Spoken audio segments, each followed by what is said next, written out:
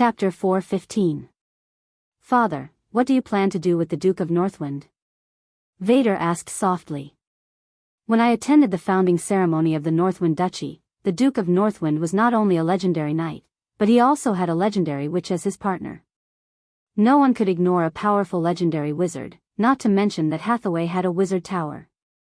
Sulan did not deliberately hide information about Hathaway, so after the founding of the Northwind Duchy, information about Hathaway had already spread. She was a legendary wizard, and a witch at that. There weren't many wizards in the first place, and even fewer legendary witches. Many wizards believed that the children of wizards and wizards had a higher chance of becoming a wizard. Although there was no direct evidence for this, if the parents were wizards, the chances of the children having the potential to become a wizard were very high. Among the wizards, the number of witches had always been lower than the number of wizards. Therefore, the requirements for a witch to choose a spouse were relatively high. Moreover, a legendary witch's lifespan was relatively long, far longer than any close combat profession. Therefore, a legendary witch's requirements for choosing a spouse were even higher. Those who were not strong enough would not even be considered. There was a very real problem. When she was still in her prime, her spouse would become old. This was a situation that not many people would accept. As a legendary warrior, Sulan was able to have a legendary witch as his partner. This was very rare in the entire continent. The Duke of Northwind's rise is too fast. Savoy shook his head helplessly. He originally thought that he had the confidence to become the new ruler of the Kingdom of Florence after becoming a legendary, but now it seemed that he still needed the support of the Duke of Northwind. How much do you know about the Duke of Northwind's preferences? Father, according to the information I've gathered, the Duke of Northwind likes beautiful women. His duchesses are all great beauties. Vader said. Apart from that, the Marquis also has a great need for people. Ever since he opened up his territory, he has never stopped migrating. I think if we help him migrate, the Marquis will definitely be moved. With my sister Sandy, even if we can't pull the Duke of Northwind to our side, we can at least keep him neutral. That's a good idea. Marquis Savoy nodded. Then let's do it according to your plan. We can help him immigrate 100,000 people. 100,000 people is nothing compared to the total population of the Kingdom of Florence, especially in the south. Many nobles have a lot of refugees in their territories. These refugees are unstable factors. When we send them all to the North Wind Kingdom, those nobles will definitely welcome us to help them solve the hidden dangers in their territories. Yes, Father. Vader nodded. In a magnificent mansion in the royal city of Florence. What did you say? A man in luxurious clothes with a cold face listened to his subordinate's report. You're saying my brother has the support of a high-grade magus? How was this possible? Aren't wizards supposed to be neutral? Didn't they not participate in the change of royal authority in the secular world? Why would he support my brother? Could it be that they've changed? Damn it. What benefits did my brother promise those adepts to make them make an exception and support him? I knew it. I shouldn't have reached a tacit agreement with him. I had to seize the opportunity to finish him off from the very beginning. No. I can't just sit there and wait for death. I have to make a move in advance. This good brother of mine is really scheming. He used a set of words to temporarily stabilize me, and let me wait for Father to return to the Kingdom of Heaven. When that time comes, he can directly ascend to the throne with the support of the Magi.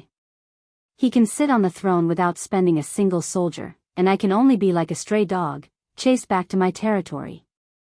Immediately send someone to contact the Duke of Northwind. I have to get his support. Otherwise, I have no chance at all. Doesn't he want to migrate? When I ascend to the throne, I'll give him 100,000 migrants. Oh right, there's also my mother and sister. I heard that my sister is very favored by the Duke of Northwind. I can ask her for help.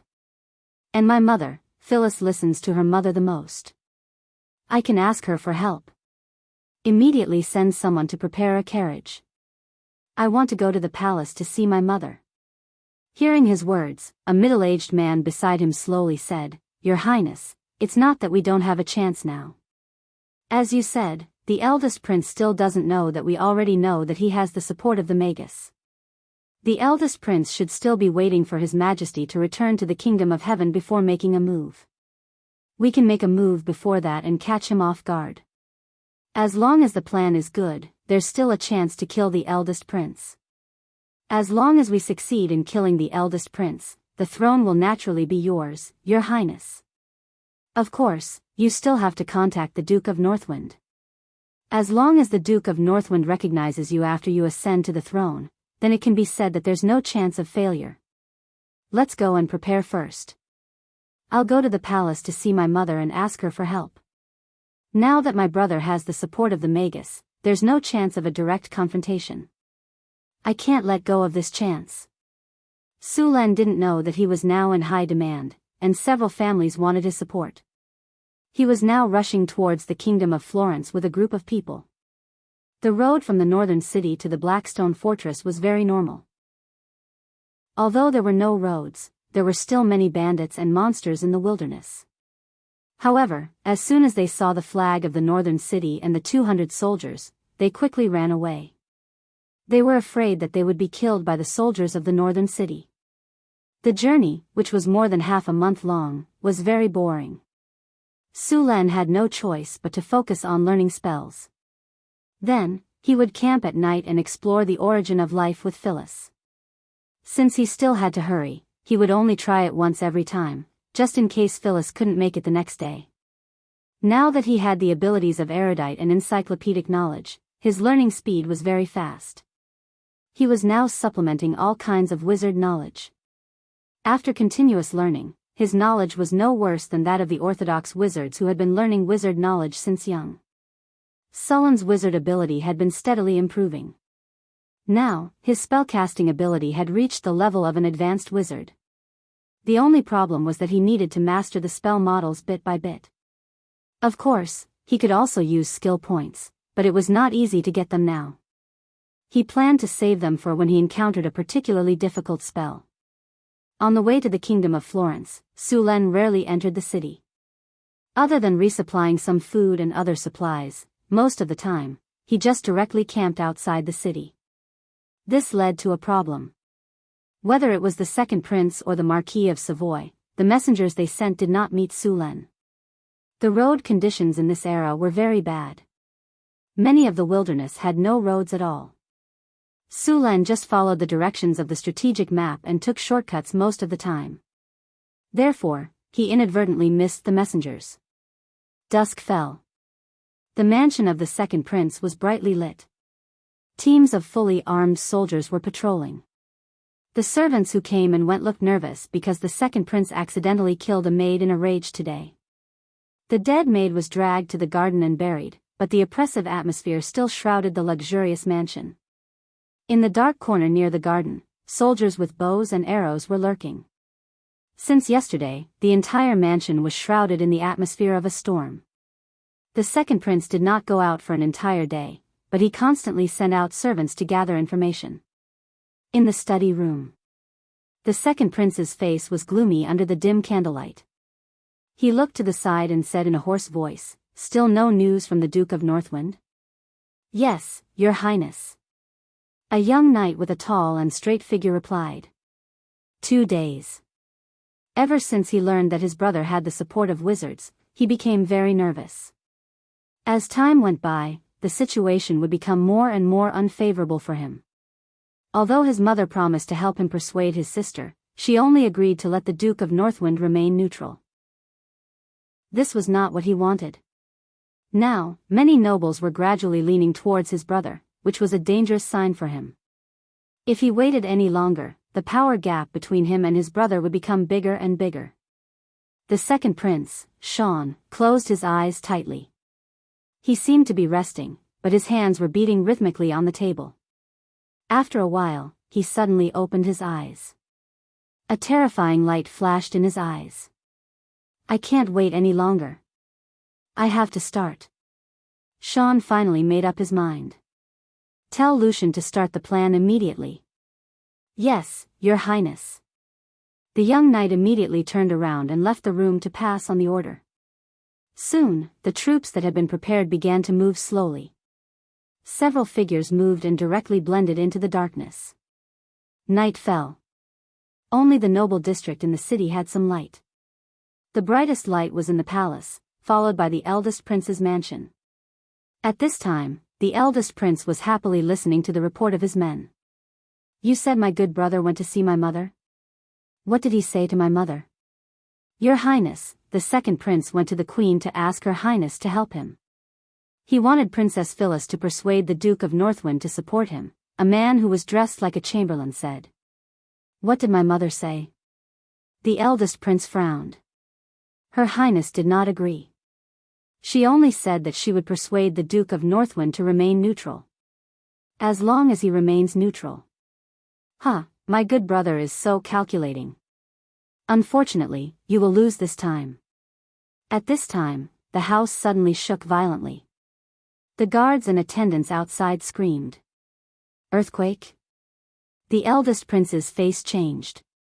Without saying anything, he directly jumped out of the window on the second floor. The house was still shaking violently, but the range was limited to the main house. As soon as he landed, he felt that something was wrong. The ground did not shake at all. Chapter 4:16. Something's not right. The moment Cecil landed on the ground, he felt that something was wrong. The surrounding houses did not shake at all. Only the house he was in had collapsed. With a dull thud, the house in front of him collapsed into a pile of rubble. In the darkness, a pair of eyes locked onto Cecil's figure. Before the surrounding guards could rush over, a cold sword light suddenly flashed in the darkness. Backstab. A cold light flashed and instantly pierced toward Cecil's back. The sharp blade flashed with a cold blue light in the dark night. With a single glance, one could tell that it was smeared with poison. Just as the blade was about to pierce Cecil, there was a flash of light. Immediately after, the surroundings became extremely cold. It was as if the temperature of the air had dropped by more than 10 degrees. A shield of ice suddenly appeared around Cecil's body. Clang! With a light sound, ice shards flew everywhere. The cold air quickly spread along the blade, and in an instant, a layer of frost appeared on the arm holding the dagger. Cecil, who was preparing to continue his attack, stiffened slightly. Ice shield. Cecil's figure flashed, and he immediately put some distance between them. In that moment of crisis, with his reaction speed, he was unable to dodge in time. Fortunately, he had a magical item on him for protection. At the critical moment, he summoned 3 ice shields to protect his body. Otherwise, even if he did not die, he would have at least suffered a layer of skin. Assassin. Protect His Highness. Assassin. A series of alarmed cries sounded, and the surrounding guards quickly rushed over. Quick, kill him. The assassin did not give up. A cold light flashed in his eyes as he shouted in a low voice. A few cloaked figures rushed forward, cold light flashing from their blades as they slashed towards Cecil's body. Cleave. Revolving strike. Cecil's expression changed, and he immediately drew his sword to meet them. At this moment, fleeing would only lead to a faster death. Clang. Clang. Clang. Clang. Clang. Clang. Clang. The sound of metal colliding rang out continuously. Under the attacks of these people, Cecil was continuously forced back. Fortunately, the 3 ice shields around him continuously blocked the attacks, so he was not injured. Over here. Kill these assassins. From the collapse of the loft to the attack of the assassins, less than 2 minutes had passed. The surrounding guards rushed over one after another. When they saw the besieged His Highness, these guards did not hesitate at all. They brandished their weapons and rushed over. Go! When they saw the large number of guards rushing over, they knew that they had lost the chance to kill Cecil. They turned around and fled. You want to run? You dare to commit murder right under my nose? You're looking down on me. Mass slow. Arcane missile. 5-inch. At this moment, a man in a sorcerer's robe let out a cold snort, and beams of spiritual light flashed one after another. A spiritual light quickly spread out in the darkness. The fleeing assassins only felt as if their bodies had sunk into a quagmire in an instant, their running speed greatly reduced. At the same time, a dozen arcane missiles flew towards them from the darkness. These arcane missiles emitted a faint magic light and were very fast. In just an instant, the arcane missiles hit these assassins. Although the arcane missile was not a high-level spell, its power was still very strong. The power of these arcane missiles was slightly inferior to the power of pistol bullets. The moment they hit the target, they broke the arm of one of the assassins. Following the attack of a dozen arcane missiles, several assassins wanted to dodge, but their bodies were shrouded by the slow spell. They could only watch as the arcane missiles hit them one after another. Bang, bang, bang. The arcane missiles hit them one after another, and their bodies were blown away like sandbags under the attack of the missile force field. The attack of the rogues was powerful, but the defense of their bodies was really mediocre. After being swept by many egg-sized arcane missiles, their bodies were fractured all over, and their internal organs were injured by these missiles. Before they could struggle to stand up, the guards had already rushed up and were about to kill these assassins. Keep them alive. A middle-aged man who looked like a general stopped the guards' actions. The guards stepped forward and restrained the assassins. Your Highness, the 3 assassins have been caught. What do you think we should do with them? The middle-aged man came to His Highness the Prince and asked. Cecil had regained his elegant demeanor and looked coldly at the 3 assassins. Take them to the dungeon and interrogate them. I want to know who the mastermind behind this is. Yes. The middle-aged general nodded and ordered the 3 assassins to be taken away. After seeing the others leave, Cecil walked to another room with a gloomy expression. Immediately send someone to investigate who was on guard duty tonight. They actually allowed those 3 assassins to sneak up on me. How did they get in? Yes, Your Highness. I'll arrange for someone to search right away. The attendant next to him said. Wait, what's my dear brother doing now? Cecil suddenly asked. I'm sorry, Your Highness. Omar has been keeping an eye on this matter. I don't know. Go and call Omar here. Yes. However, just as the attendant was about to leave, a guard hurried in. Your Highness, bad news. I've just received news that the barracks outside the city have just been attacked. Please support us. What? Cecil stood up instantly, and the chair behind him fell back with his movement. What is James doing? What is he doing? Didn't I tell him to be on guard? Cecil said angrily. What's the situation with the army now? Facing the angry His Highness the Crown Prince, the attendant's expression was slightly awkward. Sir James did not return to the barracks today. Did not return to the barracks? Where did he go? Cecil was slightly stunned. Then, as if he had thought of something, his expression became even angrier. Did he go to the women's brothel again? Yes. Yes, Your Highness. Find him immediately and let him return to lead the army. Cecil took a deep breath and forcibly suppressed his anger. Following the assassination of the Crown Prince Cecil, the second Prince Sean launched his forces to launch an attack. For a moment, the forces that belonged to the Crown Prince were attacked. Even if they did not succeed in killing the Crown Prince, as long as the army in his hands was destroyed, it would be acceptable. Without the support of the army, even if he had the support of the wizards, he would not be able to sit on the throne. When that time came, it would be up to him. If his stupid brother could get the support of the wizards, there was no reason why he could not. In another corner of the royal city, the third Prince Daniel stood on the upper floor and quietly looked into the distance.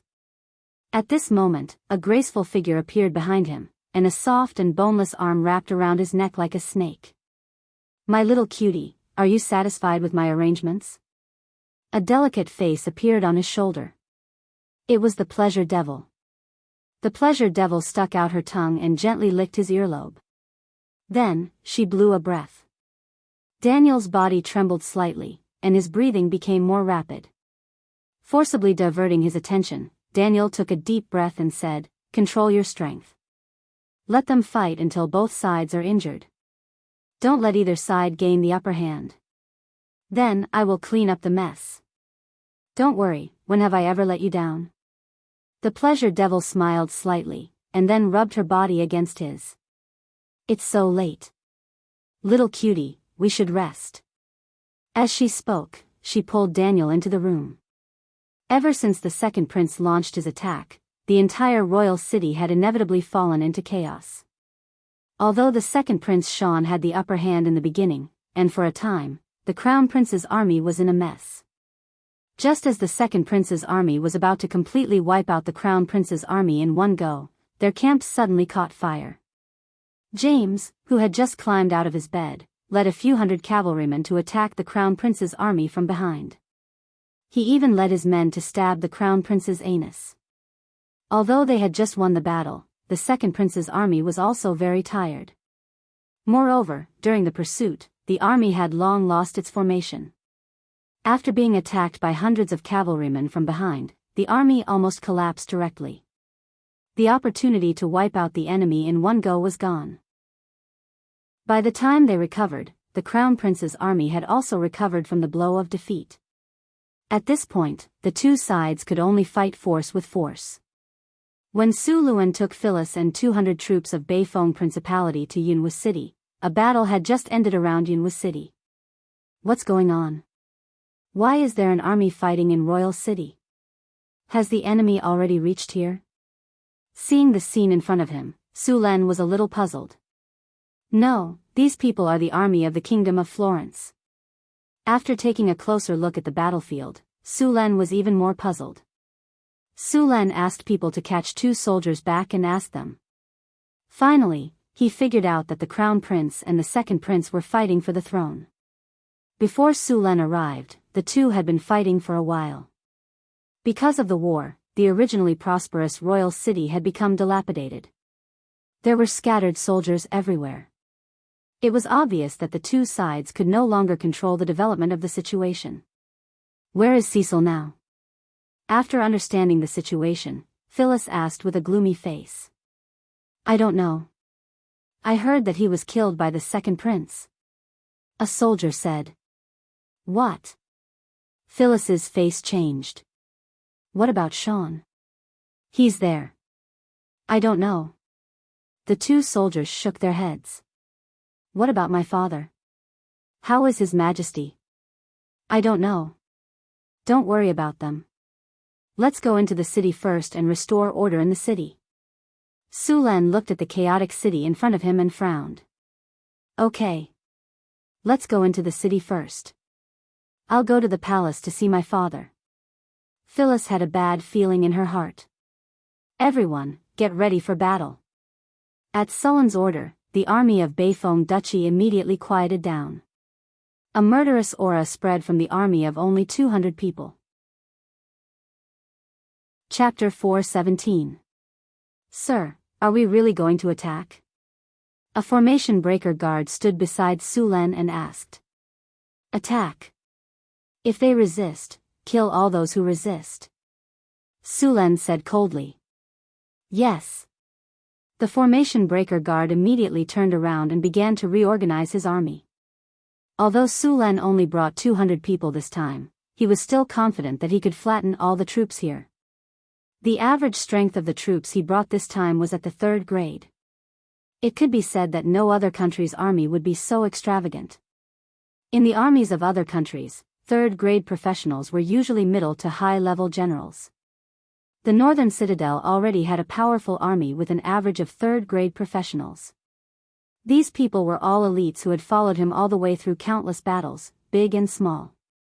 Against the army of Florence, it could be said that they were completely flattened. The gate of the Northern Citadel was right in front of them.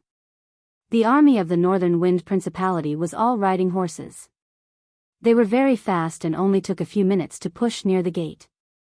The sudden approach of the army made the defenders of the city panic. At this time, 2 barbarian warriors quickly rushed toward the gate. The 2 barbarians ran while roaring at the sky.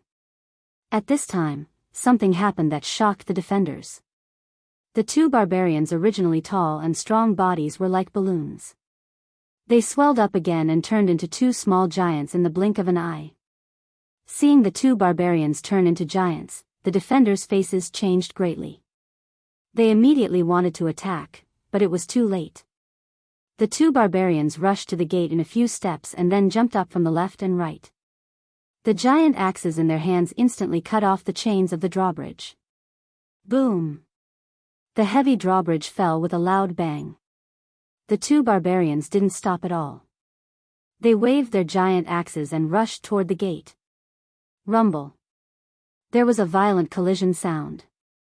Accompanied by the violent shaking of the gate, a large amount of sand and stone fell from the top of the gate. After the barbarians activated God's descent, their strength had increased to around 40 points. Combined with their size and berserk, they were simply two demolition machines. The two barbarians hammered at the city gate, and the city walls of Florence couldn't withstand a few hits. With a loud bang, the heavy gate was violently smashed open by the two barbarians. Seeing the city gate open, the soldiers of the Duchy of North Wind immediately began to charge. Occupy the city gate. Sulen took the lead and rushed into the city. The soldiers guarding the city were scared out of their wits when they saw the two barbarians easily smash the city gate open. They turned around and fled into the city. The city gate was easily occupied by Sulen. Sulen's cold eyes scanned the surroundings. Seeing that there were no other troops around, he ordered, after entering the city, "Do not kill prisoners, do not attack civilians, do not rob property, do not rape women. Anyone who dares to disobey will be killed without mercy. Cain. Your subordinate is here." A guard of the captured barracks stepped forward and responded. "Lead a group of men to protect Phyllis and follow her instructions to the palace." Understood. Hansen. Your subordinate is here. Take some men and set up a defensive line here. Guard the city gate. Yes, sir. The rest of you, follow me into the city. As the order was given, the army of the northern citadel immediately set off. The royal city of Florence had fallen into chaos at this time. The continuous days of war had turned the outer city into a mess. There were defeated soldiers everywhere. After these defeated soldiers lost control, they burned, killed, and looted. The entire city was out of control. Seeing this situation, Sulen did not hesitate at all and immediately ordered an attack. How could these scattered soldiers be a match for the army of the Duchy of North Wind? They were killed as soon as they came into contact. The rest of the soldiers were so scared that they turned around and fled. However, how could those with 2 legs outrun those with 4 legs? The soldiers of the Duchy of North Wind chased after these scattered soldiers and killed them. Then, Sulen pushed forward and killed all the scattered soldiers in his path. In less than an hour, Sulen had taken control of a quarter of the city. Just as Sulen was clearing out the rebels in the city, the nobles finally reacted. Soon, an army of nobles' private guards was assembled. After this army was assembled, they came to the outer city. "Who are you?" A noble who was mostly a knight shouted loudly. "My lord is the master of the Duchy of North Wind, Duke Sulen of North Wind." A barbarian next to him answered under Sulen's signal. After hearing the barbarian's voice, there was a slight commotion in the army opposite. Sulen's name was very famous in the kingdom of Florence. "Where are Cecil and Sean?" "Let them out." Sulen stepped forward and shouted loudly. "I'm sorry, Sir Sulen. My 2 brothers have died in the previous battle." A young noble walked out and said, "I'm Daniel, the 3rd son of His Majesty the King. Not long ago, my 2 brothers fought for the right to inherit the throne. In the end, both of them died in battle. We were discussing how to deal with the aftermath. We didn't expect the Duke to come. On behalf of the nobles of Florence, I welcome your arrival." Sulen looked at the young noble in front of him. The other party was handsome, only slightly inferior to himself.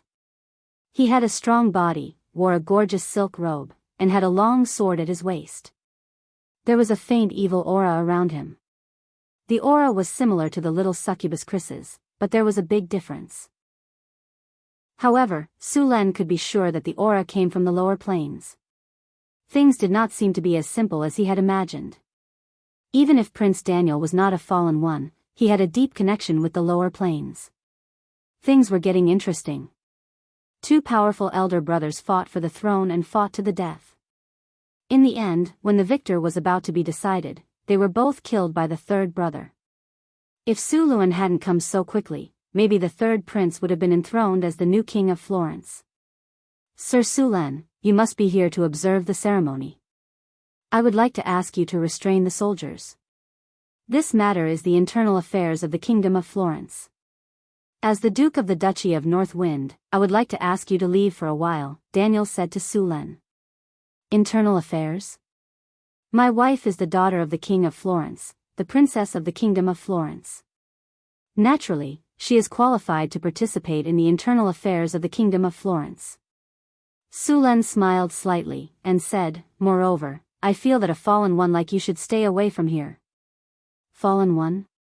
What's going on? The surrounding nobles were discussing. Daniel's face changed, and he immediately scolded, nonsense. I am now the first heir of the Kingdom of Florence.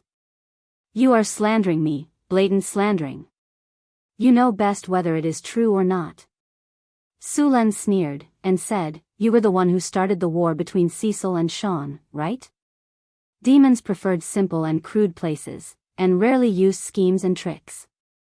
Now that the palace had become like this, Su Len immediately thought of the devils, who were also creatures of the lower planes. Compared to the simple and crude demons, the devils preferred to play with schemes and tricks. They liked to completely destroy the hopes of those people when they were about to succeed, and then pluck the souls that had been tempered like ripe fruits. Everything in front of him was probably the devil's masterpiece. Scout the camp. A spiritual light shot out from Sullen's body, and instantly hit Daniel, who was not far away. The next second, a blood-red spiritual light suddenly rose from Daniel's body. When the surrounding nobles saw it, their faces changed greatly, and they all stepped back. In the blink of an eye, there was a large empty space around Daniel. These nobles naturally knew what that red aura represented. Although many nobles used detection spells to test the aura and found that it was biased towards evil, judging from the situation just now, such a dazzling red aura was very likely to be a fallen one. Fallen ones were the people who had signed a contract with creatures of the lower planes, such as demons, devils, and other monsters, and obtained their power. Every time a fallen one appeared, it would cause very serious consequences. Now, the first heir of the Florentine royal family was actually a fallen one. If this spread out, it would definitely be a big scandal. I didn't expect to be discovered. At this moment, a frivolous voice suddenly appeared, and entered everyone's ears. I originally planned to harvest slowly, but now it seems that I have to speed up. You sneaky bastard. Now that I'm here, do you really think you'll succeed? Su Luen laughed coldly. With a flip of his hand, a glazed palace lantern appeared. Break invisibility. A spiritual light flashed from the glazed glass palace lantern. As the spiritual light swept past, a figure that stood out from the rest suddenly appeared among the nobles. She had a tall and slim figure and a curvaceous body. She had long, black hair and an enchanting face. She gave off an incredibly seductive aura. This was the pleasure demon from Bator Hell. How dare you show off your insignificant skill before an expert? Su Len put away the sky lantern and rushed toward the pleasure demon in a flash. Dimensional anchor. As Su Len raised his hand, a spiritual light shot out.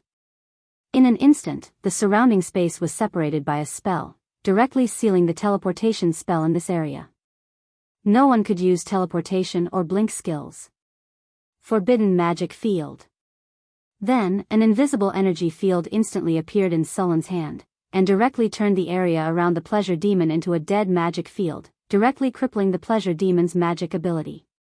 Lightning spear. Dazzling lightning flashed, and in the next second, a lightning spear was formed in Sullen's hand. This lightning spear contained great power, and he directly threw it at the pleasure demon. Chapter 418. Pleasure Devils. They were the lords of the sixth layer of the Hell of Bator, the subjects of Glasia. They were different from ordinary devils with ugly appearances. Pleasure devils were extremely beautiful, similar to the succubi of hell. However, they had the bloodline of fallen angels. Their lord, Glasia, was the daughter of Asmodeus, the lord of the Hell of Bator. Compared to other devils, pleasure devils preferred to use seduction to get their enemies to willingly fall into their embrace. Once they reached their target, Glasia would use diseases and toxins to corrode their enemies' bodies and abandon their skeletons in the swamps. The lord of the sixth layer of the Hell of Bator, the Hag Countess, had been killed by her. She even used her corpse to decorate her palace. Compared to other devils, pleasure devils were more stealthy and dangerous. They were one of the few devils that could escape the detection of priests. This pleasure devil didn't descend with her true body. Instead, she used a projection ability to project a portion of her soul force and devil power into the material plane, forming a method similar to the incarnation of a god. Sulen was now a high-rank legend, and because he had divinity in his body, his attacks carried some characteristics of divine power. Dazzling lightning flashed, and it was as if a sun had suddenly risen in the sky. The eyes of the surrounding nobles were directly pierced by the bright light, and they quickly covered their eyes. The dazzling lightning flashed, and in the next second, it flew towards the pleasure devil. Damn it! Seeing the dazzling lightning, the pleasure devil felt a strong sense of danger, and her expression changed drastically. A wave of evil energy instantly erupted from her body. The nobles near her were enveloped by this evil energy, and their bodies visibly weakened and aged. These nobles who had long been hollowed out by wine and women couldn't resist this evil light at all, and a large number of them died in an instant. Their souls were directly absorbed by the evil light into the pleasure devil's body, and the evil light on her body instantly rose sharply. Asterisk rumble. Asterisk the lightning spear struck the evil aura in front of the pleasure devil, and the lightning and evil light violently exploded. Accompanied by the explosion, a figure flashed and instantly flew into the distance. Trying to run? Too late. A cold glint flashed in Sullen's eyes. He moved and appeared beside the pleasure demon. Since you're here, you don't have to leave. If this had been the infernal plane and the pleasure demon was in her true form, she would have had a chance to escape. But now that she was in the prime material plane, all creatures from the lower planes were suppressed here. Moreover, she was only a soul projection. It would be strange if she could escape. Not good. The pleasure devil felt goosebumps all over her body. She never thought that as a warrior, Sulen would be able to use flash so skillfully. Bang! The storm battle halberd appeared in Sullen's hand. Dazzling lightning appeared on the halberd. As soon as it appeared, he began to attack the pleasure devil. His 50 points of strength was displayed in an instant. The pleasure devil's body that was trying to escape was violently smashed to the ground. Boom! The pleasure devil's body was like a cannonball as it pierced through a 3-story building and crashed heavily onto the ground. If it weren't for the demon's strong physique, she would have lost half her life. Cough! Cough! The pleasure devil's body was severely injured. An evil aura exploded from her body. This evil aura seemed to be a signal for something. Evil aura rose from the bodies of the nobles in the distance. Soul harvest. The evil aura disappeared in a flash. In the next second, many of the nobles began to age rapidly. In just an instant, a young and strong noble turned into an old man with a head full of white hair. It was as if all the life force in their bodies had been sucked away in an instant. Then, souls flew out of their bodies and merged into the pleasure devil's body. Her body was quickly repaired. The pleasure devil's aura that was originally weak was quickly strengthened. Her injuries were also healed in the blink of an eye. Regarding the pleasure demon's actions, Su Luan didn't do anything. He didn't care about those nobles at all. If they died, then so be it. She just helped him clear the way. Su Luan even wanted to give her a medal. After becoming stronger, the pleasure devil did not act rashly. She did not think that she could defeat Sulen. She glared fiercely at him and said hatefully, "I'll remember you. One day, I'll come back for revenge. Surin's arrival had completely disrupted her plans. After all, it hadn't been easy for the Iranese Queen Glasia to send her to the material plane. She'd paid a hefty price to do so. Her plan had been to sacrifice the entire city to the queen, harvest all the souls, and then return to Bator with her bountiful spoils. But now, her plan was completely ruined. Even she had to flee back to Bator in a sorry state. What? You still want to live for another chapter? Dazzling lightning flashed as the storm war halberd pierced towards the pleasure devil. The space around the pleasure devil was locked down. She could only brace herself and prepare to attack. Lightning hell. Lightning spear. Lightning strike. A powerful energy burst out from Su Luan's body in an instant and directly shrouded the pleasure devil. Then, Su Luan's storm-like attacks instantly broke out. The pleasure devil was not good at frontal combat. Under Su Luan's attacks, it could only parry and evade. Although she was also a legend, the gap between her and Su Len was huge. The souls she had just absorbed had greatly increased her strength, but it was only delaying her defeat. Ah! A bolt of lightning as thick as a bucket struck the evading pleasure devil. Not only did the powerful lightning inflict severe damage to her, but it also paralyzed her body for a second. Although this 1 second was short, it was enough for her to die several times in such an intense battle. The storm war halberd struck the pleasure devil's shoulder, and an arm flew out. Su Len did not stop. The storm war halberd launched more than 10 attacks in an instant, and all of them hit the pleasure devil's body. Flesh and blood splattered everywhere. Before the pleasure devil could recover from the paralysis, she died on the spot. With the death of the pleasure devil, a wave of soul energy emerged. At the same time, the pleasure devil's soul shadow appeared. As soon as the evil soul appeared, a repulsive force appeared out of thin air. This was the power of this world. According to the rules of this world, it would directly expel souls from the lower plane. Soul trap. At this moment, a spiritual light flashed and instantly struck the soul that was about to leave.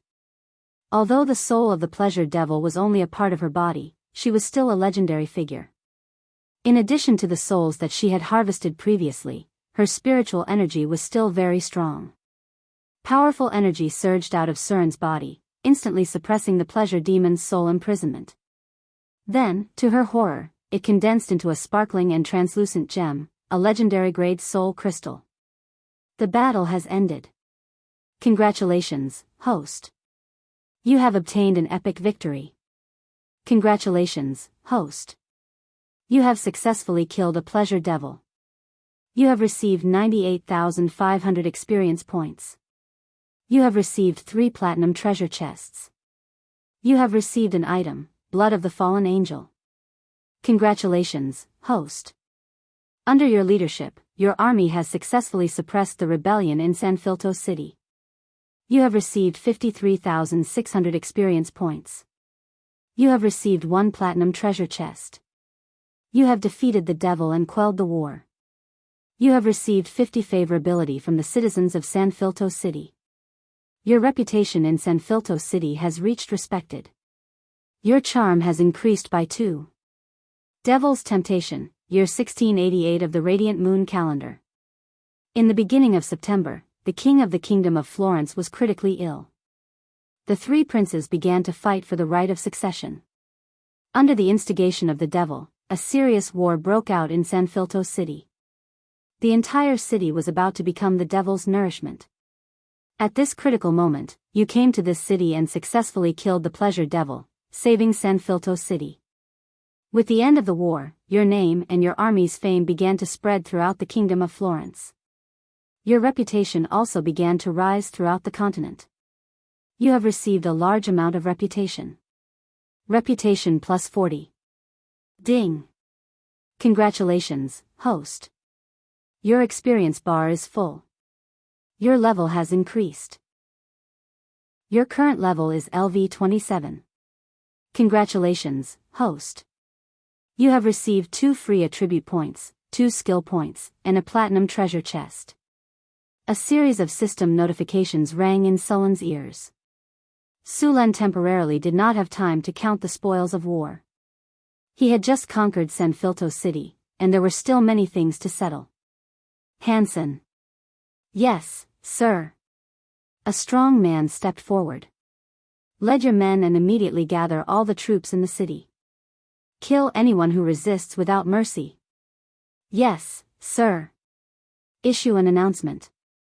From today onwards, Sanfilto City will be in a state of war. No one is allowed to leave without a pass. At the same time, seal the city and eliminate the remaining enemies. Organize people to clean up the ruins and treat the injured. Arrest all those who took advantage of the chaos to commit crimes and plunder. Kill anyone who resists without mercy. Check the treasury and the granary. Distribute the food in a unified manner. Do not inflate the prices. All nobles immediately return to their own mansions. Do not go out without my command. Su Len used the momentum of his victory to issue various orders. He completely controlled Sanfilto City in the shortest time possible. After a period of war, Sanfilto City began to rebuild. The army of the North Wind Duchy quickly gathered all the defeated troops. Then, under the leadership of the North Wind Duchy soldiers, they immediately began to work. The nobles who had already suffered heavy casualties did not dare to have any objections in front of Su Len. Too many people had died today, and these nobles had lost their courage. Chapter 419. After all the arrangements were made, Su Luen went to the palace with his 2 guards. The palace of the Kingdom of Florence was located in the north of Sanfilto City, in the center of the noble district. When Su Len came here, the whole palace had been occupied by the army of the Duchy of North Wind. Led by the 2 guards, Su Len went to find Phyllis. Phyllis, what's wrong? Su Len came to Phyllis, gently hugged her crying body, and asked. Su Len, boo-hoo, boo-hoo, my father is dead, my mother is dead, they're all dead. After seeing Su Len, Phyllis suddenly threw herself into Su Len's arms and cried bitterly. Cry, cry, cry, and you'll be fine. I've avenged you, and I've killed the devil behind the scenes. You still have me. Su Len hugged Phyllis and comforted her. Finally, Phyllis was tired of crying.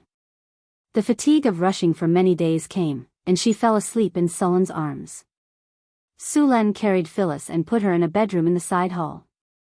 He arranged for the maids and guards to wait for her, and at the same time, checked King Hengli's body.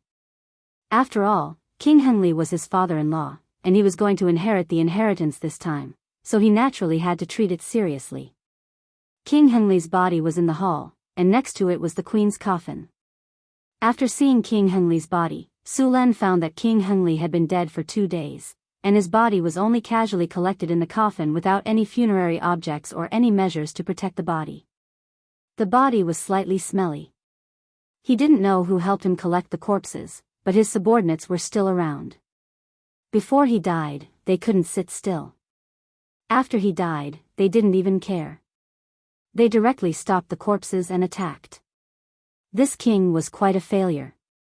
Su Len snapped his fingers and a light flashed.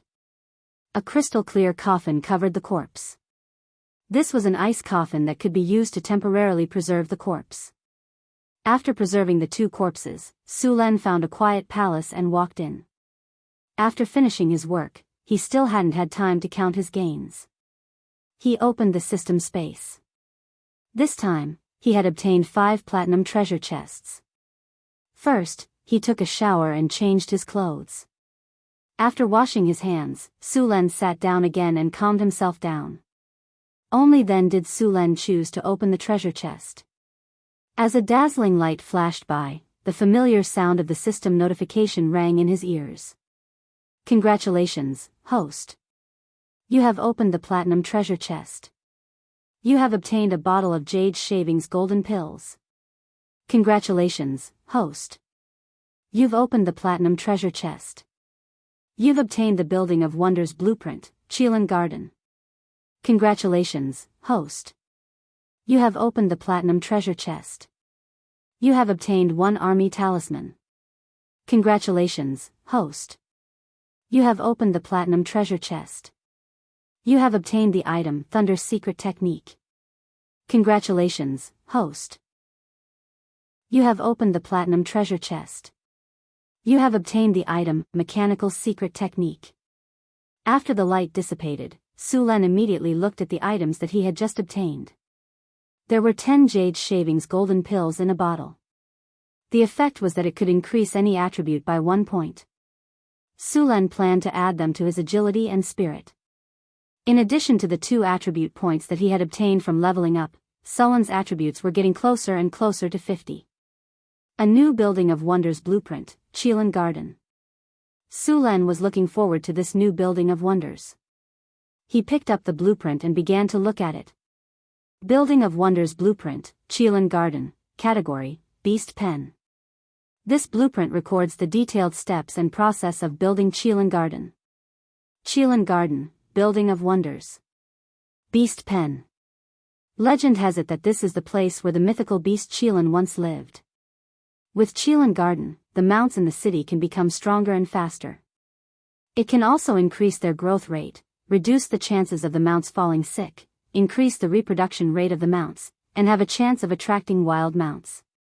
Rapid growth plus 35, indestructible plus 30, rare beasts plus 35, sturdiness plus 36, reproduction plus 35, disease reduction plus 35, mount taming plus 37, mutation plus 10. Additional effect, Mythical Beast's Might. Mythical Beast's Might possesses the aura of the mythical beast Qilin. Can forcibly tame mounts, one at a time. Seeing the effects of this Building of Wonders blueprint, Su Len's eyes lit up. This Qilin Garden was a good thing. Not only could it increase the growth rate of mounts, but it could also make them stronger and faster. Moreover, the special effect, Mythical Beast's Might, could actually forcibly tame mounts. Then, if he caught a giant dragon, could he try the effect? Also, with this building, it would be much easier to tame your own creatures in the future. Of course, with so many benefits, it wasn't easy to build this Building of Wonders. The most important thing was that he needed a Qilin horn. This was the first time he had heard of such a thing. This world didn't even have a Qilin, so where was he going to find one? After putting away the Building of Wonders blueprint, Su Len could only wait until he had a Qilin horn before building it. The third box opened up a commander's seal. This commander's seal was a little special. The word female was written on it. Obviously, this was a female commander's seal. Commander's seal, female soldier. After use, you can recruit 1,000 female soldiers. Female soldiers have the ability to move quickly and agilely, and have decent attack power. Female soldier, elite female soldier, guard female soldier, female official, star officer. It was actually a female soldier. Su Len looked at the commander's seal in his hand in surprise. In the game, female soldiers weren't very strong. Most of the time, they were considered cannon fodder. However, this didn't mean that they were useless. Female soldiers were only powerful in the later stages. When they were promoted to star officer, they could summon lightning. They were completely a magical soldier. Besides being strong, female soldiers had another advantage. They were beautiful. Using female soldiers to guard the palace was a good choice. Su Len chose to use it immediately. The commander's seal instantly turned into countless fluorescent lights and then merged into Su Len's body. Although female soldiers were strong in the later stages, they were very weak in the early stages. Moreover, the recruitment and training cost was not cheap. When recruiting female soldiers, he would have to build a new female soldier barracks and a training ground. Su Len planned to wait for a while before building it. The remaining 2 platinum treasure chests contained 2 books, one of which was Thunder Secret Arts. Su Len skimmed through it and found that it recorded a large number of thunder and lightning spells. For Su Len, this was exactly what he needed. With this book, his understanding of the power of thunder and lightning would be improved once again. At the same time, he could also learn more thunder and lightning skills. Secret Mechanical Techniques. This book was an advanced knowledge of mechanical control that Su Len had learned before. After obtaining the secret mechanical techniques, Sulan's magic skills had become more powerful. He could even improve the iron golems. The 2 books contained a lot of knowledge. Sulan planned to take some time to study them. In addition to the 5 platinum treasure chests, Sulan also obtained a legendary level soul crystal from the pleasure devil and a bottle of fallen angel's blood. The soul crystal was a good thing and could be used in many places. Sulan planned to leave it for Hathaway to make a legendary golem. As for the fallen angel's blood, it was not very useful. After all, there was only 1 bottle. It was impossible to refine the blood. He could only give it to Hathaway as a test material. After putting these things away, Sulan took out the jade shard golden pill and poured out one. This pill looked like a piece of jade. It looked very beautiful and melted in his mouth.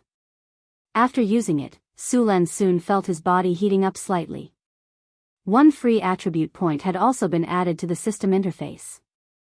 Next, Sulan ate the remaining jade shard golden pills. Sulan obtained 10 free attribute points. After adding the 2 points from leveling up, he had a total of 12 points. He evenly distributed them to agility and spirit. After dealing with the harvest, Sulan began to deal with the following matters. After occupying San Filto, Sulan controlled the heart of the Kingdom of Florence. There were many things to be done next. After controlling the entire city, Sulan began to send people to check on the remaining members of the Henry family. Because of a battle for the throne, 3 princes had died directly. King Henry had a total of 5 sons and 4 daughters. The remaining 2 sons had also died in the previous turmoil. After all, during the battle with the Pleasure Devil, many nobles had died because of the Pleasure Devil. The 2 princes were unlucky and also died. Sulan could guarantee that he definitely did not kill them. In other words, there were no male members of the Henry family in the direct line of descent. Of course, as a family that had lasted for hundreds of years, there were still many men in the collateral line of the Henry family. However, regardless of whether it was Sulan or others, they would not have the right to inherit the throne. The 4 princesses of the Henry family had long been married off to the great nobles and members of the royal families of other countries. In addition, they were far away from here, so they could be ignored directly. Therefore, the one who had the most right to inherit the throne was Sulan's wife, Phyllis. In fact, queens were not rare in this world. No, they were very common. Not to mention, the most famous queen on the continent was the Red Dragon Queen. There were also many queens in other countries. There was basically no problem for Phyllis to ascend the throne.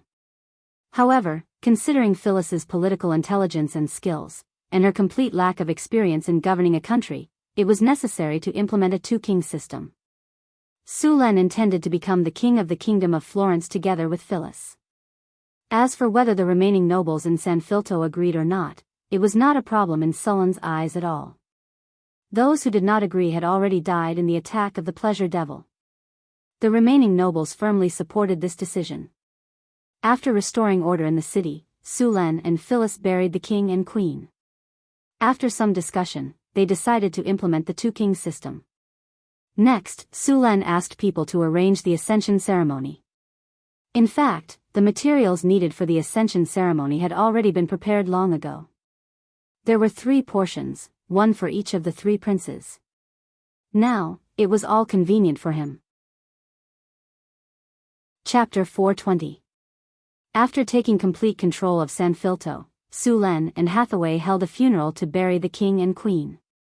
After that, they discussed the preparations for the ascension ceremony. Because Sulan did not lift the ban, the nobles did not know that Sulan was preparing to ascend the throne. Perhaps some smart people had guessed it, but they could only pretend to be deaf and dumb in the face of the powerful Sulan. All the materials needed for the ascension ceremony had been prepared. As soon as Sulan gave the order, the attendants began to get busy. With the materials prepared by the 3 princes, it only took 2 days for the ascension ceremony to be completed. On the 3rd day, Sulan lifted the ban, and the nobles of San Filto were invited to the palace to watch the ceremony. In the main hall of the palace, the nobles of San Filto had gathered in the imperial court. In just a month, the situation had changed. The few princes who were most likely to become the new king of the Kingdom of Florence had disappeared. The nobles who were bustling in the main hall had become sparse. These nobles were naturally aware of today's ascension ceremony. Now that the princes were dead and there were no successors, they naturally hoped that the Parliament of Nobles would jointly elect a new king instead of letting Su Len decide alone. Even though Su Len had shown great strength last time, these nobles who were used to being high and mighty had not changed their views. Count Anthony, Duke Su Len held the ascension ceremony without permission, which violated the laws of the Kingdom of Florence. I think Marquis Kent is more qualified to inherit the throne, Viscount Goen whispered to Count Anthony. Although Su Len was powerful, he was not a noble of the kingdom after all. Although he had tyrannical strength, no one was willing to give up power.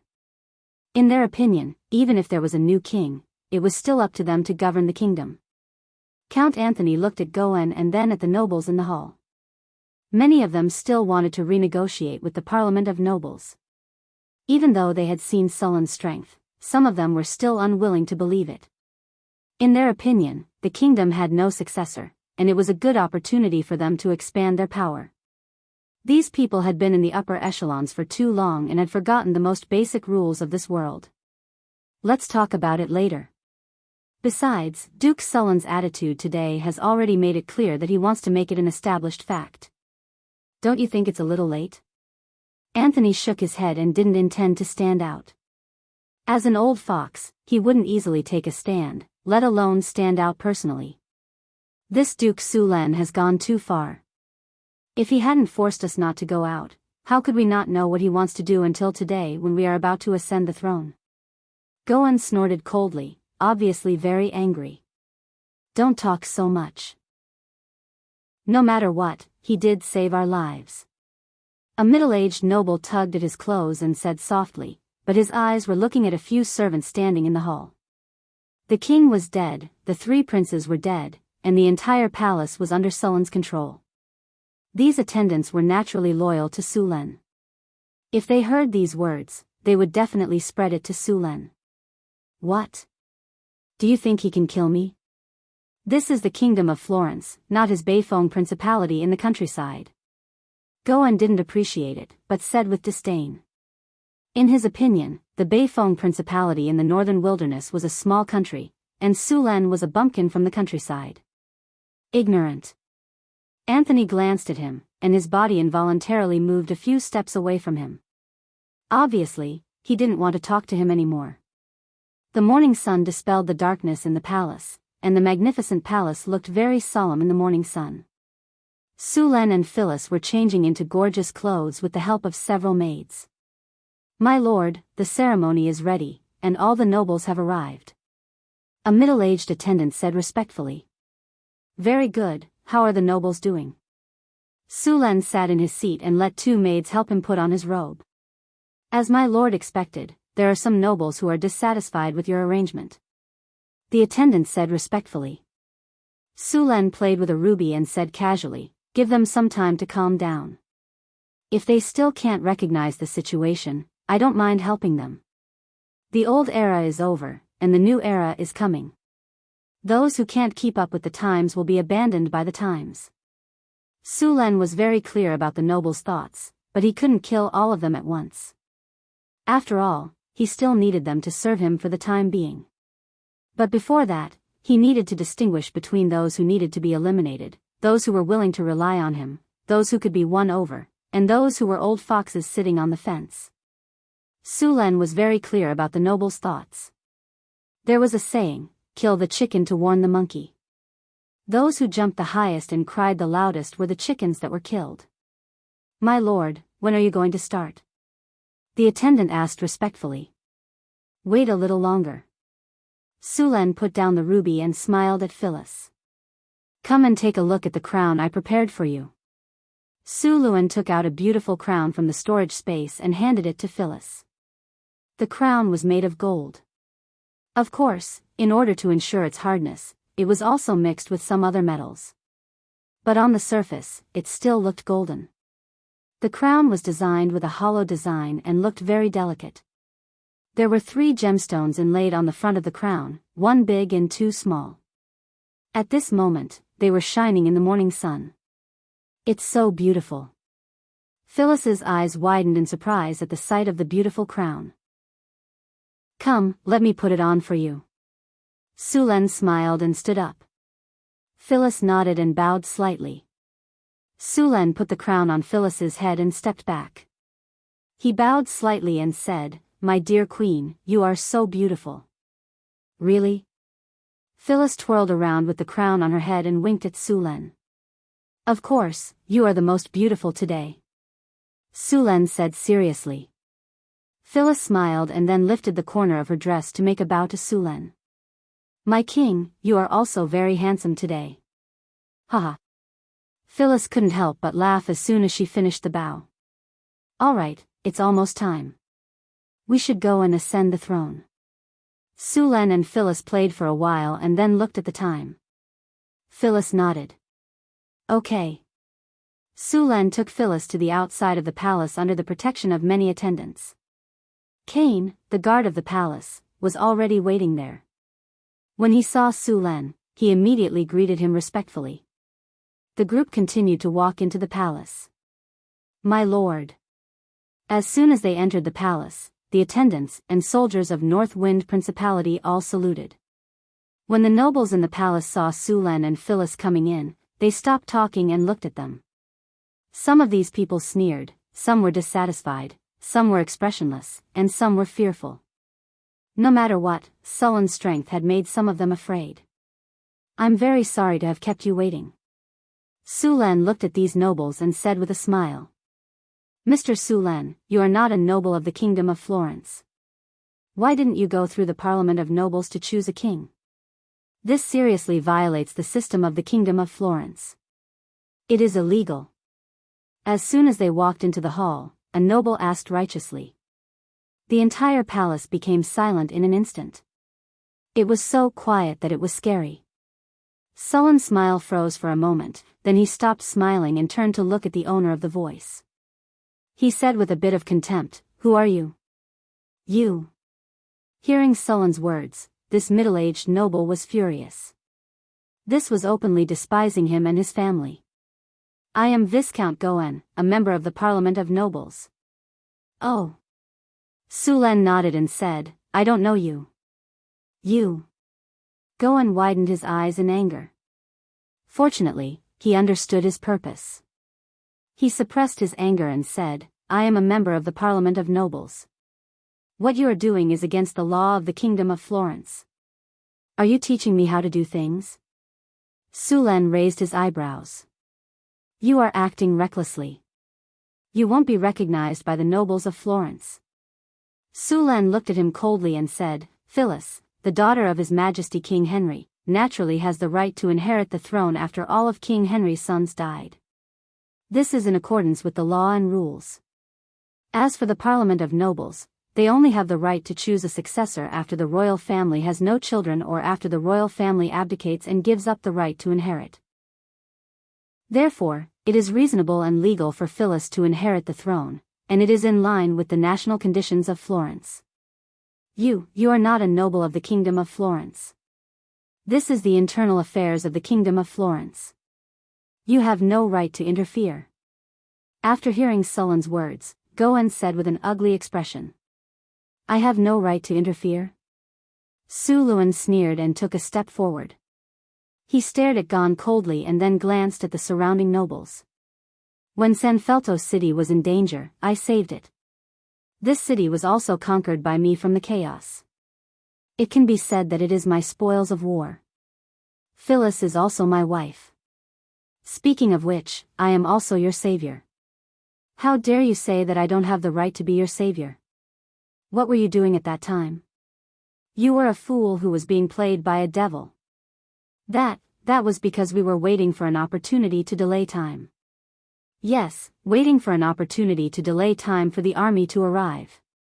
Goen was a little speechless. The army to rescue the king? How many days have passed? Why haven't I seen the army to rescue the king? Are you delaying time like this? Sulen looked at him mockingly. Are you sure that the army to rescue the king will arrive in time to collect your corpses? Goen's face was a little pale and he said stubbornly, "This is not within your jurisdiction." Chapter 421. You can't say anything, right? Sulen glanced at him and ignored him. He held Phyllis's hand and continued to move forward. I saved Sanfilto City and killed the demon to avenge the dead. Now that the kingdom has no ruler, I naturally have the right to choose an heir to ascend the throne. Sulen said loudly, his eyes sweeping across the hall. From today onwards, Phyllis is the queen of the kingdom of Florence, and I will ascend the throne as the king of the kingdom of Florence. Sulen, you are just a nobleman who was lucky enough to gain a foothold. You are just a bumpkin. What right do you have to ascend the throne? After hearing Sulen announce himself as the king of the kingdom of Florence, Gon's face changed greatly. You are asking for death. Kill. Sulen's eyes flashed coldly, and his heart was filled with murderous intent. He shouted sternly. Yes. Cain, who had been waiting in the hall for a long time, immediately rushed over. Before anyone could react, he raised his sword and slashed down, killing Gon. The football-sized head flew up, and blood splashed 3 feet away. The noblemen who had not yet reacted were instantly sprayed with blood all over their faces. Then they screamed and hurriedly fled in all directions. Bang! The headless body fell down, and the strong smell of blood instantly filled the hall. Clean it up. Sulen said expressionlessly. Several attendants skillfully carried the body away, and 2 more people wiped the blood clean. Then they poured a bucket of water to wash and wipe. In just a few minutes, the floor looked brand new. If it were not for the smell of blood in the air, everyone would think that the scene just now was just an illusion. Well, the people who are in the way have been sent away. Who else has any last words, opinions about Phyllis and me ascending the throne? Sulen said after looking around. Wherever he looked, all the noblemen couldn't help but lower their heads. What opinions? Those were last words. Didn't you see the example just now? Hurry up and ascend the throne, we have no opinions. I am a very democratic person. Everyone can speak freely. If you have any opinions, you can raise them. I will consider them seriously. Sulen said seriously. No opinions, no opinions. The other noblemen in the hall said one after another.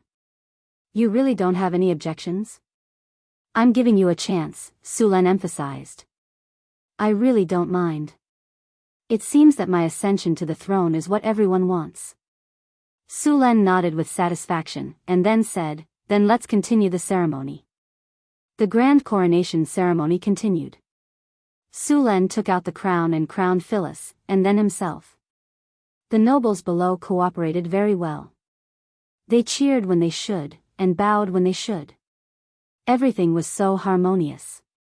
The enthronement ceremony ended amidst peaceful cheers. Congratulations, host. You have successfully ascended the throne. A large amount of data flashed before Sulen's eyes. Congratulations, host. Your duchy has been upgraded to a kingdom. The country template is currently being upgraded. Importing national data. Ding. It has been detected that the host's actual territories are Beifeng Duchy and Fighter City. Please take control of more territories as soon as possible. Ding. Please take control of the Kingdom of Florence as soon as possible. Congratulations, host. You have successfully upgraded to a kingdom. You have received a diamond treasure chest. Congratulations, host. You have successfully upgraded to a kingdom. Your imperial jade seal has been upgraded. Congratulations, host. You have successfully upgraded to a kingdom. You have received a miracle building blueprint. A series of system prompts sounded in his ears. However, the reward for upgrading to a kingdom this time was much less than the reward for establishing a duchy. Of course, it was very likely that Sulen did not fully control the kingdom of Florence. Only when Sulen fully controlled the kingdom of Florence would all the rewards be issued. Although the rewards were much less, Sulen was still in a good mood. He opened the system and began to check the rewards this time. A diamond treasure chest, a miracle-building blueprint, and an upgraded imperial jade seal. Su Len opened the diamond treasure chest, and a gorgeous light and shadow effect flashed before his eyes. The next second, a familiar system prompt sounded in Sullen's ears. Congratulations, host. You have successfully opened the diamond treasure chest. You have received the book, Elemental Fission and Elemental Fusion. After hearing the system prompt, Su Len was slightly stunned. He immediately reacted. The book, Elemental Fission and Elemental Fusion, was actually opened from the treasure chest. Just by hearing the name, one could tell that this book was a book about the knowledge of the elemental furnace. Su Len simply flipped through it. This book was not only about theoretical knowledge, but it also included a large amount of data and detailed steps. However, it was still very difficult to produce according to the data in the book. Of course, this book was not without benefits. It helped Su Len save a lot of time. It pointed him in the right direction, and he did not have to take any detours. After putting away the book, Elemental Fission and Elemental Fusion, Su Len picked up the miracle-building blueprint that he had just received. This blueprint was a little special. It was called Ipang Palace. It was actually an architectural blueprint of a palace complex. Miracle-building blueprint, Ipang Palace. It records the blueprint of a large palace complex. After using it, Ipang Palace can be built. Su Len looked at the blueprint. The construction of such a palace complex could not be completed in a short period of time. Moreover, it would require a lot of manpower and material resources. For the current Su Len, it was not worth it. This blueprint could only be used after a long time. Casually putting away the miracle-building blueprint, Su Len stretched his body and began to deal with other matters.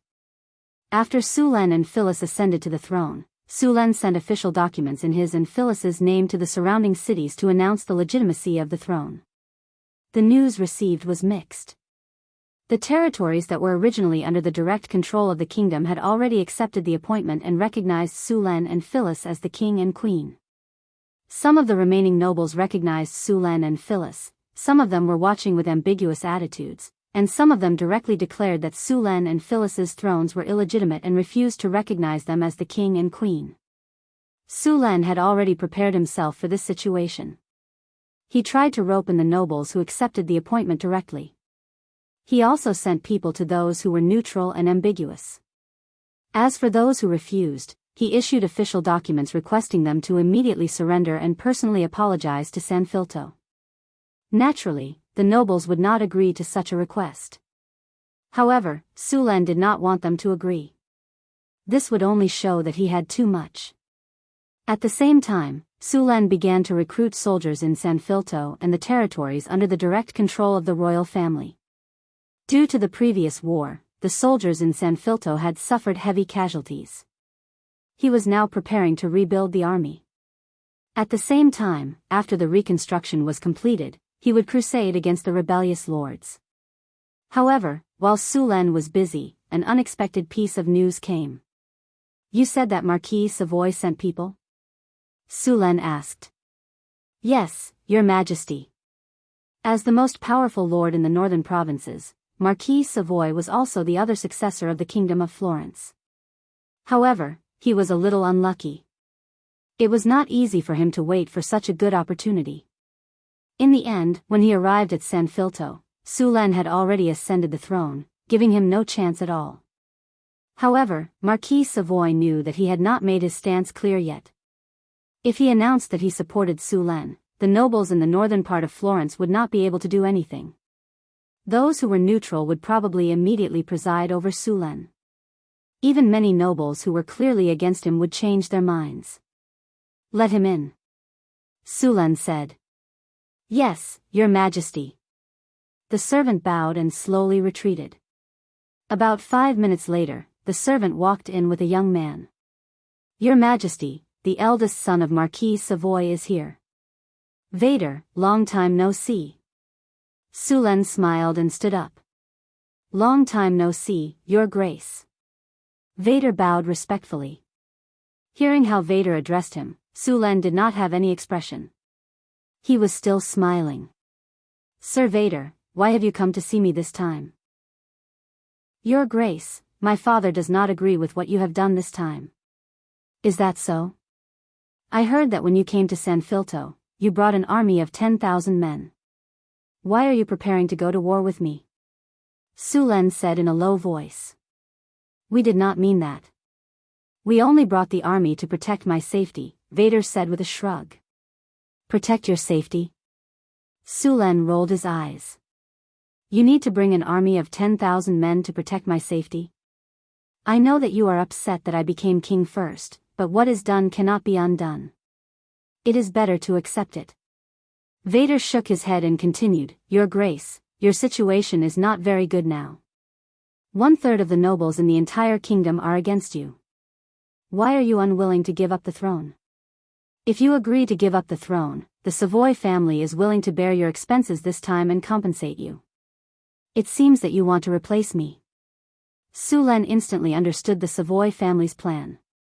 The Savoy family wanted to replace the Henry family as the new royal family of Florence. This is a normal transfer of power within the kingdom of Florence, Vader said. Su Len smiled slightly. Do you think your strength is enough? Vader glanced at Su Len and said, I still have to thank Sir Su Len for the life essence last time.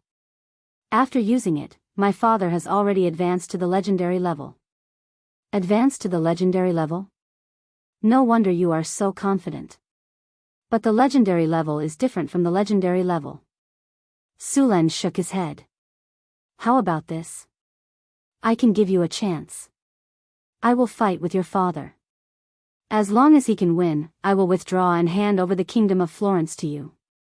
And if I win, I don't need you to pay anything. You just need to announce that I am the king of the kingdom of Florence. I need to go back and report to my father. Then I will tell you the result, Vader said with a nod. Of course. Su Len nodded. Chapter 422. Vader quickly left San Filto City and returned to the encampment of the army in Cult City without stopping. He then went straight to the largest tent in the center. Father, I'm back, Vader said respectfully to the Marquis of Savoy. Have a seat. The Marquis of Savoy nodded. After Vader sat down, he asked, what did he say? His Excellency Su Len doesn't agree to abdicate, Vader said. Humph, that's not surprising. The Marquis of Savoy sneered. He stood up from his seat and walked to the map placed in the tent. No one will easily give up power that's at their fingertips. Moreover, 1/3 of the territory has already recognized him as the king. What else did he say? The Marquis of Savoy picked up a charcoal pencil and marked on the map. He said that if father wants to compete with him for the throne, we'll have to fight him. If you win, he'll choose to withdraw and give up the kingdom of Florence. If we lose, we'll have to recognize him as the king of the kingdom of Florence, Vader said in a low voice. Father, I think we should just attack directly. As long as we mobilize, I believe many nobles will follow suit. When the time comes, San Filto City won't be able to stop us. Mobilize? That's easy for you to say. The Marquis of Savoy glanced at his son and put the charcoal pencil back. It's easy to mobilize, but what about after that? Many nobles will respond, but most of them won't put in any effort. They'll wait for us and Su Len to fight until both sides suffer, then take advantage of the situation. Don't think too highly of those nobles. What kind of people are they? They won't act until they see the hair. The Marquis of Savoy snorted. After circling the tent twice, the Marquis of Savoy said, looks like we can only use battle. After thinking for a long time, the Marquis of Savoy nodded in agreement. He was very confident in his own strength. In his impression, although Su Len had a record of killing a legendary orc, that orc was already seriously injured. Therefore, he felt that he should be on par with Su Len. What he didn't know was that different people had different physiques, and the same applied to legends as well. The next step was to discuss the time and place. These matters were quickly finalized. The two sides agreed to fight 30 miles northeast of Feather City. The time was set for 3 days later in the morning. After discussing the details of the battle, Su Len began to deal with other matters. He was preparing to build a military camp in San Filto. Originally, more than half of the soldiers in San Filto had been killed or injured. Although Su Len later took in some scattered soldiers, these soldiers were far from being elite. Therefore, he was preparing to build a military camp and recruit new soldiers. He would also send the original soldiers to the military camp for training. Only after going through such training could these soldiers reach the standard of a qualified soldier of Beifeng Principality. After Su Len ascended the throne, the southern provinces had the most opposition. In fact, Su Len's reputation was mostly spread in the northern provinces. Not many people in the south knew about it, and since a long time ago, the southern provinces had looked down on the northern provinces. The main reason was the economic disparity. For the southern provinces, the northerners were a group of barbarians who liked to fight and kill. What's more, Su Len's territory was in the northern wilderness, which was further north of the northern provinces. In their eyes, it was a completely barren land. The best way to make these people admit that Su Len was the king was to persuade them physically. Su Len didn't plan to transfer the army of Beifeng Principality, so he could only rebuild the army in San Filto. Compared to Beifeng City, the conditions in San Filto were much better. At least there were more than 150,000 people here. With enough manpower, the construction of the military camp was very fast. In addition to the ordinary military camp, Su Len also built a military camp for female soldiers. Su Len was going to let the maids in the palace serve as the first batch of female soldiers in the military camp. There were still a lot of female soldiers in this world. The most famous one was the Amazon female warriors in the southern rainforest. Don't think that they were easy to bully just because they were women. In fact, the Amazon female warriors were very powerful. In addition to the Amazon female warriors, there were also female soldiers among the elves, especially among the drows. Su Len's plan to build female soldiers didn't attract much attention. Most people just thought it was the king's hobby. While the military camp was being built, Su Len began to clean up San Filto. The first thing to be changed was the sanitation. Su Len was used to the cleanliness of Beifeng City. After coming to San Filto, he hated the dirty streets, so after the city settled down, Su Len began to set up sanitation regulations to clean the streets. There was plenty of manpower in San Filto City, and Su Len easily recruited a large number of workers. Although they were called workers, most of them were actually poor people. More than 90% of the cities in the world had slums. These people were cheap and only needed a small amount of money to hire them. After having the manpower, Su Len began to issue laws. No one was allowed to dump garbage or feces on the streets. Violators would be fined and sentenced to 1 week of unpaid labor. Of course, this kind of thing couldn't just be an order. If people were not allowed to dump garbage everywhere, they had to be given a place to dump garbage. Otherwise, this order would not be beneficial to the people but harmful. Su Len selected some people from the slums and divided San Filto into districts. Each district would have a garbage transfer station. The residents and merchants around would need to send their garbage here. Then, these people would drive the garbage out of the city every morning. At the same time, Su Len also sent people to start building public toilets in each district. After these things were built, Su Len issued a ban on dumping garbage and defecating everywhere. The nobles in the city were puzzled as to why Su Len wasn't in a hurry to quell the rebellion. However, under Su Len's power, they were very well behaved on the surface. However, under Su Len's power, they were constantly up to no good in private. In order to obtain information, Su Len formed the Embroidered Uniform Guard. Now that he was the king, Su Len naturally expanded the Embroidered Uniform Guard. However, the Embroidered Uniform Guard wasn't something that just anyone could become. Su Len could only recruit 20 people from other places and use these 20 people to build the framework. Then, he would recruit others and quickly establish the Embroidered Uniform Guard. With the Embroidered Uniform Guard, Su Len would be able to know every move of the nobles in San Filto. With the Embroidered Uniform Guard collecting information, it would be very useful when Su Len went to quell the rebellion of the nobles. There was no need to say how useful information was in a war.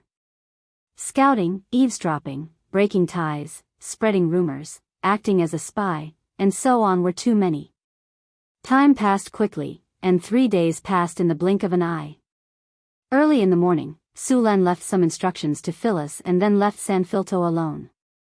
As for the soldiers of Beifeng Duchy, they stayed behind to protect the palace and prevent the nobles from causing trouble when Su Len wasn't around. The Pegasus was very fast, and it only took 10 minutes to arrive at the location of the battle. When Su Len arrived, he found that Marquis Savoy was already waiting there. In addition to him, there were about 500 cavalrymen waiting not far away. Su Len took a few glances and didn't pay attention to them. "Long time no see, Marquis Savoy," Su Len said as he dismounted. "Long time no see, Duke Beifeng." Savoy nodded. After a few simple pleasantries, both sides went into the main topic. "Marquis Savoy, we are clear about the conditions. Do you have any objections?" Su Len asked. "No." "That's good. When you lose, Marquis Savoy, don't go back on your word," Su Len said with a smile. Marquis Savoy is too confident. I was worried that Marquis Savoy would go back on his word. Don't worry, I can still afford to lose. Besides, how could I lose?" Savoy said confidently. Su Len smiled. "In that case, let's begin." "Okay." Su Len took out his storm war halberd, while Savoy took out a two-handed heavy sword. As soon as they were ready, rays of light flashed past Sulan's body. Greater haste. Slow. Arcane Missile X3. A spiritual light instantly enveloped the Marquis of Savoy's body. He felt his body sink, as if he was standing in mud. His movements were clearly much slower. Before he could react, a series of arcane missiles flew at him. Savoy's expression changed slightly. He dodged while blocking. Su Len took the opportunity to rush up and smash down with his storm war halberd. The battered and exhausted Savoy didn't care about his reputation. He rolled to the side to dodge. The storm war halberd fiercely smashed into the ground, and then the war halberd swept across, raising a large amount of dirt into the air. The war halberd carried a biting cold wind, and the wind blew the dirt away in all directions, covering a radius of a few meters. If one was not prepared, one's eyes would be blinded if they were not careful. Savoy was also very experienced in battle. The moment the dirt flew up, he covered his eyes with one hand and swung his heavy two-handed sword with the other. Whirlwind slash. Clang. The heavy sound of metal clashing rang out as the storm war halberd and the two-handed heavy sword collided. Savoy's weapon was of good quality, and it wasn't damaged by the storm war halberd. However, as soon as they came into contact, Savoy felt an irresistible force. Before he could adjust himself, a storm of attacks descended upon him. The Marquis of Savoy could only defend himself pathetically in the face of such an attack. He had no room to retaliate. Clang! A loud sound rang out, and the two-handed sword flew high into the air. In the next second, the storm war halberd's cold blade pressed against Savoy's chest. Chapter 423. I've lost. The Marquis of Savoy was taken aback when he saw the gleaming blade in front of his chest. Whoosh! Su Len smiled and put away his storm halberd. Since the outcome has been decided, you should know what to do, Marquis. The Marquis of Savoy's face turned pale. After a while, he said, I'll keep my promise. He turned to leave. Wait a minute. Su Luen was the first to stop Marquis Savoy. Duke, do you want me to stay here? The Marquis of Savoy's expression changed. Su Len sneered when he heard the way the Marquis of Savoy addressed him. As expected, the Marquis of Savoy's wishful thinking. However, since Su Len dared to bet, he naturally had a way to make him keep his promise. Don't worry, Marquis. I just have something to give you. Su Luen smiled, and with a flip of his palm, he took out the self-created hero template from the storage space. The self-created hero template could turn an ordinary person into a hero, but it also had a powerful function. The user could never betray Su Len. What is it? The Marquis of Savoy asked curiously. This. Su Len quickly sent the self-created hero template into the Marquis of Savoy's body before he could react. The Marquis of Savoy, who was about to block, froze the moment the light ball entered his body. It took him a few seconds to recover. After the light ball entered the Marquis of Savoy's body, Su Len heard a system notification. Are you sure you want to use the self-created hero template? Yes. Template fusion. Fusion successful. Congratulations to the host for obtaining a new hero. Master. The Marquis of Savoy said respectfully after he recovered. Su Len had never believed in the so-called bet. He had planned to take the Marquis of Savoy as his subordinate from the beginning. A legendary warrior was a rare high-end combat force. Moreover, the Marquis of Savoy's family had influence in the north. He could not bear to lose such a top fighter. Name, Spencer Savoy, loyalty, 100, locked, race, human, class, knight level, legendary strength, 31 agility, 20 spirit, 16 physique, 27 charm, 14 commander, 78 characteristics, talents legendary sturdy, legendary tenacity, agility, battle dodging, intermediate iron bones, battle reflex, calm, iron blood, overlord, flexibility, proficient in battle techniques, firm will, extended lifespan. Skills, cleave, heavy chop, whirlwind slash, cross sword technique, white raven sword technique, night battle, aristocratic etiquette, whirlwind slash, excels in defense, excels in weapon combat, excels in defense, excels in offense, excels in collision, quick movement, intimidate, trample weapon proficiency, bow 120, javelin 125, sword 197, horsemanship 178, shield 150. The Marquis of Savoy's attributes weren't that outstanding. They were only above average. In fact, if it weren't for the existence of the health potion, he would never have broken through to the legendary rank. Su Len checked Marquis Savoy's information and said, "Announce that you recognize me as the king and swear your loyalty to me when you return." "Yes, master." Marquis Savoy said respectfully. "Well, take your men back and wait for my call at any time." Su Luen said and mounted the horse and left. Marquis Savoy also left with his men after Su Len left. Over the next few days, something major happened in the kingdom of Florence. One of the 4 electors, the most powerful noble family in the north, the House of Savoy, suddenly announced that they recognized Su Len as the king of the kingdom of Florence and swore their loyalty to the king. This had a huge impact on the entire kingdom of Florence. The nobles in the northern provinces who refused to recognize Su Len immediately became obedient after hearing the news. Some nobles even directly announced that they recognized Su Luen as the king of Florence, and those neutral, fence-sitting nobles who were originally in a wait-and-see state also expressed their recognition of Su Luen as the king after seeing this situation. With the support of the Marquis of Savoy, the entire north quickly settled down. Even the nobles who were still stubbornly refusing to recognize Su Len kept a low profile. However, Su Len was very vengeful. How could he let these guys go? He directly ordered the Marquis of Savoy to lead an army to eliminate the stubborn nobles. After receiving Sullen's order, the Marquis of Savoy immediately gathered an army to suppress the rebellion. After subduing the Marquis of Savoy, Su Len could finally free up his hands to deal with the restless nobles. It took a week for the construction of the barracks in San Filto City to be completed. Su Len began to let the original scattered soldiers re-enter the barracks in batches for training. On the other side, the female soldiers' camp also recruited 100 palace maids for training. There were 2 instructors for these female soldiers, a half-elf and a drow. Su Len did not intend to let these female soldiers fight head-on. Instead, he intended to let them guard the palace. After Sullen's strict orders, the sanitation of San Filto City was greatly improved. Although there was still a lot of garbage in some remote corners, the main roads had been cleaned up very neatly. The smell of human and animal excrement that could be smelled as soon as one entered the city had also been greatly reduced. Su Len recruited a large number of people to repair the main roads of the city. The originally muddy soil road began to be flattened by a large number of stone rollers. After the road was flattened, a layer of gravel began to be placed on it and continued to be rolled. In this way, the original soil road was replaced with a stone road.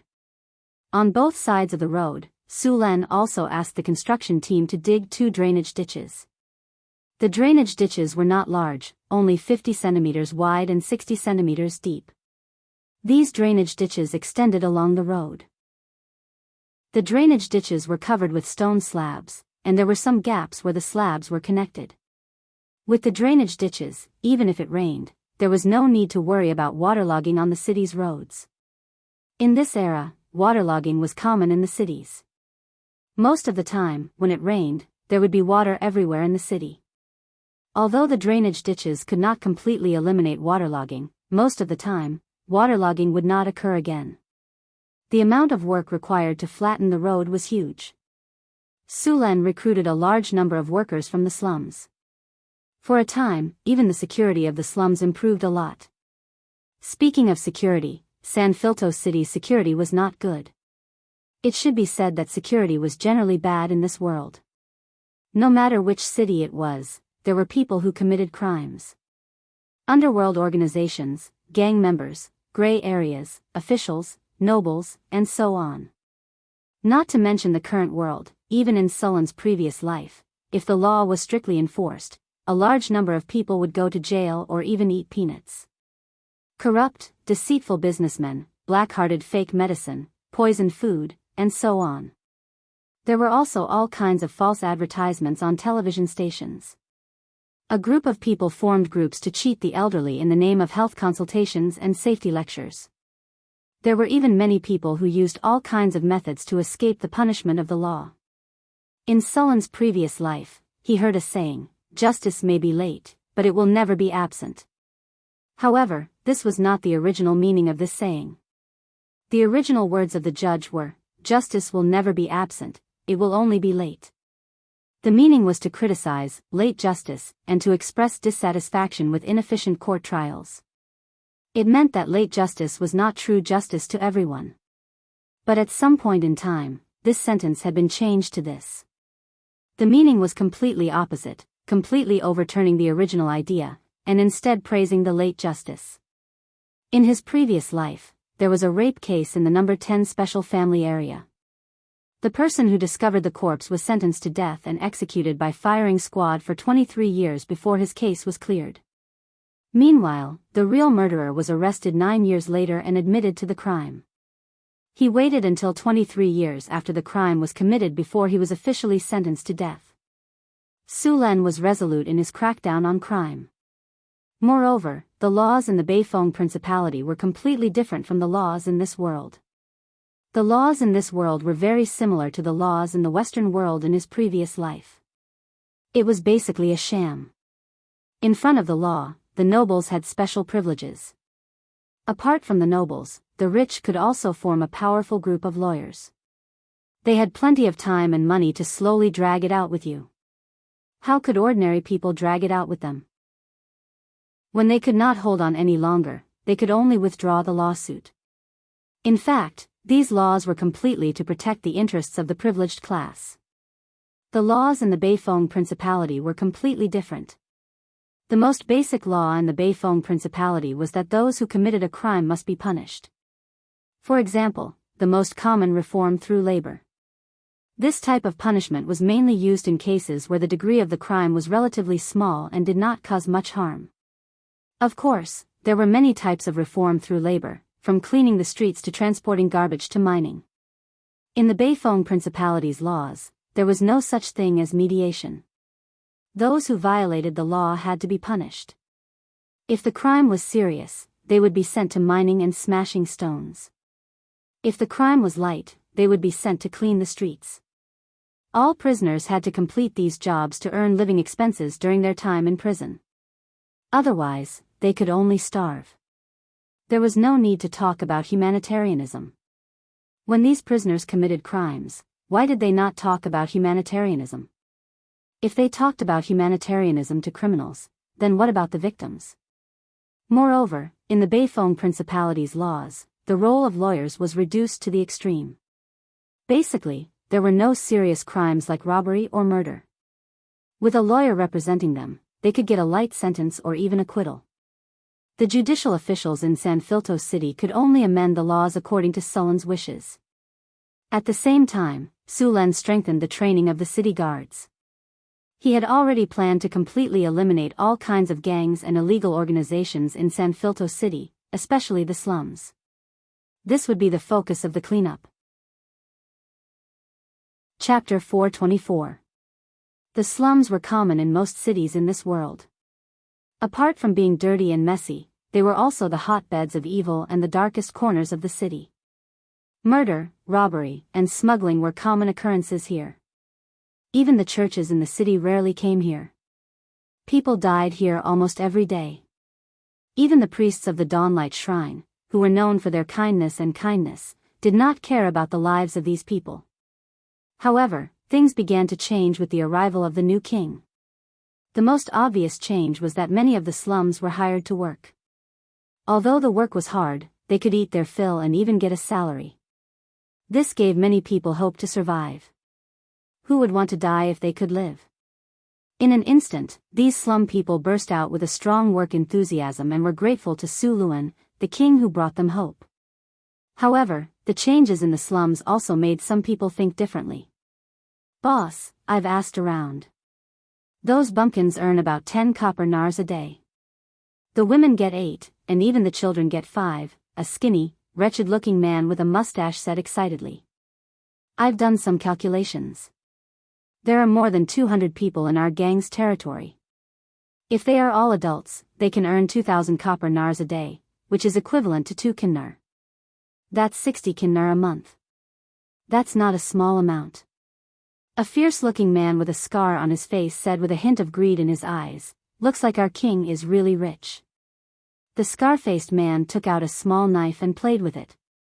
He then said, Mouse, pass down the order. Everyone who goes to work must pay 80% of the safety fee when they return. I'll leave this to you. If anyone dares to hide it and refuse to pay, break one of their hands. Don't worry, I'll do it properly. I won't miss a single copper NR. The wretched-looking man with a mustache patted his chest and promised. After the health regulations were issued, San Filto City changed at a speed visible to the naked eye. The impact of the war had gradually faded, and the city became more prosperous than before. Knock knock knock. A series of knocks sounded. Come in, Su Len said without raising his head. Su Len couldn't help but sniff at the fragrance. He looked up and said in surprise, Phyllis, why are you here? I'm here to see you. Phyllis, who was wearing a court lady's dress, said with a lunchbox in her hand. You'll be living here for the next 2 days. Although the country's affairs are important, you should also pay attention to your rest. This is the meat soup that I asked someone to prepare for you. Try it first. All right. Smelling the tempting aroma, Su Len also felt his stomach turning. He picked up the broth and started to gulp it down. Phyllis chuckled and wiped the rice off the corner of his mouth with a handkerchief. Don't drink so fast. No one's fighting with you.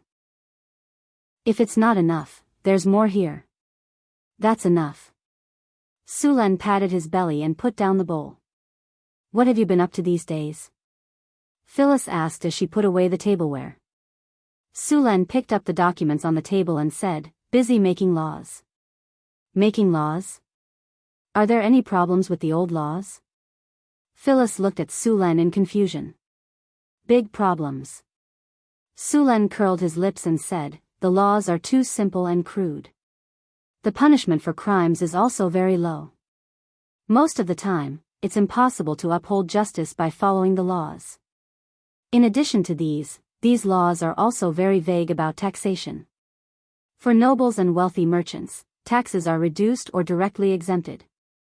For commoners, there are more than 100 types of taxes, such as head tax, toll tax, goods tax, land tax, housing tax, city gate tax, salt tax, and so on. If the taxes are collected strictly according to the laws, it's not so bad. But I've checked the tax records over the years. The taxes are getting lower and lower year after year. It's obvious that the officials are colluding to embezzle the taxes. I've also asked someone to investigate the specific tax situation. It turns out that the tax collected by the state is 1 silver NAR, while the tax officials directly collect 1.5 or even 2 silver NARs.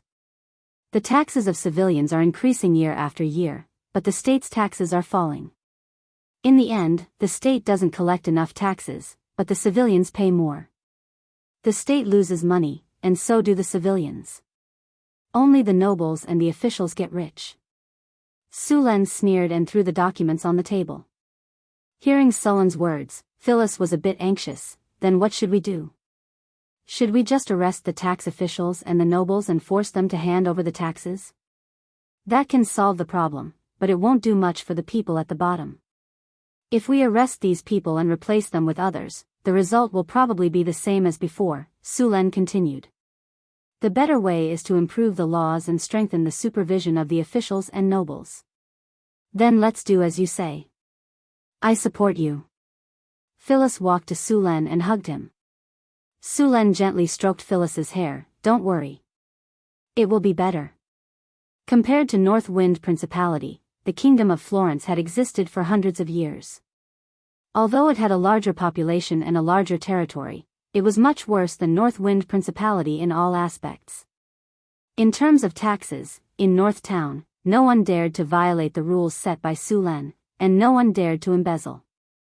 There were many successful experiences in North Town, and the key ones were the prison built by Su Len and the twice-yearly ideological education. Officials at all levels had to go to the prison for ideological education every 6 months. Plus, there were all kinds of rules and supervisors in North Town. Basically, no one dared to cross the line. Even if someone wanted to do so, they would be caught very soon. Su Len gave officials the right to report. There was an office in the city hall that received reports, and they needed to report with their real names. Even normal civilians could report officials to the city hall. Of course, if the report was verified, the person who reported it would be rewarded, but if it was false, the person who reported it would also be severely punished. This kind of reporting was originally used to restrict officials. Su Len didn't want it to become a tool for someone to take revenge. This system had been running in North Town for more than a year, and it seemed to be working well. There was a prison in San Filto City, but it didn't have all kinds of bonuses like the prison in North Town.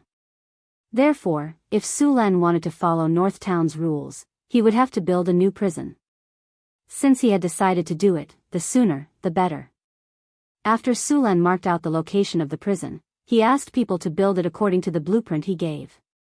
The workers were still recruited from the slums. The slums had a lot of manpower, and they were cheap. Ever since Su Len and Phyllis ascended to the throne, San Filto City had been constantly building. All kinds of construction projects provided a lot of jobs in San Filto City. With a job, there would naturally be income. With income, there would be consumption. This would promote the city's commerce, and the materials needed for various projects would be purchased from the market. Business activities would become more frequent, and the entire city would become prosperous. San Filto City was now more prosperous than it was before the war. Seeing such a prosperous scene, no one would have thought that this city had just gone through a war half a month ago.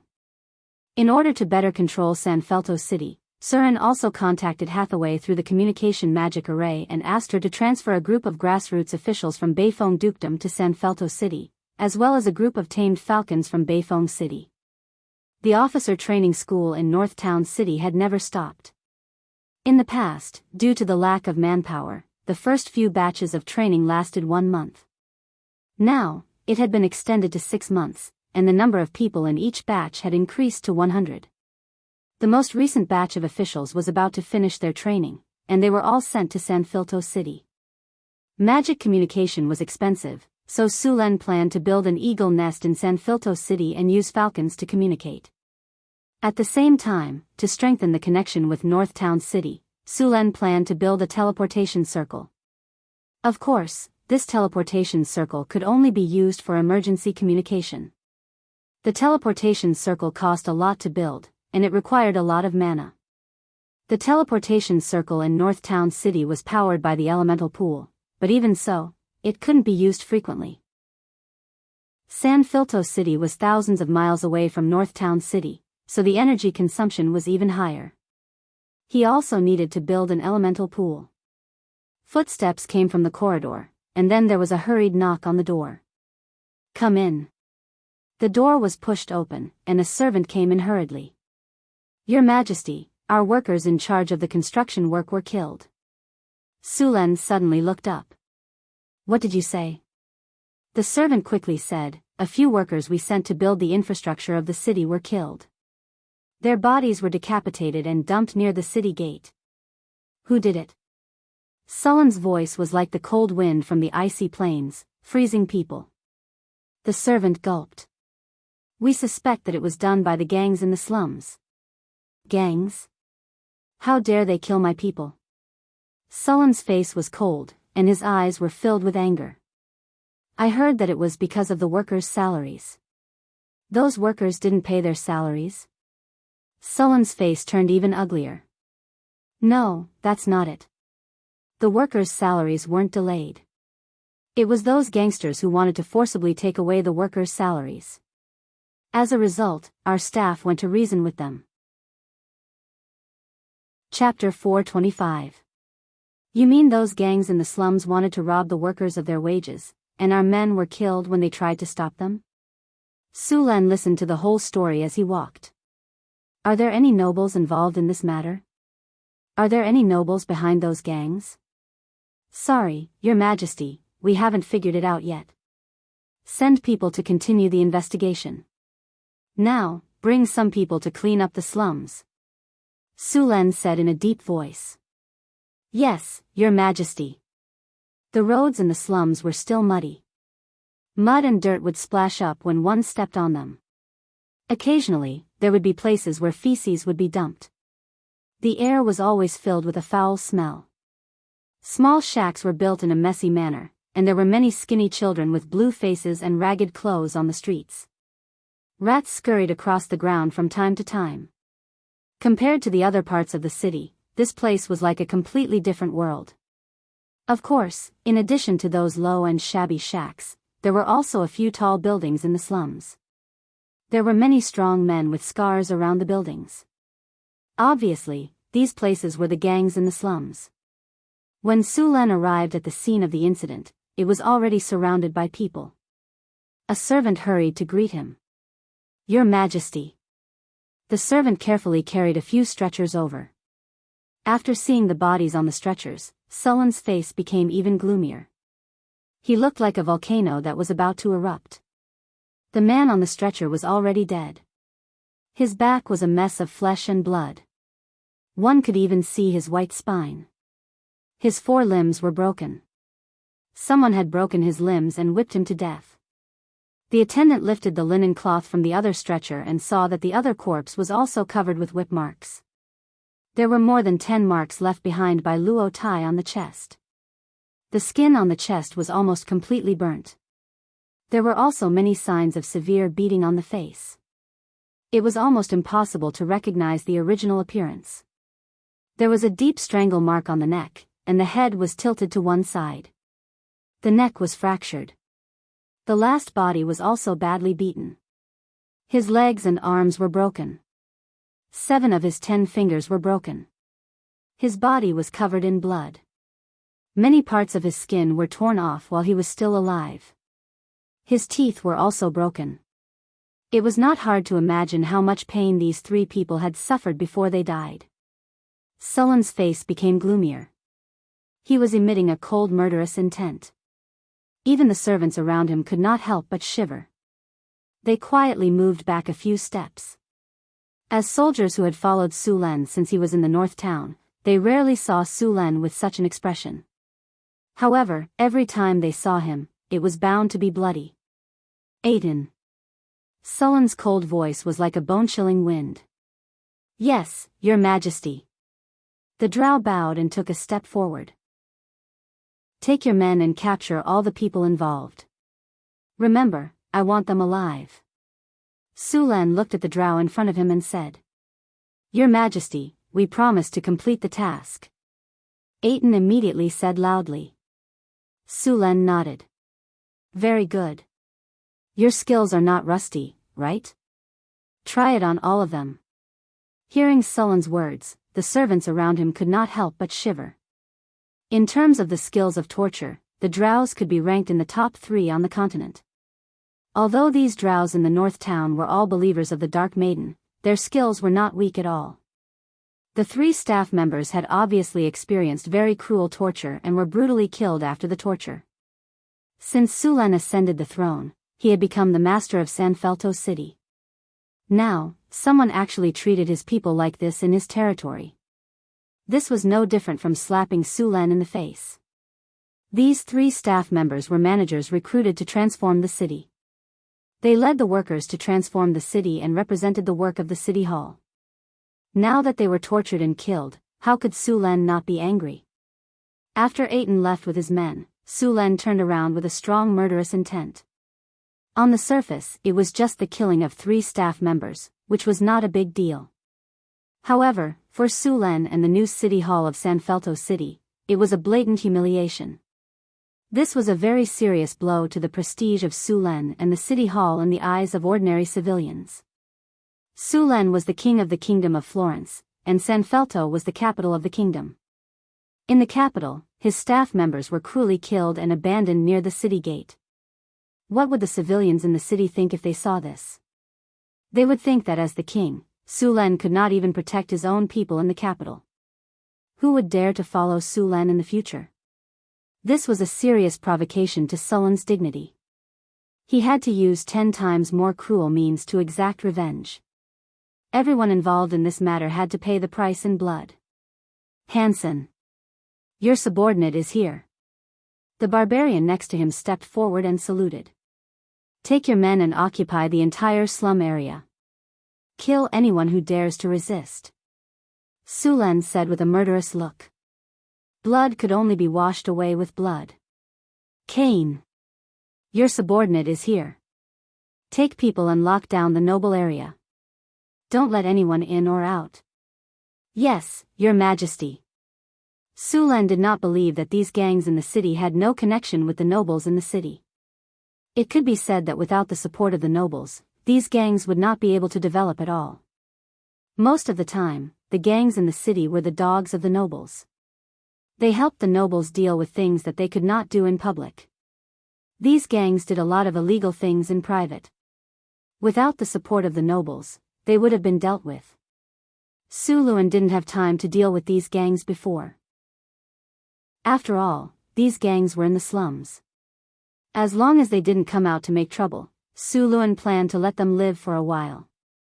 When he had time to deal with them, he would deal with them. Unexpectedly, these gangs took action first. As the king of the kingdom of Florence, if these gangs dared to despise him, then the nobles in the kingdom would not respect him. By then, the whole kingdom of Florence would be full of rebellions. After the order was issued, Hansen smiled ferociously, then led his barbarians and army directly into the slum area. Hansen's army was more than 5,000 people. Each barbarian warrior led an army of 100 people. These barbarian warriors were fully armored and wielding giant axes. The gangs that were originally tyrannical in the city were not much stronger than chickens in front of them. On the other side, Aten and the Drows were also constantly advancing. Their goal was the culprit of this incident. Just after the incident, they investigated immediately and had already figured out the lairs of the gangs. Now, they had to capture all of these people. Cain led other people to seal off the noble district. All the nobles were asked to return to their own residences. Seeing this situation, many nobles did not know what was going on at all. At the same time, some nobles were very flustered. The slum area, the Black Dog Gang. This was a 3-story building. Compared to the surrounding shacks, it was like a crane in a flock of chickens. At this time, there was a sound of fighting in this house. Damn it. Run, those people are coming. Monsters, they are all monsters. Bang. A loud noise came, and one of the walls of the house was directly knocked down.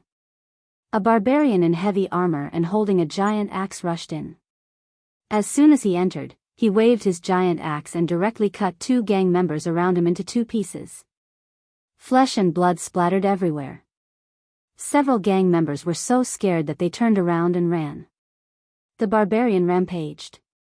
Wherever he went, there was no enemy. Although these gang members were much stronger than ordinary people, compared to the barbarian, they were a group of weak chickens. Dealing with them was like chopping melons and vegetables. Only a few of the leaders' strength had reached the level of beginner or intermediate professions. As the army entered, the slum area was cleaned up bit by bit. The ordinary poor were hit and isolated. This time, Sulen was ready to completely clean up the slum area, but the ordinary people living here could not be ignored. These people would be temporarily placed in concentration camps. The next city construction would employ all of these poor people. Of course, before that, they still needed to catch the gang members hiding in the slum area. For the gang members who resisted, Sulen's order was to directly behead them. As for those who surrendered, they would be investigated and then dealt with according to the law. Those who had committed serious crimes would be directly killed. The rest would be assigned to various places according to their crimes until the end of their sentence. The slum area was not small. After cleaning it up, Sulen would completely demolish the slum area. Some of it would be rebuilt with new houses, and other areas would be built with markets, warehouses, and so on. Sulen built 4 concentration camps outside the city. Each concentration camp could accommodate 20,000 people, which was enough to accommodate all the poor. As the army continued to advance, more and more poor people were sent to the concentration camps. Aten had also completed the task given by Sulen. The murderers of the 3 staff members, as well as the entire gang, were all brought over. At this time, these people's limbs were broken, their 10 fingers were dripping with blood, and there were all kinds of wounds all over their bodies. All the punishments of the 3 dead had been given to these people. Moreover, in addition to these punishments, the drows also used their torture skills. Now, these people were only left with one breath. "Your Majesty, they've been interrogated," Aten said respectfully. Sulen did not look back. He asked directly, "Who's behind them?"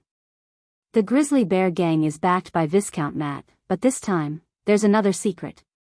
"What secret?"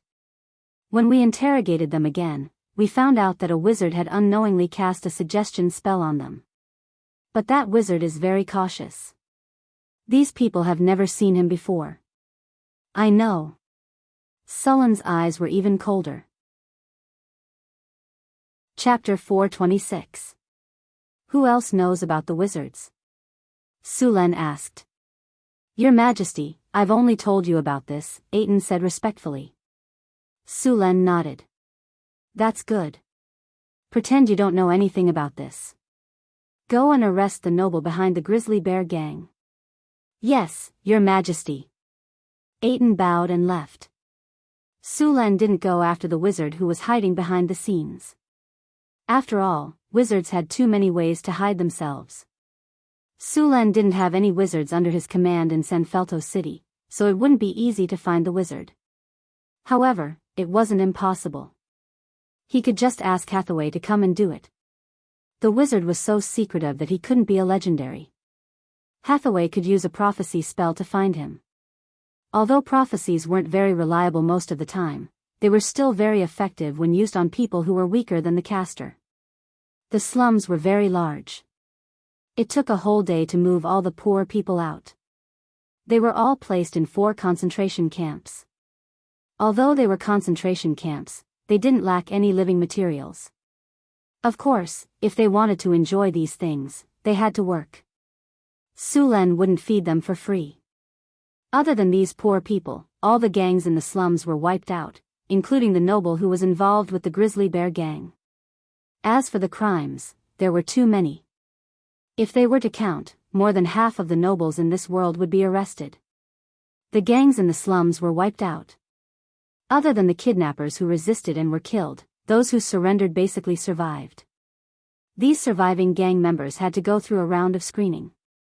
Among them, those who committed the most heinous crimes and angered the public were directly sentenced to death. Then, they were sent to the shooting range for the new recruits to train their courage by seeing blood. It was the first time for many of the recruits to kill someone, so they were hesitant when they made their move. Some of the gang members were slashed more than a dozen times but still didn't die. The scene was extremely miserable. It was an extravagant hope to have a quick death here. Those who committed lesser crimes were sentenced to life imprisonment. In Sullen's law, life imprisonment was not like the law in his previous life, where they were sentenced to prison for committing a crime. After that, the state would have to fork out a portion of the tax revenue to support these people. They would be able to eat their fill, wear warm clothes, and receive free medical treatment when they fell sick. In the end, the state would have to waste police resources to keep an eye on them. To the outside world, it was said that this was the spirit of humanitarianism and that criminals also had human rights. That would not work in Sulen. The laws written by his organization did not have such treatment. Those who committed serious crimes but did not deserve death were directly thrown into the mines. They would only be given food and daily necessities after mining a sufficient amount of ores every day. Those who did not work were just waiting for death. Human rights? Unfortunately, criminals had no human rights. Sulen had always felt that emphasizing human rights for criminals was completely condoning their crimes. You treat criminals as human rights, but what about the human rights of the victims? The victims did not break the law, but who cared about their human rights? In Sullen's previous life, he often saw reports of drunk driving car accidents on the news. The perpetrators would even threaten the victims to accept an apology by not paying compensation and issue a letter of understanding. High medical expenses could bring down a family. Many people succumbed like this, and then the perpetrators would be given a lighter punishment. In Sullen's eyes, this was simply ironic. One should not persuade others to do good without experiencing their pain. The number of gang members caught in the slums exceeded 3,000. Half of these people were convicted of serious crimes, such as crimes against the law, human trafficking, robbery, and murder. After confirmation, all of them were sentenced to death. The rest, except for some minor crimes, were thrown out to clean the streets and toilets, and the rest were all sent to the mines. At the same time, Sulen also found a lot of dirt on the aristocrats from these gang members. These gangs were inextricably linked to the aristocrats. Otherwise, how could these gangs survive? In the aristocratic district, in a luxurious aristocratic manner. Bang! An exquisite antique vase that had been passed down from the previous era was slammed to the ground. Then, an angry roar was heard, and the whole room seemed to tremble slightly. In the room, a middle-aged man with a strong body was angrily smashing things. Then, he grabbed the collar of the leader of the few people standing in front of him and roared, "Idiots! Bastards, are you looking for death? Who told them to do it? Why didn't you stop those idiots? I really want to pry open your heads and see if it's filled with dog sh*t. You bunch of swine beasts. Don't you know what time it is now? That person has just ascended to the throne by force and is in a hurry to take care of us. Do you want to die faster? Are you rushing to hand him a knife? What do we do now? The outside has been blocked by his people. We can't escape now." The group of people standing in the hall broke out in cold sweat. One of the men who looked strong hesitated and whispered, "Your Excellency, this was done by the Grizzly Bear Gang. It has nothing to do with us." Bang! The strong man directly grabbed a lampstand and smashed it over. The man's head was full of blood, but he did not dare to dodge. "Are you a pig?" He was furious and roared loudly. He has now surrounded the slums. Do you think it's just to deal with the Grizzly Bear Gang? If he's determined to kill us, none of us can escape. You, Viscount Ron, the Black Feather Bandits are your people, right? Over the years, at least 20 caravans have died in their hands. Those stolen goods were all sold in the slums.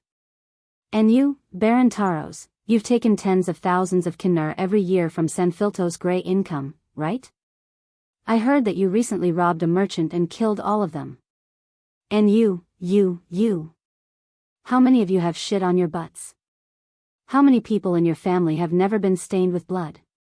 Which family of yours doesn't have a representative in the slums? If he really pursues the matter, none of you can escape. A middle-aged man dressed as a noble next to him hesitated for a moment, then his expression turned cold. He said in a deep voice, "Should we strike first?" As he spoke, his right hand slammed down. Bang! The strong man grabbed the clothes rack next to him and smashed it, roaring, "Idiot, who do you think he is? A pig at the mercy of others?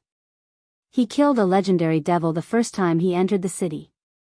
Who among the nobles in our city has the strength to do this? Can you invite a legendary powerhouse to take action? You should have seen his army. That group of troops alone can easily kill all of us. What do we do now?" Another well-dressed noble had an ugly look on his face as he slowly said, "Speaking of which, none of us are clean. He's not really planning to kill all of us nobles, is he? How dare he? Why wouldn't he dare?" The strong middle-aged man sneered, "Look at what he's done before. It hasn't even been a month since he ascended the throne. How many nobles in Sanfilto City have died? If the detection spell of this world was cast on all the nobles, then it was estimated that more than half of the nobles belonged to the lawful evil camp. The ruling class had no lack of lawful evil. In their eyes, there was no good or evil, only all kinds of benefits. This group of people was the easiest to fall into depravity. This was also why Sullen's pleasure devil targeted this city when he came here last time. There were too many depraved souls here.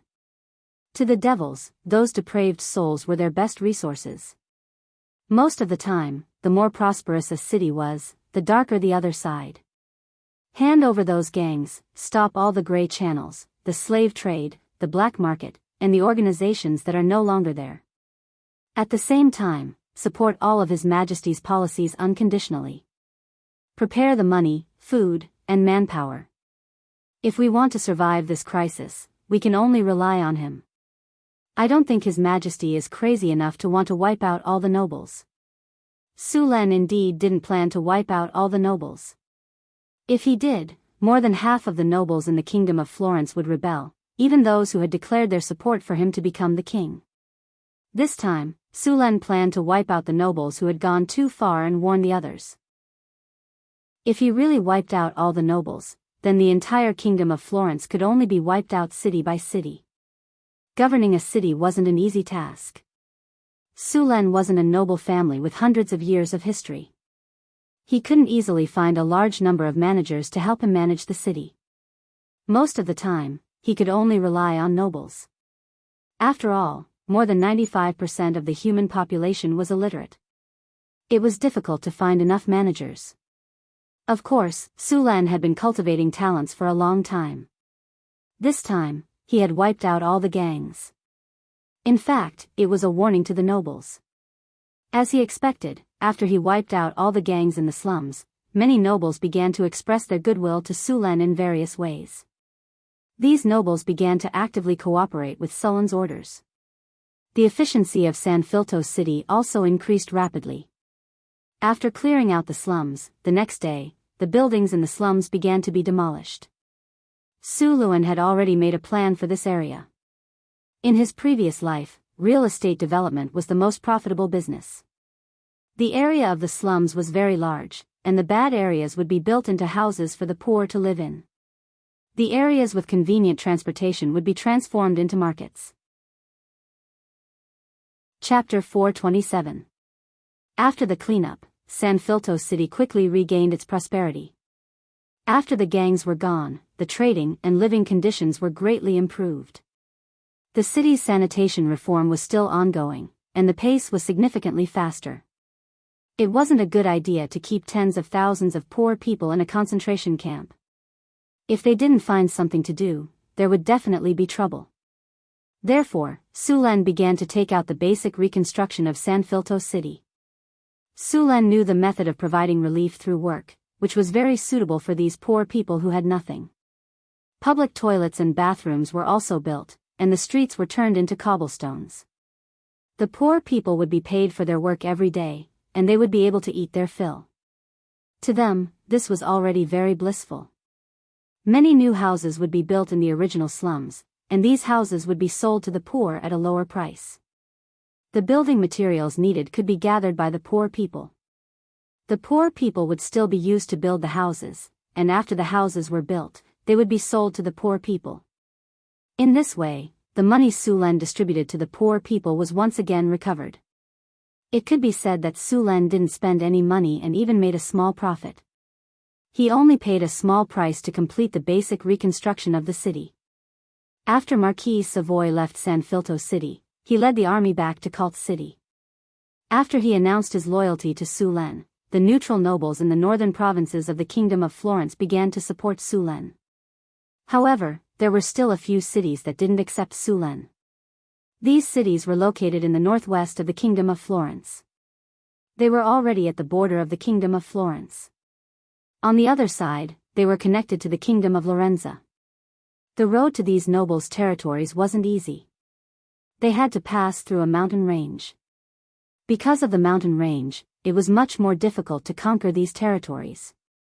After 3 days of rest, Su Len ordered Marquis Savoy to lead the army to wipe out these territories. Under the leadership of the legendary knight, the morale of Cult's army soared. None of the rebellious nobles had legendary combat power. As long as Marquis Savoy arrived, it was only a matter of time before the rebellious nobles were dealt with. Su Len had someone send some falcons to the Marquis of Savoy so that he could use them to communicate. If anything unexpected happened, he could be notified immediately. When the Marquis of Savoy went to eliminate the rebellion, the first batch of officials and soldiers from the Northwind Dukedom arrived at San Filto. As soon as these officials arrived, they immediately immersed themselves in their work. Su Len was finally freed from his busy work. After Su Len reviewed the new law, it was passed and officially implemented. Of course, there were many imperfections in the law written in such a short period of time. However, it could be amended slowly as it was used. In addition to the most basic constitution, Su Len also established several branches such as criminal law, commercial law, and civil law. Because of the reinforcements from the Northwind Dukedom, Su Len also began to reform the tax system. In the past, he didn't change it because of the lack of manpower. Su Len didn't trust the previous tax officials in San Filto. If the new tax system allowed them to collect taxes, there would definitely be many problems in the end. Before he had people he could trust, Su Len wouldn't reform the tax system. This time, the biggest change in the tax system was that the nobles were included in the list of taxpayers. In the past, the nobles didn't pay taxes. Not only did they not pay taxes, but their caravans and shops also didn't pay taxes. Su Len wanted to teach them one thing: in this world, birth, death, and taxes were unavoidable. The nobles enjoyed many privileges. If their taxes were abolished, there wouldn't be much money left in the national treasury. After the officials from the Northwind Dukedom arrived, Su Len sped up the construction of the prison. He planned to let the officials experience the prison after it was completed. With the prison, the corruption and dereliction of duty of the officials could be guaranteed. "What's this?" Phyllis asked, pointing at the drawing on the table by Su Len. "Water pipe design." Su Len didn't even raise his head. He focused on the drawing in his hand. "What water pipe design?" "Water pipe design." Su Len repeated. After getting used to the convenient water in the Northwind Dukedom, Su Len felt very uncomfortable after coming to San Filto. "What's this for?" Phyllis asked curiously. Su Len put down the quill and poured himself a cup of tea. "This is the water supply system of the Northwind Dukedom. You've seen it in the Northwind Dukedom. Do you want a cup? I added ice, lemon juice, and sugar. It tastes good." "No need." Phyllis waved her hand. She didn't like the bitter taste of tea. She preferred milk. "I asked someone to bring you today's lunch. Try it and see if you like it." As she spoke, Phyllis took out the fragrant food from the lunchbox. The lunch was very sumptuous. There were grilled fish, steak, lamb chops, vegetable salad, fruit platter, and so on. Phyllis and Su Len enjoyed the lunch together. After the sanitary pads in San Filto were improved, Su Len began to try to improve the living standards of the city. First of all, the water system could greatly improve the happiness of the residents. In addition, the public bathhouse built by Su Len also needed the water system. Otherwise, it would take a lot of time to transport water to all the public bathhouses in the city. There were many benefits to using tap water. Commoners in this world usually went to the river or the well to draw water. Then, they would store a tank of water at a time and use it slowly. Because the tank was rarely cleaned, most of the time, the water in the tank was not very clean. If you looked carefully, you would find a layer of green caterpillar-like things floating in the water tank. In fact, those were algae. Sulan's water supply system this time was a water tower. This method was much less work than the overhead aqueduct. The water from the river outside the city was pumped to the water tower, and then the water was sent to every house through the pipes. Of course, the power problem was solved with spells. In fact, there were many spells that could be used to replace the pump. The simplest one was to use a whirlwind to draw water from the river. This required a simple rune magic circle and an energy crystal to drive it. As long as the energy crystal was replaced in time, the system could be used continuously. Water pipes were either made of iron or copper. Iron pipes had to be treated with anti-rust treatment, or they would be scrapped in a few years. Copper pipes were good, but they were currency. Su Len was worried that someone would steal them and make them into currency. As for silver, there was no need to mention it. However, in this world with magic, this kind of thing was easy to solve. It was not too difficult to just add some anti-rust treatment to iron pipes. There were many ways for wizards to do this. In this way, it would be much easier to build a water system. As for the power source, Su Len planned to use the element pool to replace it. The second problem was the lighting of the palace. Although there were magic lamps in this era, they were rarely used in other places except for the wizard tower. Even the palace used candles. Su Len planned to install magic lamps in all the palaces. The cost of magic lamps was not high. The main problem was the power source. However, since Su Len planned to build the element pool, the power source problem was solved. You drew a tower? Phyllis sat on Sulan's lap. A pleasant smell enveloped the tip of her nose. Yes, this is a water tower. It is used to store, purify, and filter water. The water in this tower is sent to thousands of households through pipes. This is different from the one in Northern Town, Phyllis asked curiously. The one in Northern Town uses an elevated aqueduct. This one requires magic, Su Len explained. Then what is this drawing? Phyllis asked, pointing at another drawing. This is a blast furnace used to make iron. Su Len pointed at the drawing and said, this one is hollow. It is used to store fuel and ores. I improved it by combining the dwarves' blast furnace technology. Su Len had seen the blast furnace made by the dwarves in the underground world. To be honest, the blast furnace made by the dwarves was almost the same as a blast furnace except for the smaller capacity and lower temperature. If not for the lack of better materials, the dwarves would have built a bigger blast furnace. However, this was not a problem for Su Len. The dwarves did not have good refractory materials, but the wizards did. The new blast furnace was nearly 8 meters tall and could produce 2 tons of iron at a time. The furnace body was in the shape of a tower, with an inner diameter of 3 meters. To prevent it from collapsing, there was a supporting frame at the bottom. The walls of the furnace were thin at the top and thick at the bottom. The belly of the furnace was half a meter thick. The innermost layer was made of Soraya's fire-resistant bricks, and there was a circle of air supply. The air was pumped into the belly of the furnace by manual blowers or hydraulic blowers. In addition to this blast furnace, Su Len also made a feeder, which was a climbing rail and a movable feeder at the bottom. The feeder would climb to the top of the furnace under the traction of manual blowers or hydraulic blowers.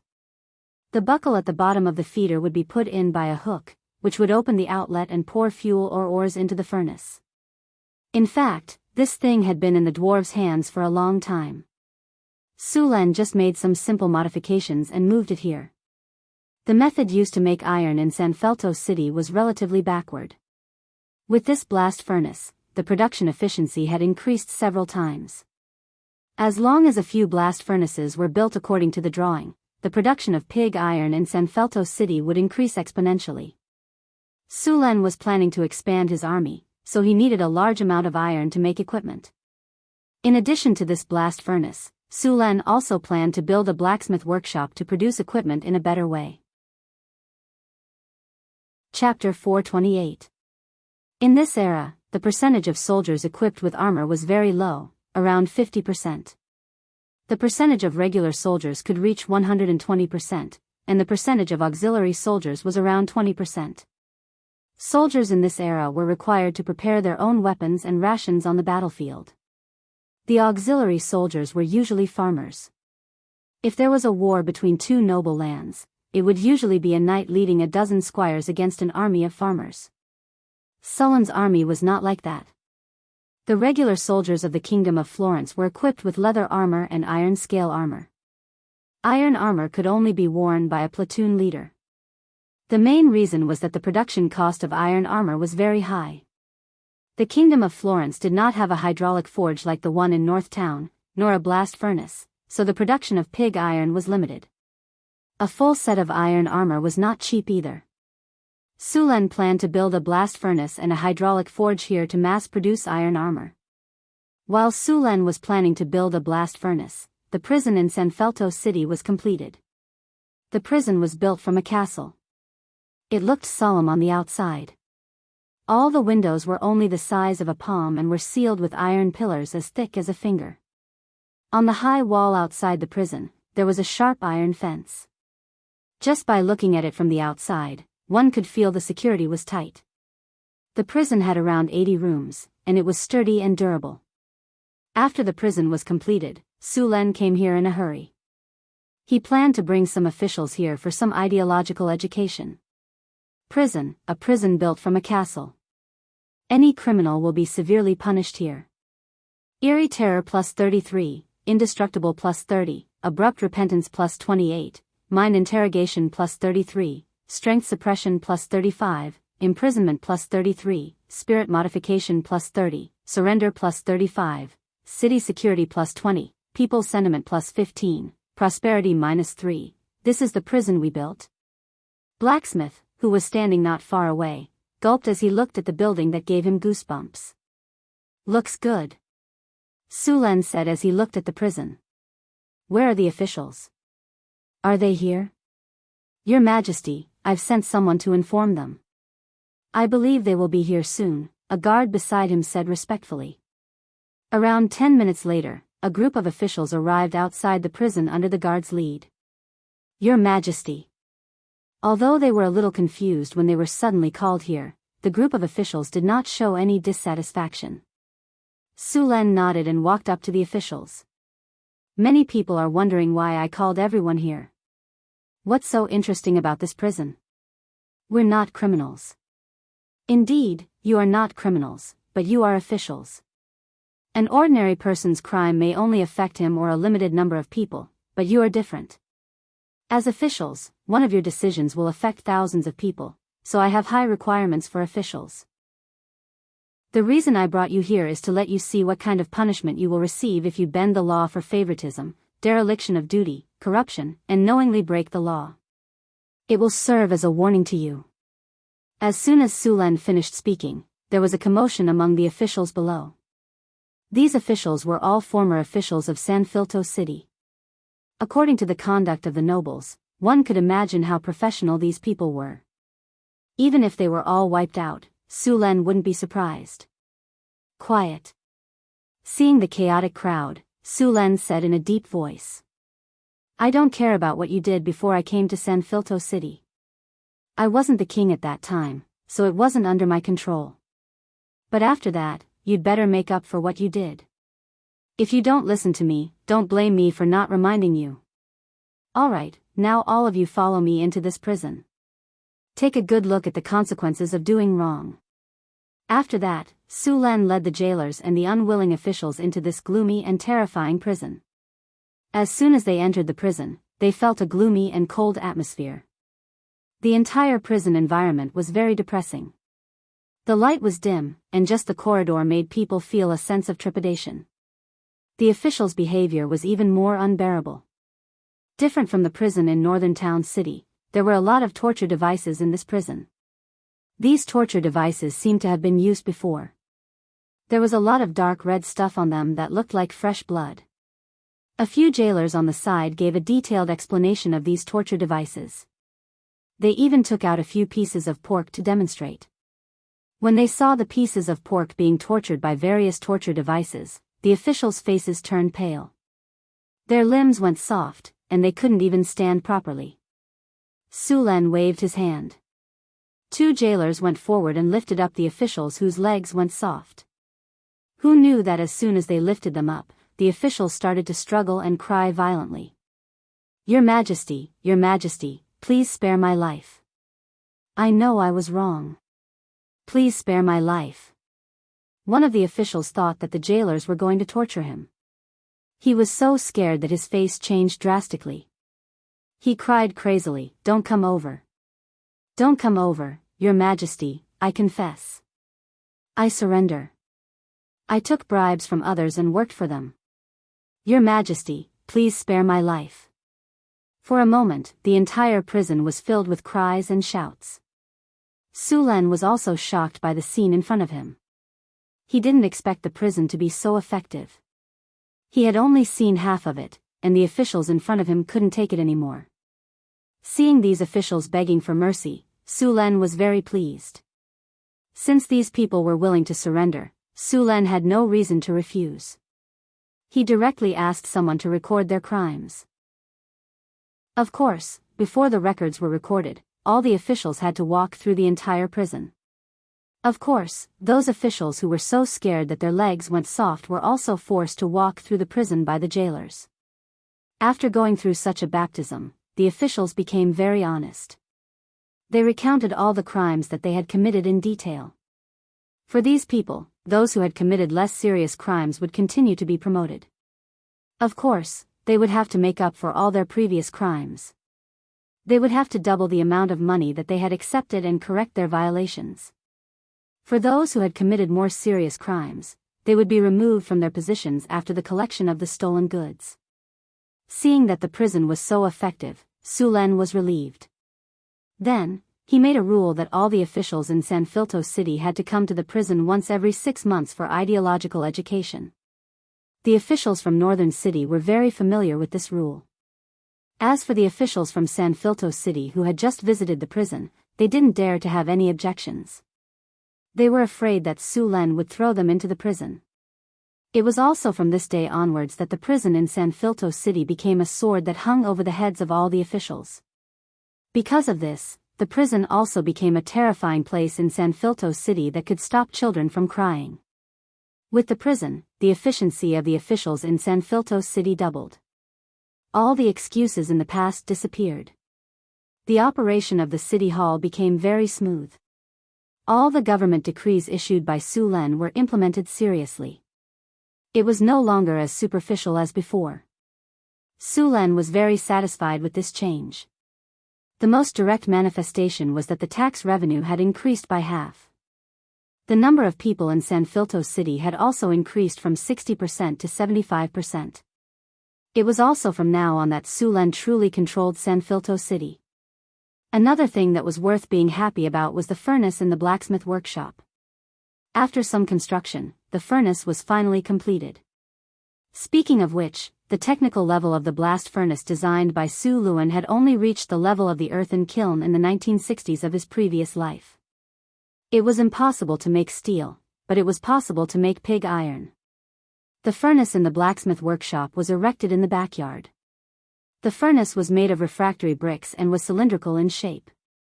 However, the two ends were slightly thinner. The furnace in front of him was 6 meters tall. It wasn't built according to the blueprint of 8 meters tall. The main reason was that the workers weren't skilled enough. However, a 6-meter tall furnace wasn't small. This furnace was filled with ores and dyes. It could produce thousands of pounds of pig iron in one steelmaking.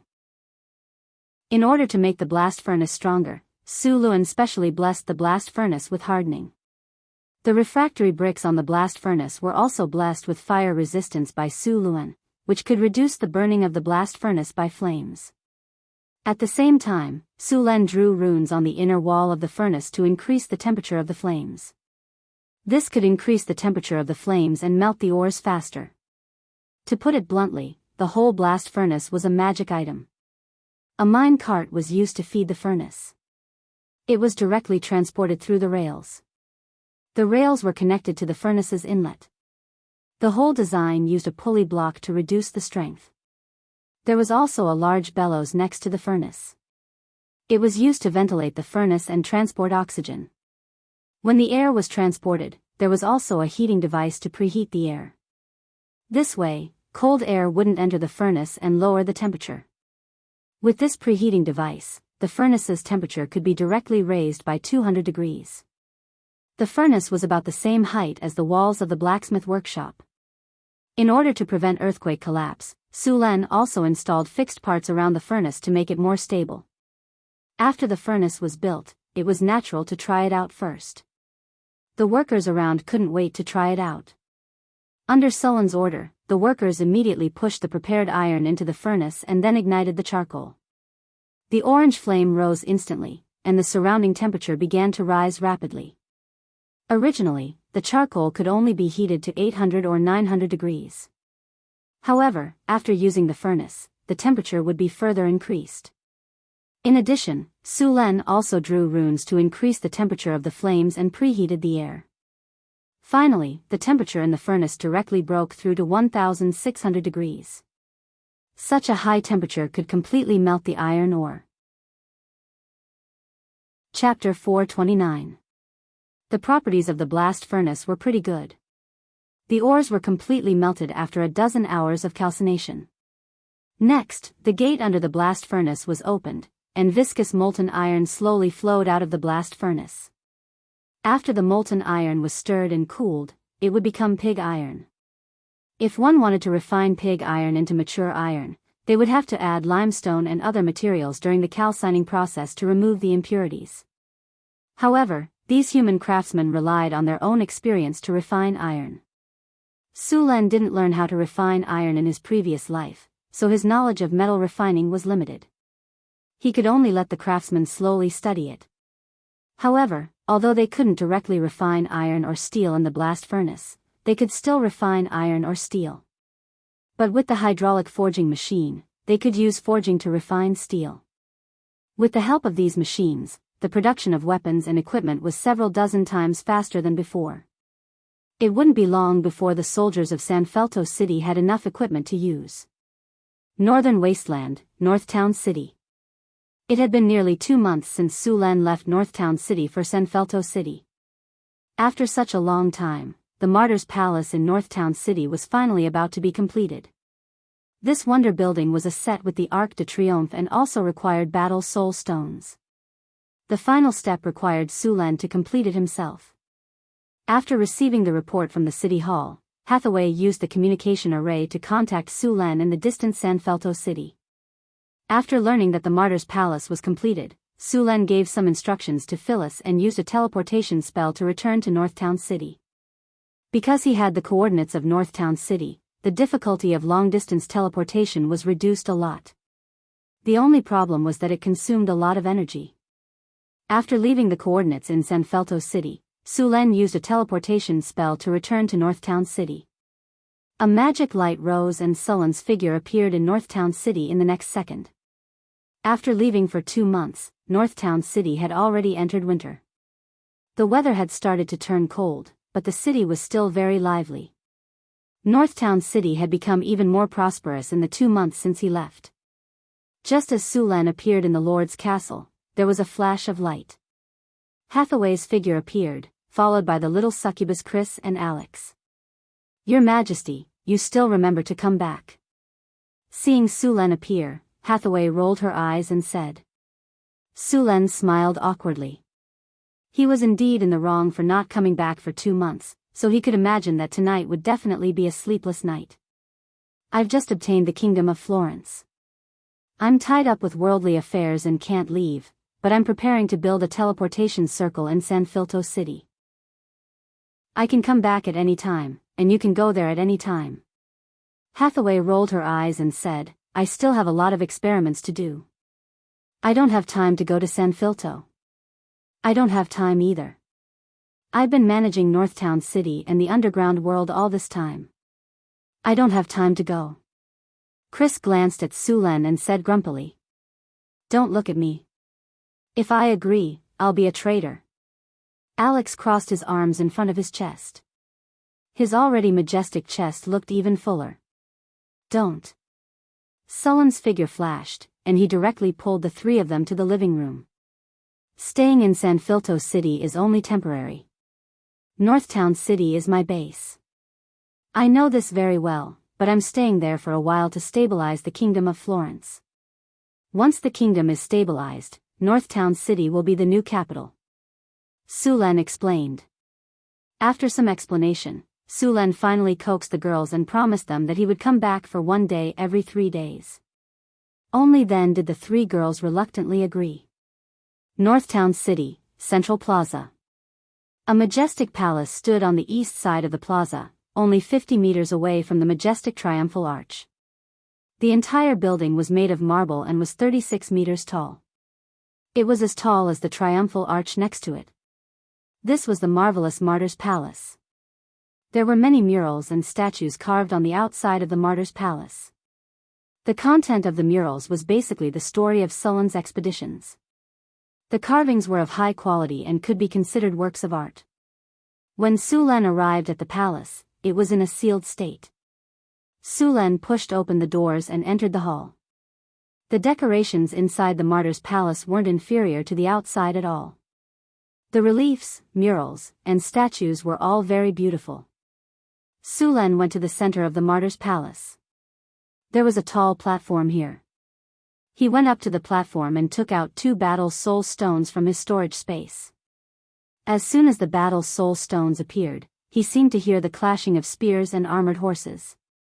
He carefully placed the 2 battle soul stones in the gap of the platform. With a flash of light, a powerful energy instantly rose from the altar and quickly enveloped the entire Martyr's Palace. The heroic souls of soldiers slowly appeared in the Martyr's Palace. A faint hymn also sounded in his ears. This was the singing of the legendary angels. At the same time the Martyr's Palace was activated, the Triumphal Arch not far away also emitted a powerful energy. The 2 energies slowly fused together. The projections of heroic souls appeared in the sky above Northtown City one after another. The entire city was in high spirits. Ding! Congratulations, host, you have successfully constructed the Martyr's Palace. A triumphal arch has been detected in the surroundings. The Martyr's Palace and the Triumphal Arch have combined. Martyr's Palace, a sacred palace made of marble and battle soul stones to consecrate heroic spirits and war souls. Majestic atmosphere plus 35, indestructible plus 40, war soul everlasting plus 35, martial spirit plus 38, soul nurturing plus 25, heroic spirit growth plus 38. Special effect, heroic spirit space. Summon heroic spirits. Heroic spirit space, this is a special space. War souls and heroic spirits can hibernate, grow, and recover their strength in this space. Summon heroic spirit, summon heroic spirits to assist in battle. Heroic spirits will return to the heroic spirit space after death. Sulen wasn't surprised when he saw the Martyr's Palace's attributes. From today onwards, the soldiers of Northwind Dukedom would be reborn in the heroic spirit space after death. These war souls would also slowly grow.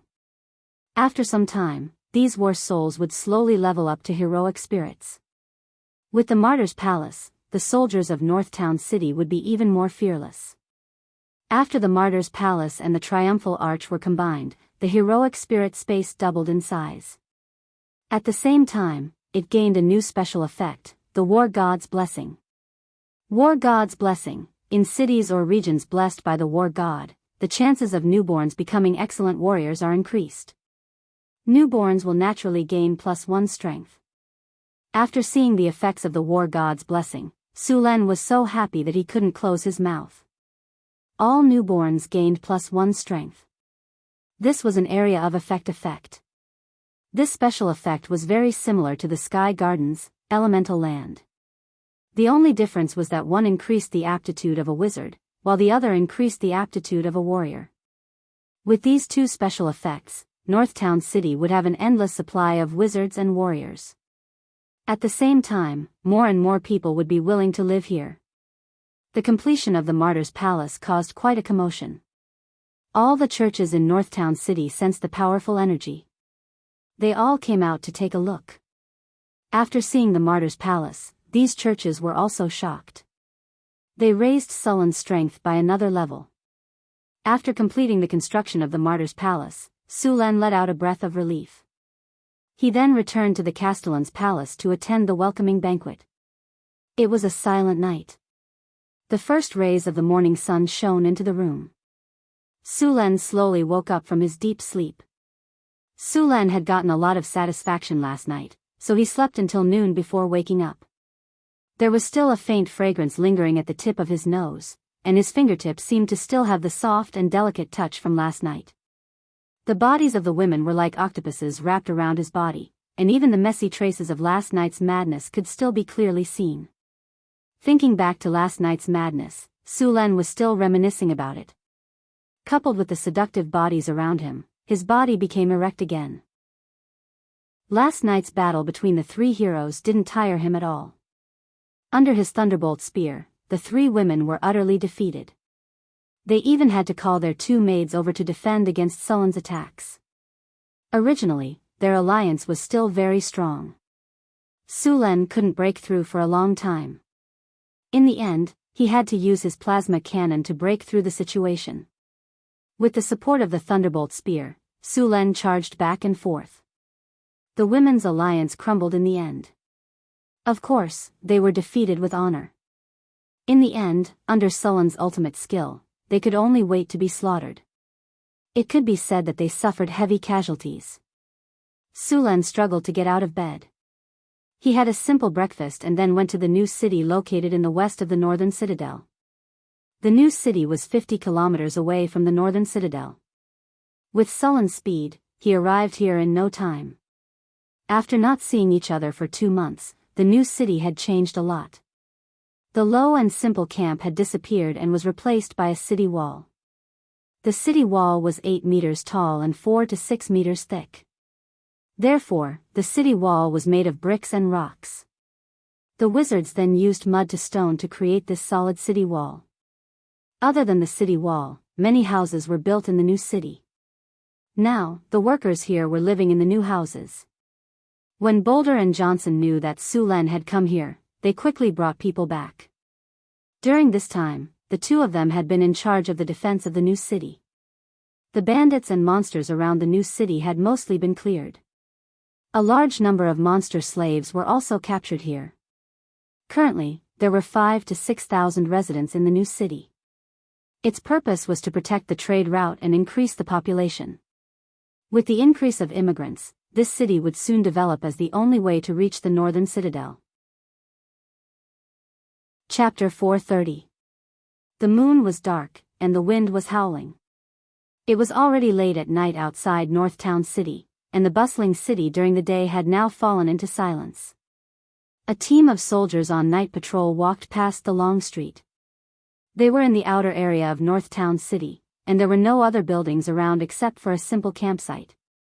It was a large amount of empty space reserved for Northtown City's upgrade. There was usually no one here during the day, and it was even more desolate at night.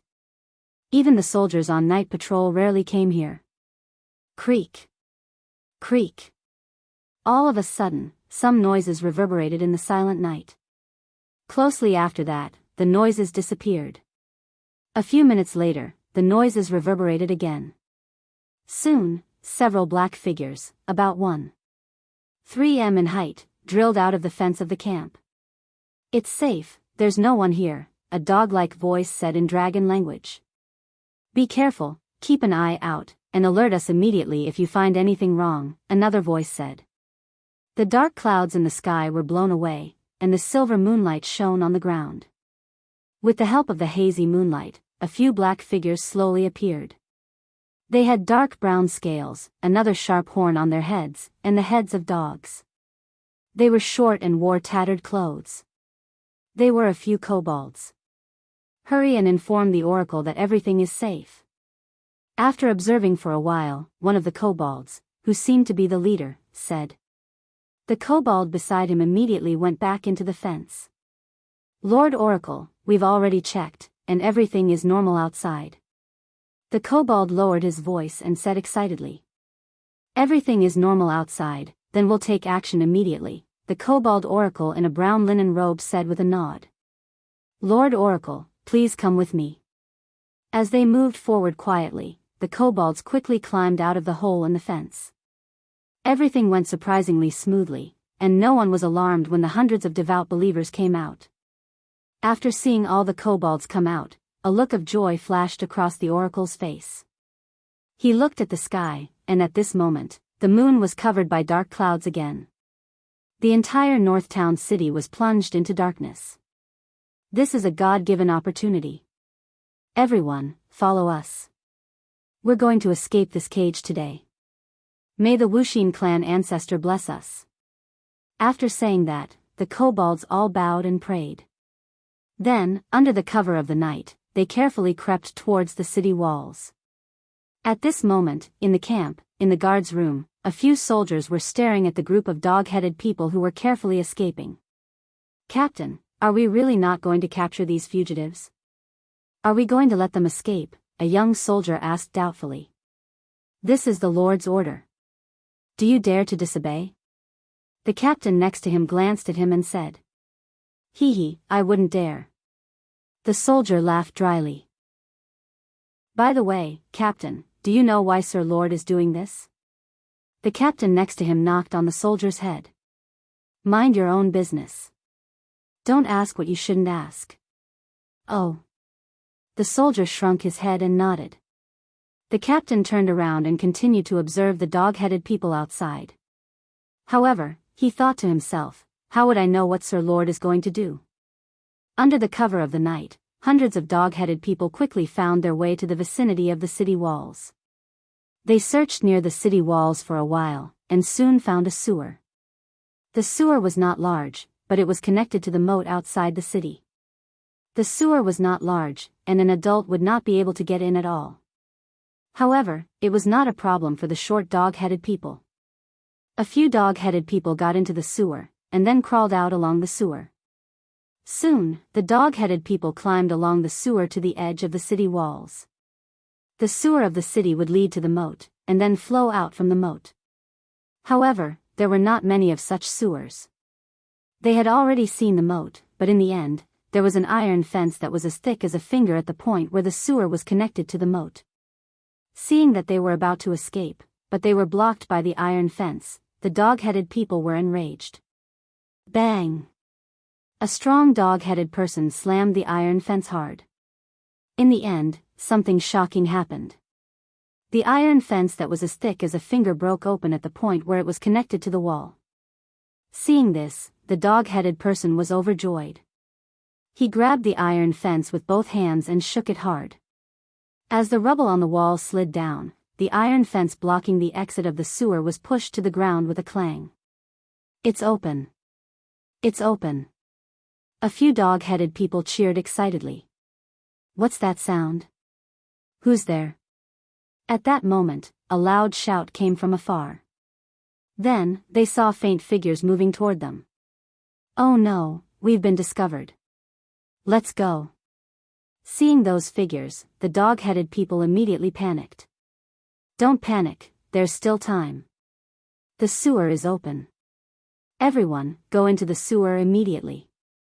Seeing the other dog-headed people panicking, the dog-headed person known as the God's Messenger immediately commanded. It was obvious that this dog-headed person had a high status among them. As soon as he spoke, all the dog-headed people immediately recovered and jumped into the sewer. After the dog-headed people entered the sewer, they did not stop at all. Instead, they quickly crawled toward the moat not far away. By the time the soldiers strolled over, all the dog-headed people had successfully escaped.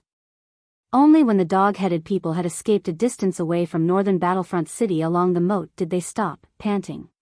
"We've escaped, we've escaped." The dog-headed people cheered excitedly. After the dog-headed people cheered for a while, the dog-headed god's messenger, Horn, raised his arm. Soon, all the dog-headed people quieted down. "My brethren, although we've successfully escaped from the enslavement of those humans, we're not safe now. So, we need to leave this place as soon as possible. The great elder Wuxin has given us an oracle. He has prepared a God-given land for us to live and develop. Praise the true God. Praise the true God. Praise the true God."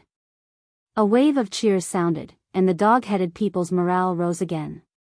"Okay, let's set off now. We'll go to our new home," Horn ordered, and the dog-headed people set off again. However, what the dog-headed people did not know was that there were a few eagles circling above their heads. At the same time, not far away from them, a few drows were hiding and quietly observing the dog-headed people. In fact, the dog-headed people's successful escape from northern Battlefront City was completely arranged by Sulen. Otherwise, not to mention the dog-headed people, even a group of knights would not have been able to escape easily. The oracle that Horn mentioned was completely made up by Sulen. Even the escape route that the dog-headed people took was prepared by Sulen. To put it bluntly, it was all a big show that Sulen had written and directed. It was just that the dog-headed people did not know about it.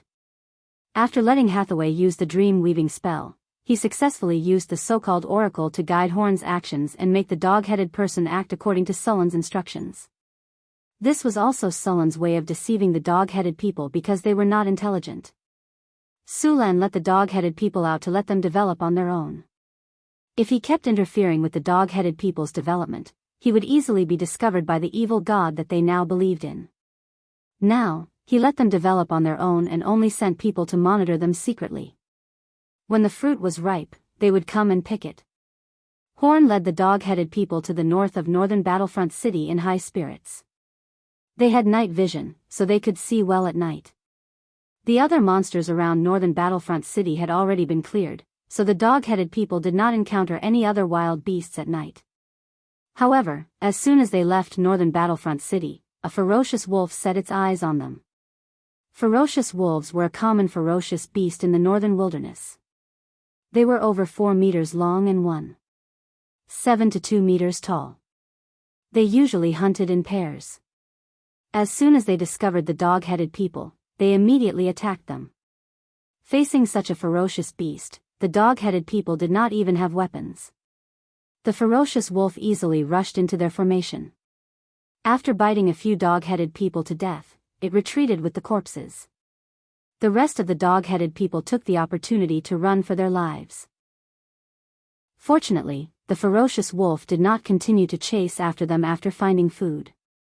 After encountering the ferocious wolf, the dog-headed people did not encounter any other monsters for the rest of their journey. When the sky gradually brightened, the dog-headed people arrived at a secluded valley. The valley was shaped like a horn.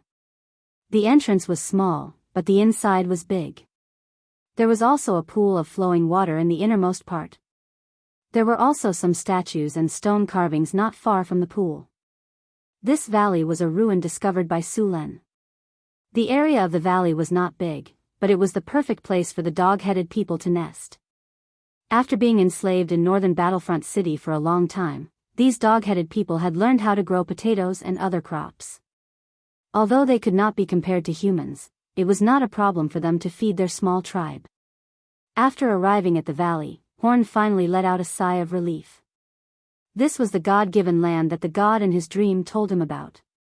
After arriving at the valley, all the dog-headed people quickly began to build under Horn's command.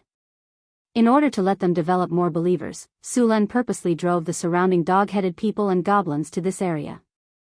As the evil god's priest, Horn naturally absorbed these goblins and dog-headed people. At this rate, this tribe that believed in the evil god would rapidly grow. Chapter 431. The evil god known as the Heartless had lost a divine power clone to Sulen last time. Not only did he lose a lot of divinity, but he also killed all his believers. Su Len helped him develop more believers this time in order for him to descend again. Now, he had a few hundred kobold believers. Although the number was not high and the quality was poor, as long as they were given time to develop, it would not be long before the heartless evil god church grew stronger again. By then, a blood sacrifice would be enough to lure the evil god down. Then, my lord, I have sent people to keep an eye on them as you instructed, a drow said respectfully. Be careful not to be discovered by them. Pay attention to their movements and report to me at any time, Su Len said with a nod. Su Len stayed in Northtown City for 3 days before returning to Sanfilto City with Hathaway. This time, Hathaway came here to build an elemental pool and a teleportation portal in Sanfilto City. The elemental pool and the teleportation portal were not cheap. It would probably cost a few million kinnar to build. Fortunately, the kingdom's treasury in Sanfilto City had not been robbed. There were almost 1 million kinnar in it. In addition to the treasury, Su Len also plundered a lot of kinnar from the exterminated nobles. These nobles had a history of more than a dozen generations. They were all very rich. Their combined wealth was more than the royal family's wealth. Although some of it was used for the demolition and sanitation in Sanfilto City, there were still a few million kinnar left. It was just enough to build the elemental pool and the teleportation portal. After returning to Sanfilto City, Su Len and Hathaway found Phyllis. Although he had not been here for 3 days, the nobles in Su Len's city were very obedient. Sullen's previous massacre had frightened them. Even if he was not here, the nobles would not dare to do anything. You mean you want to build a teleportation portal and an elemental pool here? Phyllis's eyes lit up. Yes, I'm going to build a teleportation portal between here and Northtown City, Su Len said with a nod. There are a lot of magic materials in the royal treasury. I'll open the treasury in a moment, Phyllis said. Su Len nodded. Although he had a kinnar, it was not easy to get the materials needed to build a teleportation portal with kinnar. It would be best if he could find it in the treasury. Oh, right. A wizard came looking for you the day after you left. Phyllis suddenly remembered something. Wizard? Su Len and Hathaway were confused. He didn't have much interaction with wizards here. Phyllis nodded. They claimed to be from the Emerald Tower. Emerald Tower. Hathaway, do you know this Magus organization? Hathaway nodded and said, the Emerald Tower is a medium-sized wizard organization. There are 5 great wizards in it. If it weren't for the fact that there are no legendary wizards, they would have been classified as a large wizard organization. But this kind of wizard organization usually doesn't have too much contact with the secular world. What are they going to do with Su Len this time? I heard that when the first prince and the second prince were fighting for the throne, the first prince had the support of some wizards. But because of some unforeseen circumstances, the 3 princes went to heaven together. Could this Emerald Tower be a wizard organization that had contact with the first prince? Su Len suddenly said. That's possible. Hathaway nodded. But don't worry.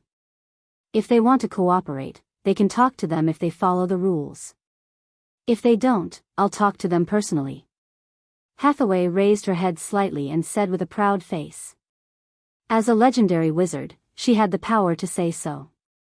Did those wizards leave their contact information? Send someone to tell them that I'll meet with them in 2 days, Su Len said. The construction of Sanfilto City was going very smoothly. The city's sanitation was being renovated very quickly. Now, there was very little garbage in Sanfilto City. Most of the roads had been replaced with gravel roads or stone slabs. The old and dirty slums had also changed greatly. The original shacks were all demolished, and houses were rising from the ground. Other than these, Sullen's construction of the city's water supply system was also progressing. In order to ensure the water supply of the entire city, it was not enough to rely on just one water tower. Su Len divided the entire city into districts, and then built 1 or 2 water towers in each district to supply water. Su Len had already completed the blueprint and divided the districts. The water towers were already under construction. The water towers were made of iron armor and were in a triangular shape. When it was completed, a layer of stone would be wrapped around the tripod. At the top of the tower was an iron bucket with a diameter of 3 meters and a height of 4 meters. The iron bucket was made of ordinary metal, but the metal had been treated with a special spell to become rust-proof. There was also a rune circle inside the water tower that would generate a whirlwind rune to draw water from the underground or the river to the tower. Other than these functions, the tower also needed to be engraved with a purification rune circle to purify the water before it could be drunk. In this way, each water tower would need to be connected to the elemental pool and be powered by the massive energy of the elemental pool. Other than these, the water pipes also needed to be treated with anti-rust treatment. Hathaway had made a kind of anti-rust paint before. As long as it was applied to the metal pipes, they would not rust. Other places could be left alone, but the palace needed to be installed as soon as possible. On the third day after Sullen's return, 2 wizards came to see Sulen. Sulen asked someone to bring them to the palace. "Hello, Your Majesty." A tall wizard bowed to Sulen. "Welcome to Sanfilto City." Sulen smiled. "Please have a seat." The 2 wizards sat down, and the leading wizard continued, "In less than 2 months, Sanfilto City has changed a lot from the last time I was here. I've traveled to many cities before, but most of them were filled with a foul smell. The roads were muddy, and there was garbage everywhere. It was completely different from the current Sanfilto City. Your governance is the best I've ever seen. This is nothing. If you've been to my territory, Northtown City, you wouldn't be surprised." Sulen smiled. "I heard you supported His Highness before. I remember wizards don't interfere with the common world. Why did you break the rule this time?" The 2 wizards looked at each other and said, "We supported His Highness because of a deal." "All right." Sulen shrugged. "It was just an unspoken rule." "Then, may I know why the 2 of you want to see me?" The leader hesitated for a moment and said, "We would like to make a deal with His Majesty the King." "What kind of deal?" "Let's hear it." Sulen was interested. "It's simple.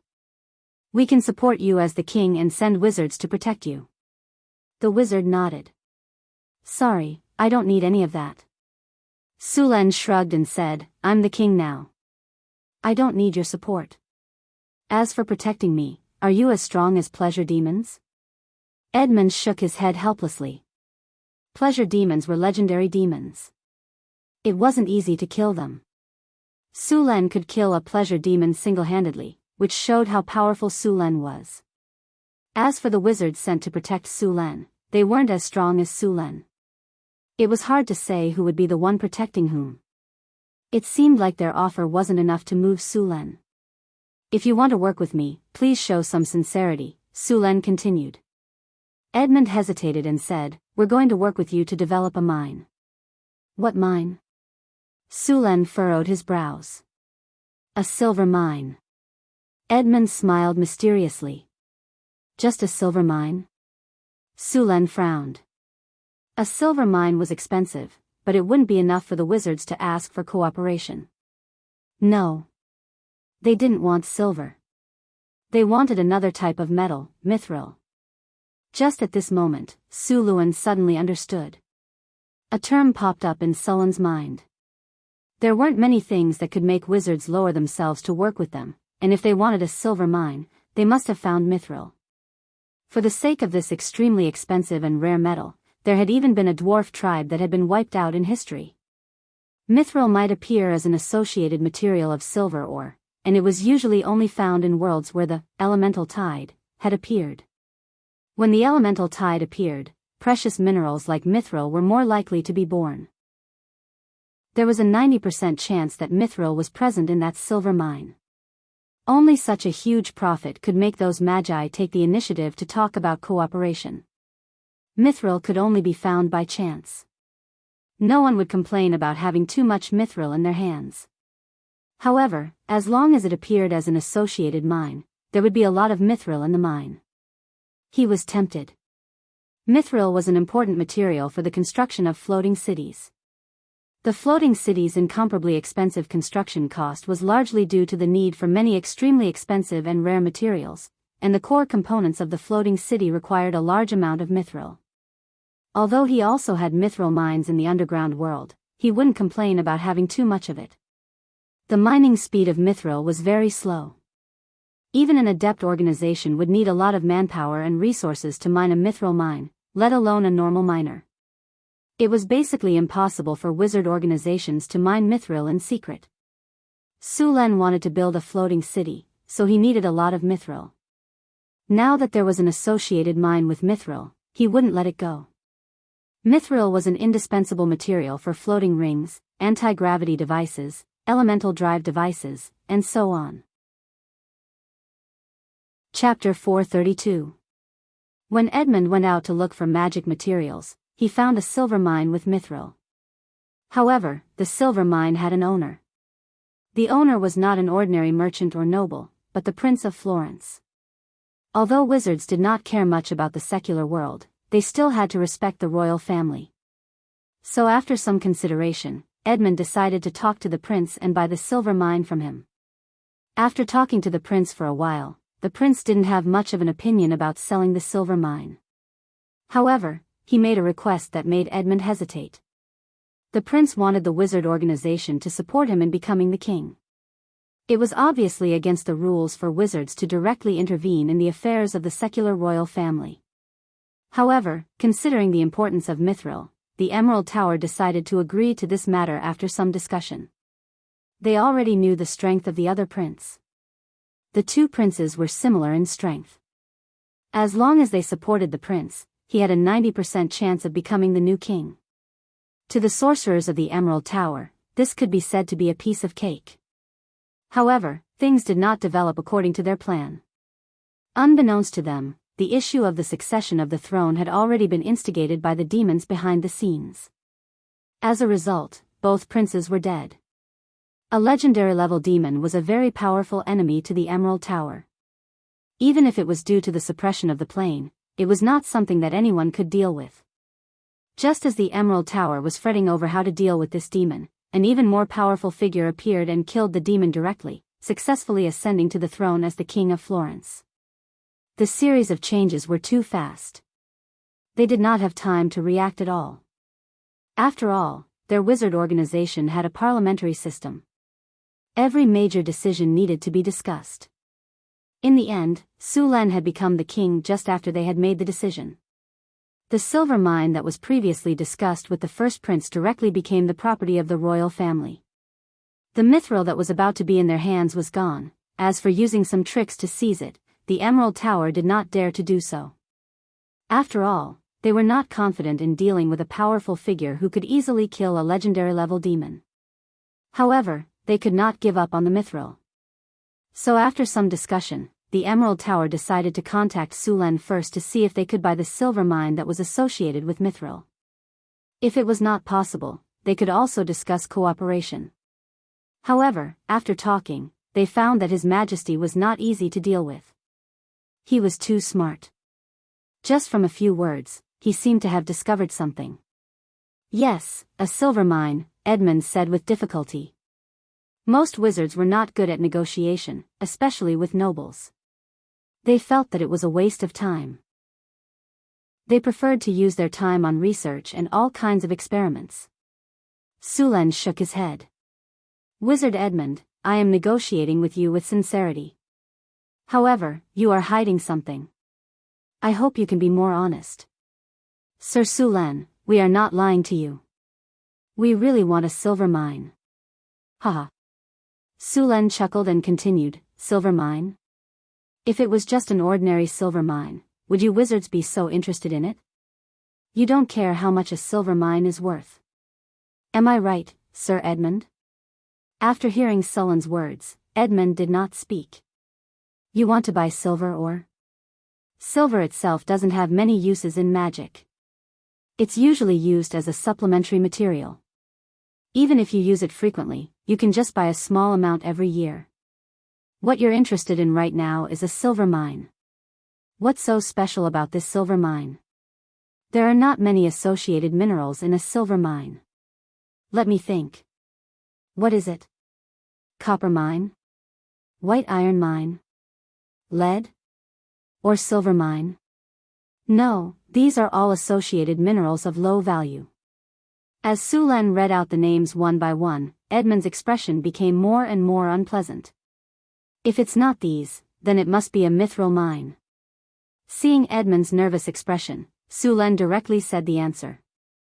At this moment, Edmund's expression changed drastically. After seeing the change in his expression, Sulen knew that he had guessed correctly. Looks like I guessed correctly. It is a silver mine with associated mithril. Sulen said directly. Edmund and the other wizard were silent for a moment before saying, Sir Sulen, since you already know, then you should know how important mithril is to us wizards. I hope you can cooperate with the Emerald Tower to develop this silver mine. Since the silver mine is in my territory, why should I share it with you? Sulen chuckled. Sir Sulen, mithril is not as easy to extract as you think. Edmund shook his head and said, also, if you are willing to share this mithril mine with us, then you will gain our friendship. Sulen knew how difficult it was to extract mithril. It was said that this metal was first extracted by the dwarves, but the dwarves' method of extracting mithril was very troublesome. The mithril mined in the underground world in northern town would take at least a week or more to extract, and the amount extracted was very limited. As for the mithril ores that were refined by wizards, the production and speed had indeed increased. However, only Hathaway and Alex knew how to refine mithril ores. It would take too long to extract mithril, and both of them had things to do. They couldn't spare a lot of time to extract mithril. At this moment, Hathaway walked out from the back of the palace. Sulen, the things on this list are missing. We need to order them quickly. All right, I'll send someone to buy them later. Sulen said with a smile. Are they your guests? Hathaway glanced at the two wizards and asked. Yes, they want to develop mithril with us. Sulen nodded. Hathaway's eyes lit up when she heard about mithril. She immediately looked at Edmund and Alex. Mithril. You found a mithril mine? A powerful aura surged towards them, and the pressure on Edmund and Alex doubled. They couldn't help but break out in cold sweat. However, at this moment, they were sure that this extremely young witch in front of them was a legendary figure. They were shocked beyond words. Greetings, esteemed witch. We did find a mithril mine. Really? Hathaway looked at Sulen. Sulen nodded. That's great. It's a mithril mine. Calm down, Hathaway. The mithril mine is right there. It won't run away. Sulen comforted her. He then pointed at the two wizards in front of him and said, Let me introduce you. These two are wizards from the Emerald Tower. This is Sir Edmund, and this is Sir Frank. This is my wife, the chief wizard of the Northwind Duchy and the Kingdom of Florence. Her name is Witch Hathaway. It's an honor to meet you, Witch Hathaway. After hearing Sulen's introduction, Edmund and Frank quickly bowed respectfully. Hathaway nodded slightly at the two. The two wizards were not dissatisfied with Hathaway's attitude. It was already good enough that a legendary wizard greeted them.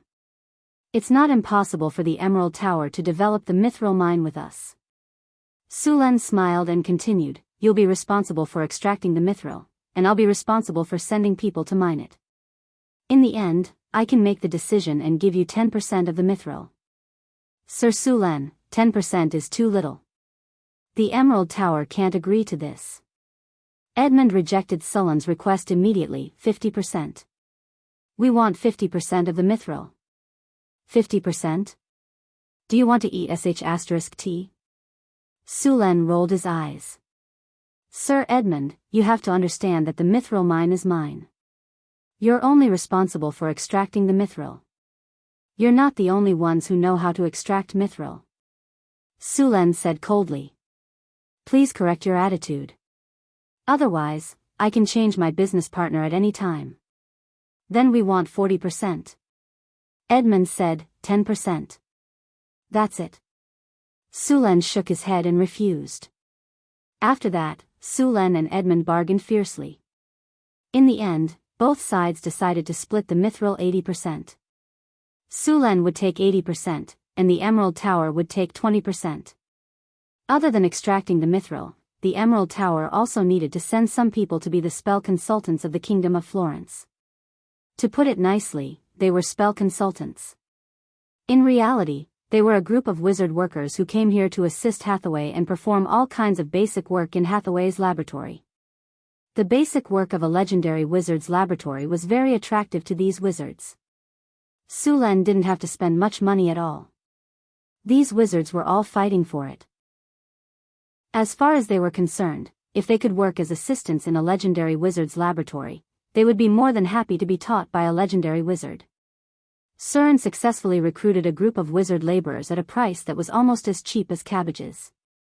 With these workers, many of the transformation plans in Sanfelto City could be carried out. With them, the construction of various runic matrices would also be easier, which would greatly reduce Hathaway's workload. Other than these benefits, Sulen and Hathaway agreed to participate in the Emerald Tower's academic exchange. At the same time, they could also buy various magic materials through the Emerald Tower. Even the Emerald Tower's spell knowledge could be exchanged for equivalent value. Of course, although they said that they wouldn't keep the precious spell knowledge, they would definitely keep some of it. Sulen and the others would do the same. Even so, they could still exchange for a lot of new spell knowledge. Chapter 433. After discussing the distribution agreement, the higher-ups began to discuss more details. The workshop to refine mithril had to be built in Sanfelto City. Anyone who entered the city would have to go through a strict ascension process. The reason for this was to prevent the wizards from embezzling the mithril during the refining process. The mithril mine that Edmund discovered wasn't far from Sanfelto City. It was about 50 kilometers to the southeast of Sanfelto City. It was a mountain range. Not only did it have a silver mine, but it also had iron, copper, and coal mines. It could be said that it was an important raw material base for Sanfelto City. There was a small town at the foot of the mountain. It had no name, but it was called Quarryton because it was at the foot of the mine. Now, in just a week, this small town had become overcrowded. A large number of miners came from Sanfelto City. These miners were originally residents of the slums. They were originally building the city, but Sulen specially transferred some of them to mine. Due to the blast furnace, the iron ore consumption in Sanfelto City had increased by several times. In order to increase the supply, they had to increase the iron ore production. Most of the miners were sent to the iron ore factory. Sulen and Edmund came to Quarryton together. The silver mine where they discovered mithril was also here. Silver and mithril seemed to have mutated due to the special environment and energy. The physical and chemical properties of mithril had changed dramatically. According to the research left behind by the Arcane Empire, mithril was the product of the mutation of the silver element in the Earth's crust. It usually only appeared in the world or plane where the elemental tide had occurred. The distribution of mithril was irregular and very rare, but it was distributed all over the continent. However, the content of mithril was very low. Only those who were lucky could find it. The most famous description of mithril was that it was as strong as a dragon's scale and as light as a feather. However, even though mithril was extremely strong, it was still half as heavy as iron. It was an exaggeration to say that it was as light as a feather. Mithril was only 1/3 as heavy as silver. The real value of mithril was its amazing ductility and magic conductivity. It would never fade after refining, and its physical properties were extremely stable. It was the metal with the highest magic conductivity among all the known metals and alloys. Magic runes made of mithril could be used for thousands of years without worrying about natural wear and tear. Once in the Arcane Empire, there was a mithril mail armor. This mail armor had a strong defensive power and was very light. Every buckle on this mail armor was engraved with runes. In addition to having a strong defensive power, it was also enchanted with many powerful spells. It was one of the few powerful armors that would not interfere with the wizard's spellcasting.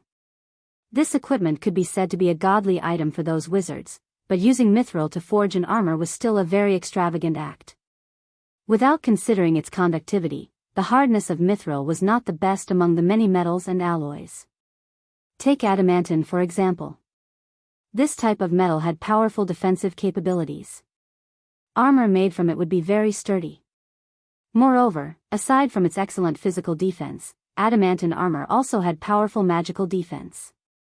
Adamantine armor could also be used to make weapons. Weapons made from adamantine armor were very sharp. They could directly ignore 20 points of defense, and ordinary heavy armor would be easily pierced. Its value was not much lower than that of mithril. Sulen brought many workers to Quarryton. After a day of rest, they went to the silver mine located in the mountains. This silver mine was only discovered in San Felto a few years ago. It was only considered an above-average mine in the Kingdom of Florence. Of course, Sulen did not care how much silver was produced here. After all, the price of 1 ounce of mithril could easily buy several tons of silver. Sulen looked at the silver mine in front of him. The surroundings of the silver mine were very simple. The whole mine was surrounded by a 3-meter-high wall. There was a row of simple and low houses next to it. The living conditions were very poor. On the other side of the wall was a luxurious 3-story villa. There were only 3 mines in the mine, and there were only about 200 miners. They were bone-thin slaves with expressionless faces. They looked like they could be blown away by a gust of wind. There were also a large number of strong guards patrolling around the mine. Sulen patrolled the mine expressionlessly. The manager of the mine followed him carefully. "Your Majesty, this silver mine can excavate about 10 tons of ore every day. After refining, we can obtain about 30 kilograms of silver." The manager of the silver mine, Hard, moved his rotund body with a fawning expression on his face. His rotund body was squeezed by the clothes on his body, causing people to worry that the buttons on his clothes would burst open in the next second. "Your Majesty, it's very windy outside. Why don't you wait in the office?" Sulen looked around the mine and nodded. "Okay, send someone to send over some of the ores from the silver mine." "Yes, Your Majesty. I'll send someone to do it right away." After sending Sulen and the others to the villa, Hard immediately sent someone to collect the silver ores.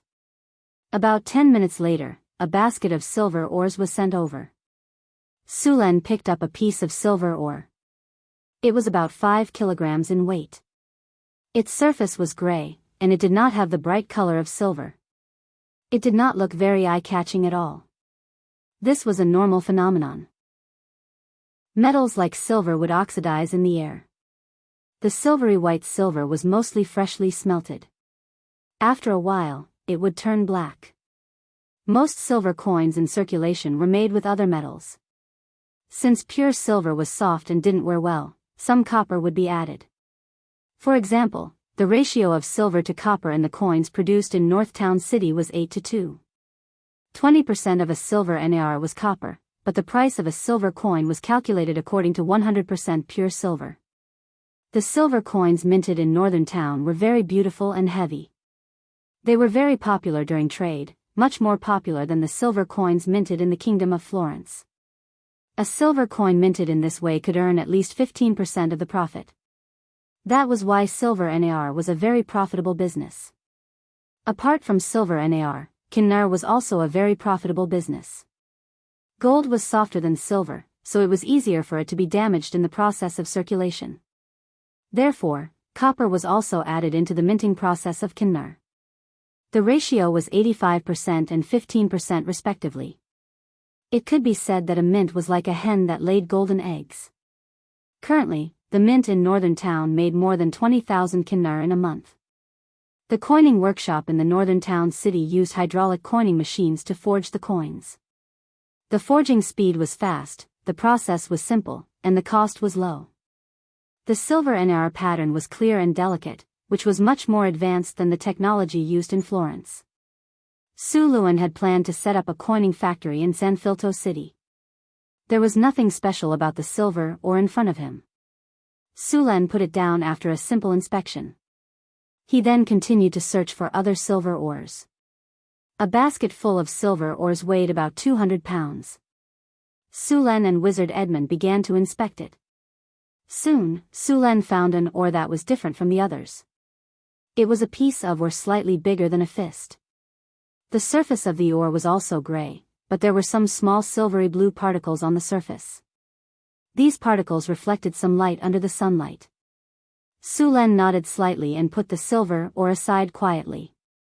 He then continued to search among the other ores. 200 kilograms of ores was not a lot. After about 15 minutes, all the ores had been checked. The two of them found 3 pieces of ores with silvery blue granules from the pile of ores. The total weight of these ores was only about 5 kilograms. These ores were naturally mithril ores, but the amount of mithril in them was pitifully small. This was basically the normal distribution of mithril ores. Legend had it that a single mithril vein was discovered in the era of the Arcane Empire, and the amount of mithril in it was unbelievable. Because mithril ores were very scattered and rare, it was possible to excavate all the mithril in such a silver mine, and the final amount of mithril ores would only weigh a few dozen pounds.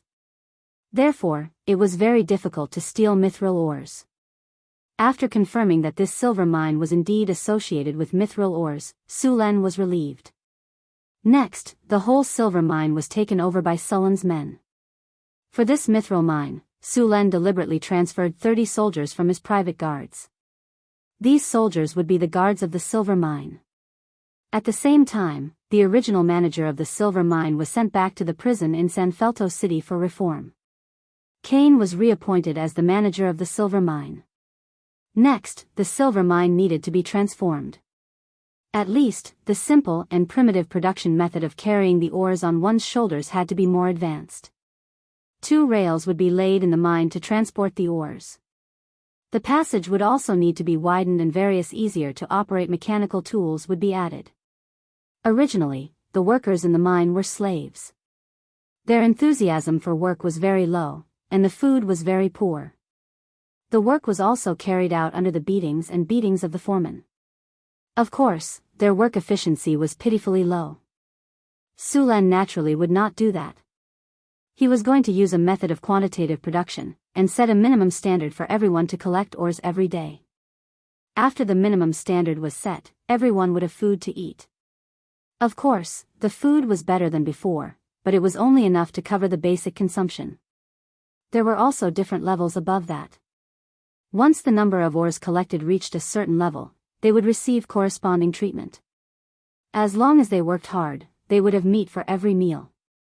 In addition to these, Su Len also stipulated that as long as the workers worked in the mine for 3 years and collected a certain amount of ores during this period, they would be able to obtain the status of a free person and be rewarded with 10 silver nars. P.S. 2 more updates, please subscribe. Watch pirated versions. Chidian books can now earn money by watching advertisements. You don't have to spend money. Chapter 434. As for Sullen's reforms, the slaves in the mine were only slightly agitated, but they soon calmed down. On the other hand, the poor people who came with Su Len were all very happy. They were very convinced by Sullen's conditions. This was mainly due to Sullen's previous policies. These poor people were different from the slaves. They were paid according to the amount of silver ores they mined every day. Although the slaves were skeptical of Sullen's words, they became more energetic when the sumptuous meal was delivered in the afternoon. Next, Su Len ordered people to rebuild the miners' dormitory. The camp that was originally as simple as a shack was directly flattened. If he wanted the workers to work hard, he had to make sure they were paid well. Those who didn't talk about salary and only talked about sleeping together with you were completely acting like hooligans. As long as the salary were enough, it was not a problem. The ores collected in the mine would be sorted. The normal silver ores would be transported to the smelting factory according to the previous procedures. The silver ores with silver blue particles would be sent to San Felto City. Then, these mithril ores would be handed over to the wizards to be refined. The original manager of the silver mine, Hard, was reassigned to the silver mine as the production team leader after going through a round of ideological re-education in prison. Although this guy was a little greedy, Su Len had checked the previous production records.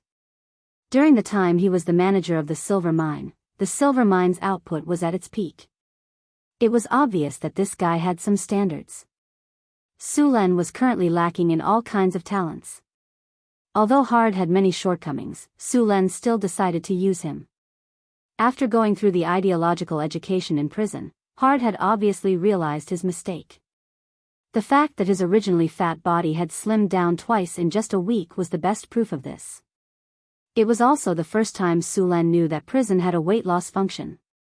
For the sake of Hard's health, Su Len had decided to let him experience it once every 3 months. Hard would surely be grateful if he knew that Su Len was so concerned about his health.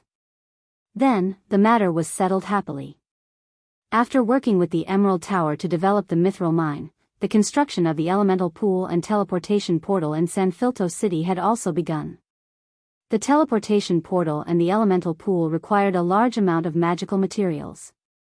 After working with the Emerald Tower, most of these materials could be obtained from the Emerald Tower. Of course, the Emerald Tower would not sell those precious magic materials.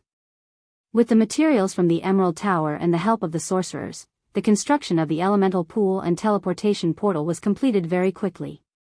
The smooth marble floor was very beautiful. In the middle of the hall, there was a pool with a diameter of about 6 meters and a depth of 1 meter. The pool was seamless, as if it was a hole. A large number of runes were engraved around the pool. This elemental pool was located on the nodes of the surrounding earth veins. The entire elemental pool was plated with a layer of thorium. Thorium was an alloy created by the Arcanists to replace mithril.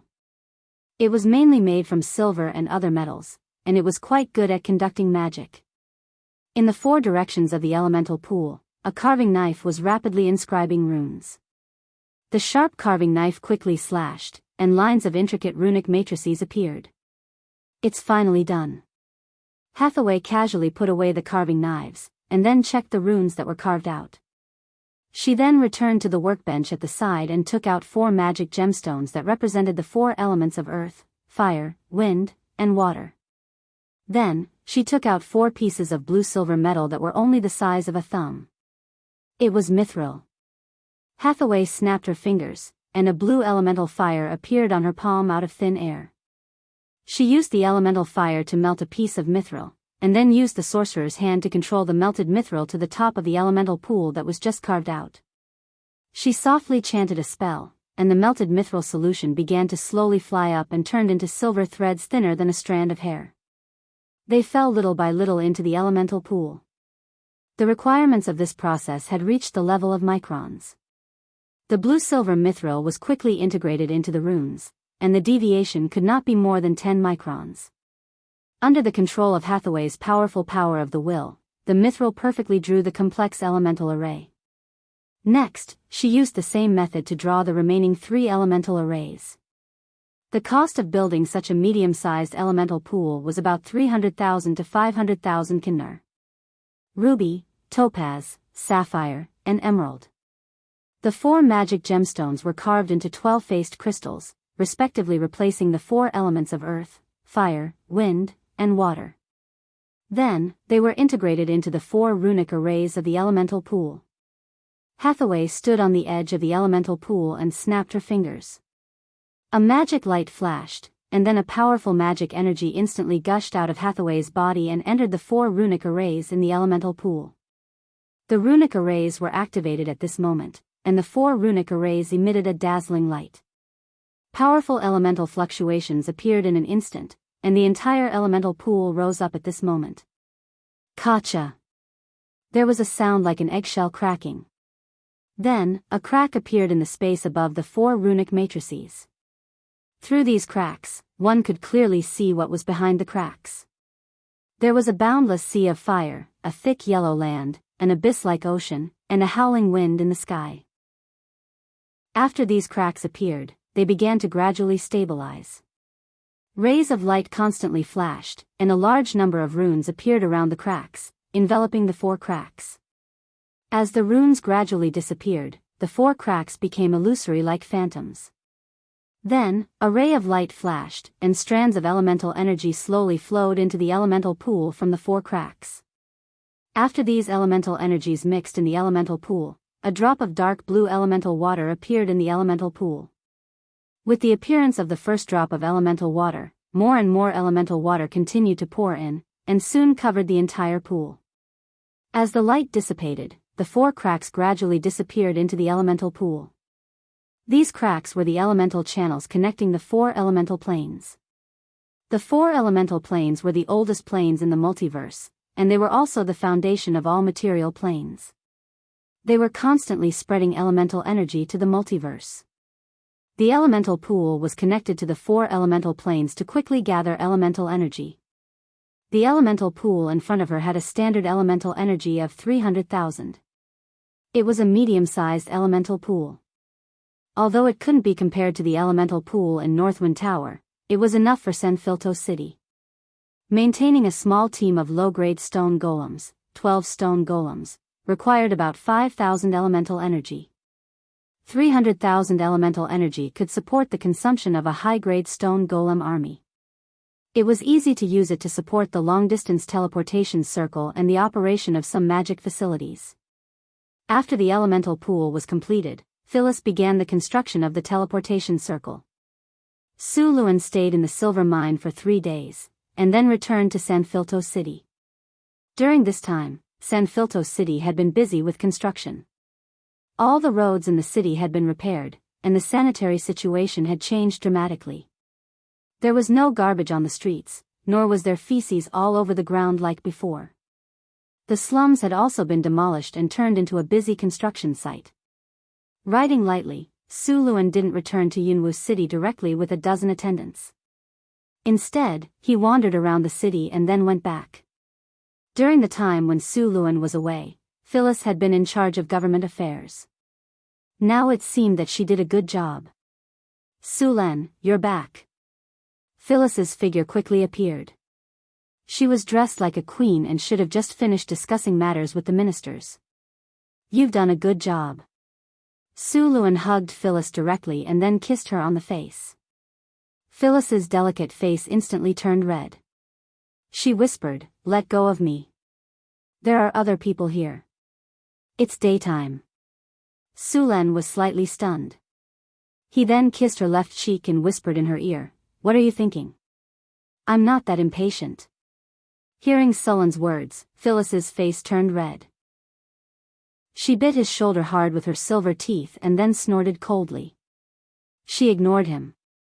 Su Len rubbed his shoulder with a bitter face and then pulled Phyllis back to the palace. Did the Emerald Tower's magi behave strangely? Su Len asked. Hearing Su Len asking about serious matters, Phyllis didn't show any expression and directly replied, "The Emerald Tower's magi are following Sister Hathaway. Some of them are enchantment on the water pipes and the water tower reservoir. Many of them are following Sister Hathaway to engrave runes. Seems like they're quite obedient." Su Len nodded. "Oh right, the elemental pool has been built. Sister Hathaway said that it's a waste to only use the elemental pool to support the operation of the teleportation portal. She wants to build a Magus Tower here." Su Len frowned. "The cost of building a Magus Tower is too high. We've been spending money like water recently. The treasury can even run horses." Su Len frowned. Of course, he knew the purpose of a Magus Tower. However, the scale of the business now was too big, and the funds were a little tight. It would be very difficult to build a Magus Tower. It's not a Magus Tower like the one in the northern city. It's a small Magus Tower. Phyllis said. The construction cost of the northern town's Adepts Tower alone was several million gold nars. The total cost of the whole thing was over 10 million gold nars.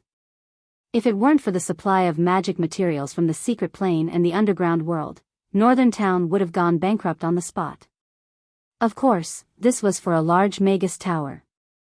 The cost of a small Magus Tower was much lower. Many magi built a small Magus Tower after becoming a great Magus. The tower was no more than 30 meters tall, and the cost was about 1,000,000 kinnar. After all, not all magi had the support of a financial backer like Su Len. Chapter 435. There were 3 types of wizard towers, the largest of which was the kind built in North City. In the era of the Arcane Empire, this kind of large wizard tower was usually used as the control center of the floating space city. That was to say, this kind of wizard tower was usually upgraded into a floating space city. Of course, because now, the technology of building the floating space city had long disappeared in the dust of history. Perhaps there were still some floating space cities in some remote corners of the multiverse. After all, the Arcane Empire was not completely wiped out in the war. The Arcane Empire was an empire in name, but in fact, it was a bit like a city-state autonomy. Each floating space city was an arcanist organization.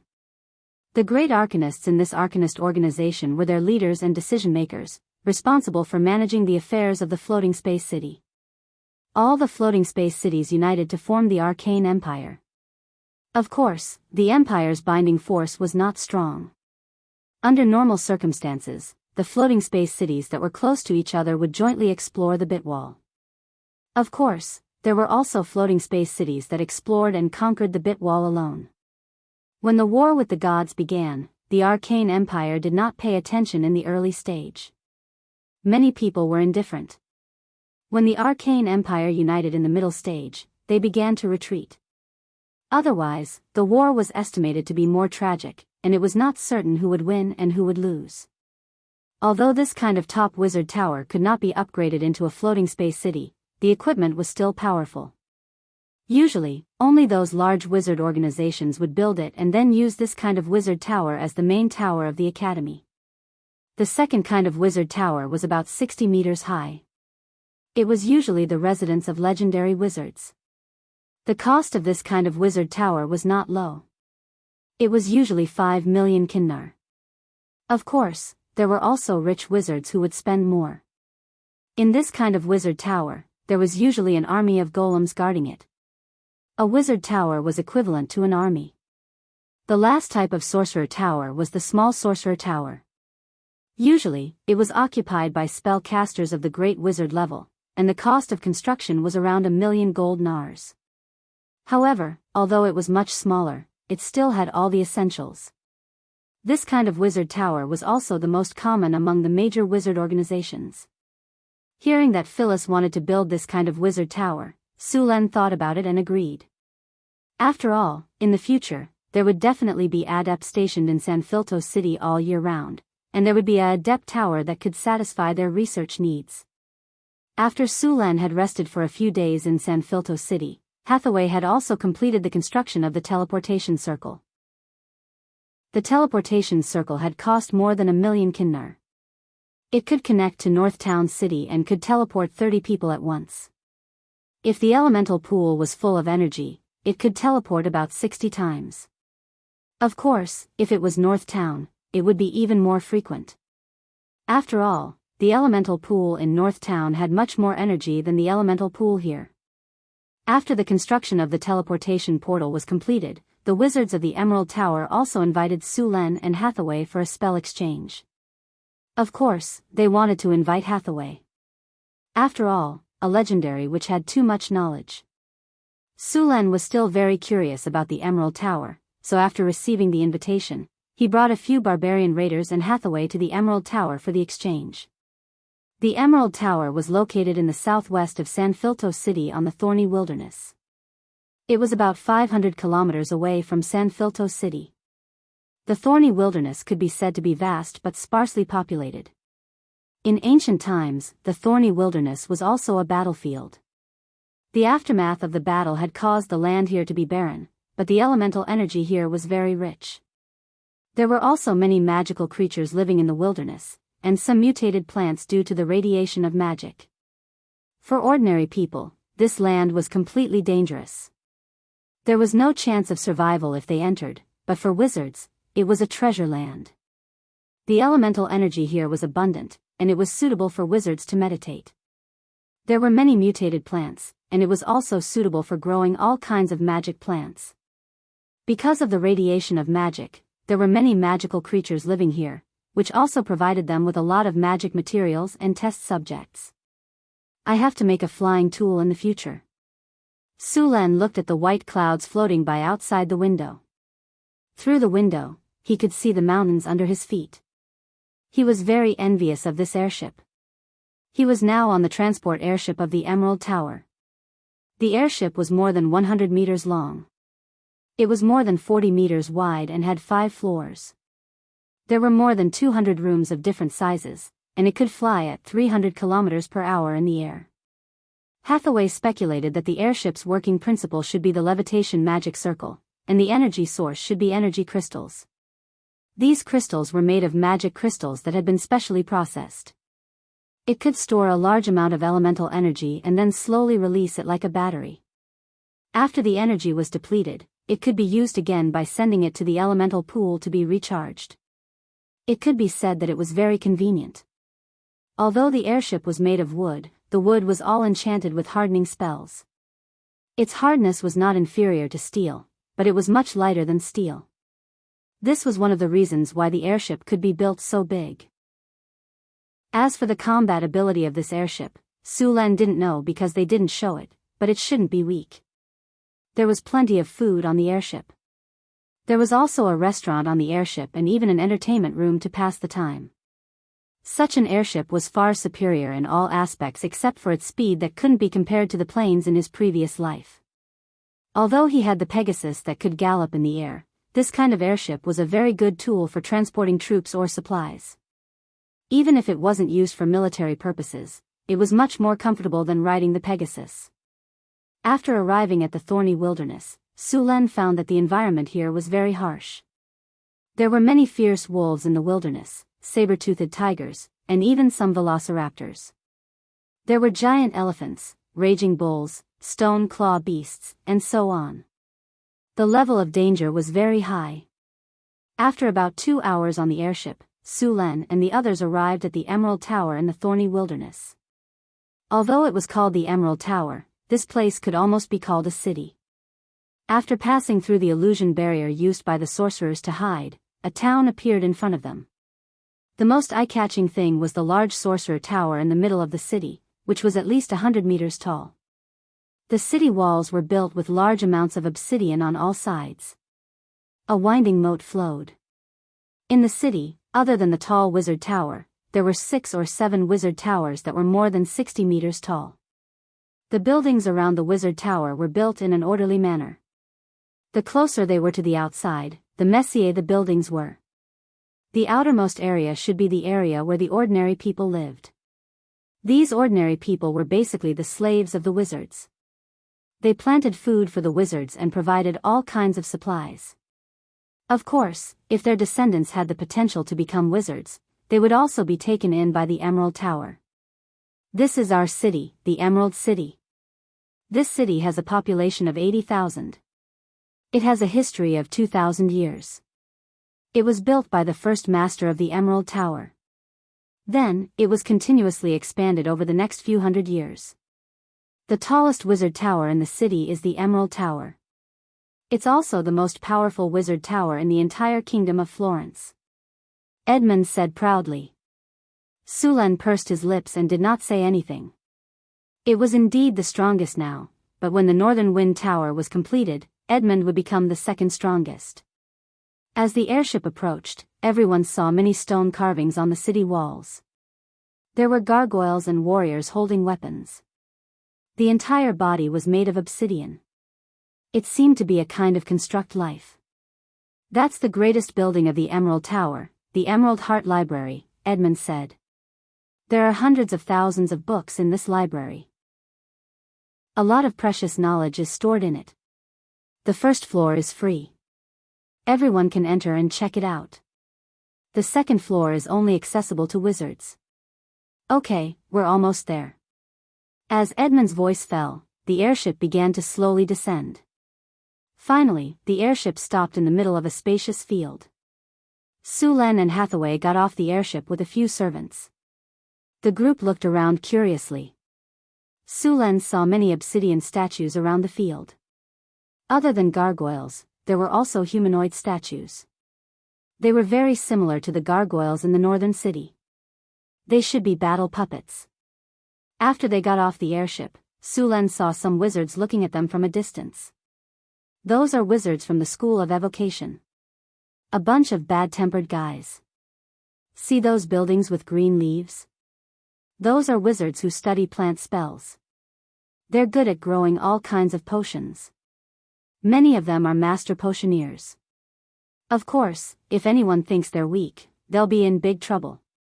Edmund then introduced a few other schools of wizards. Sulan was very interested in these schools. Under Edmund's lead, Sulan and the group came to a house. This is where you'll be staying.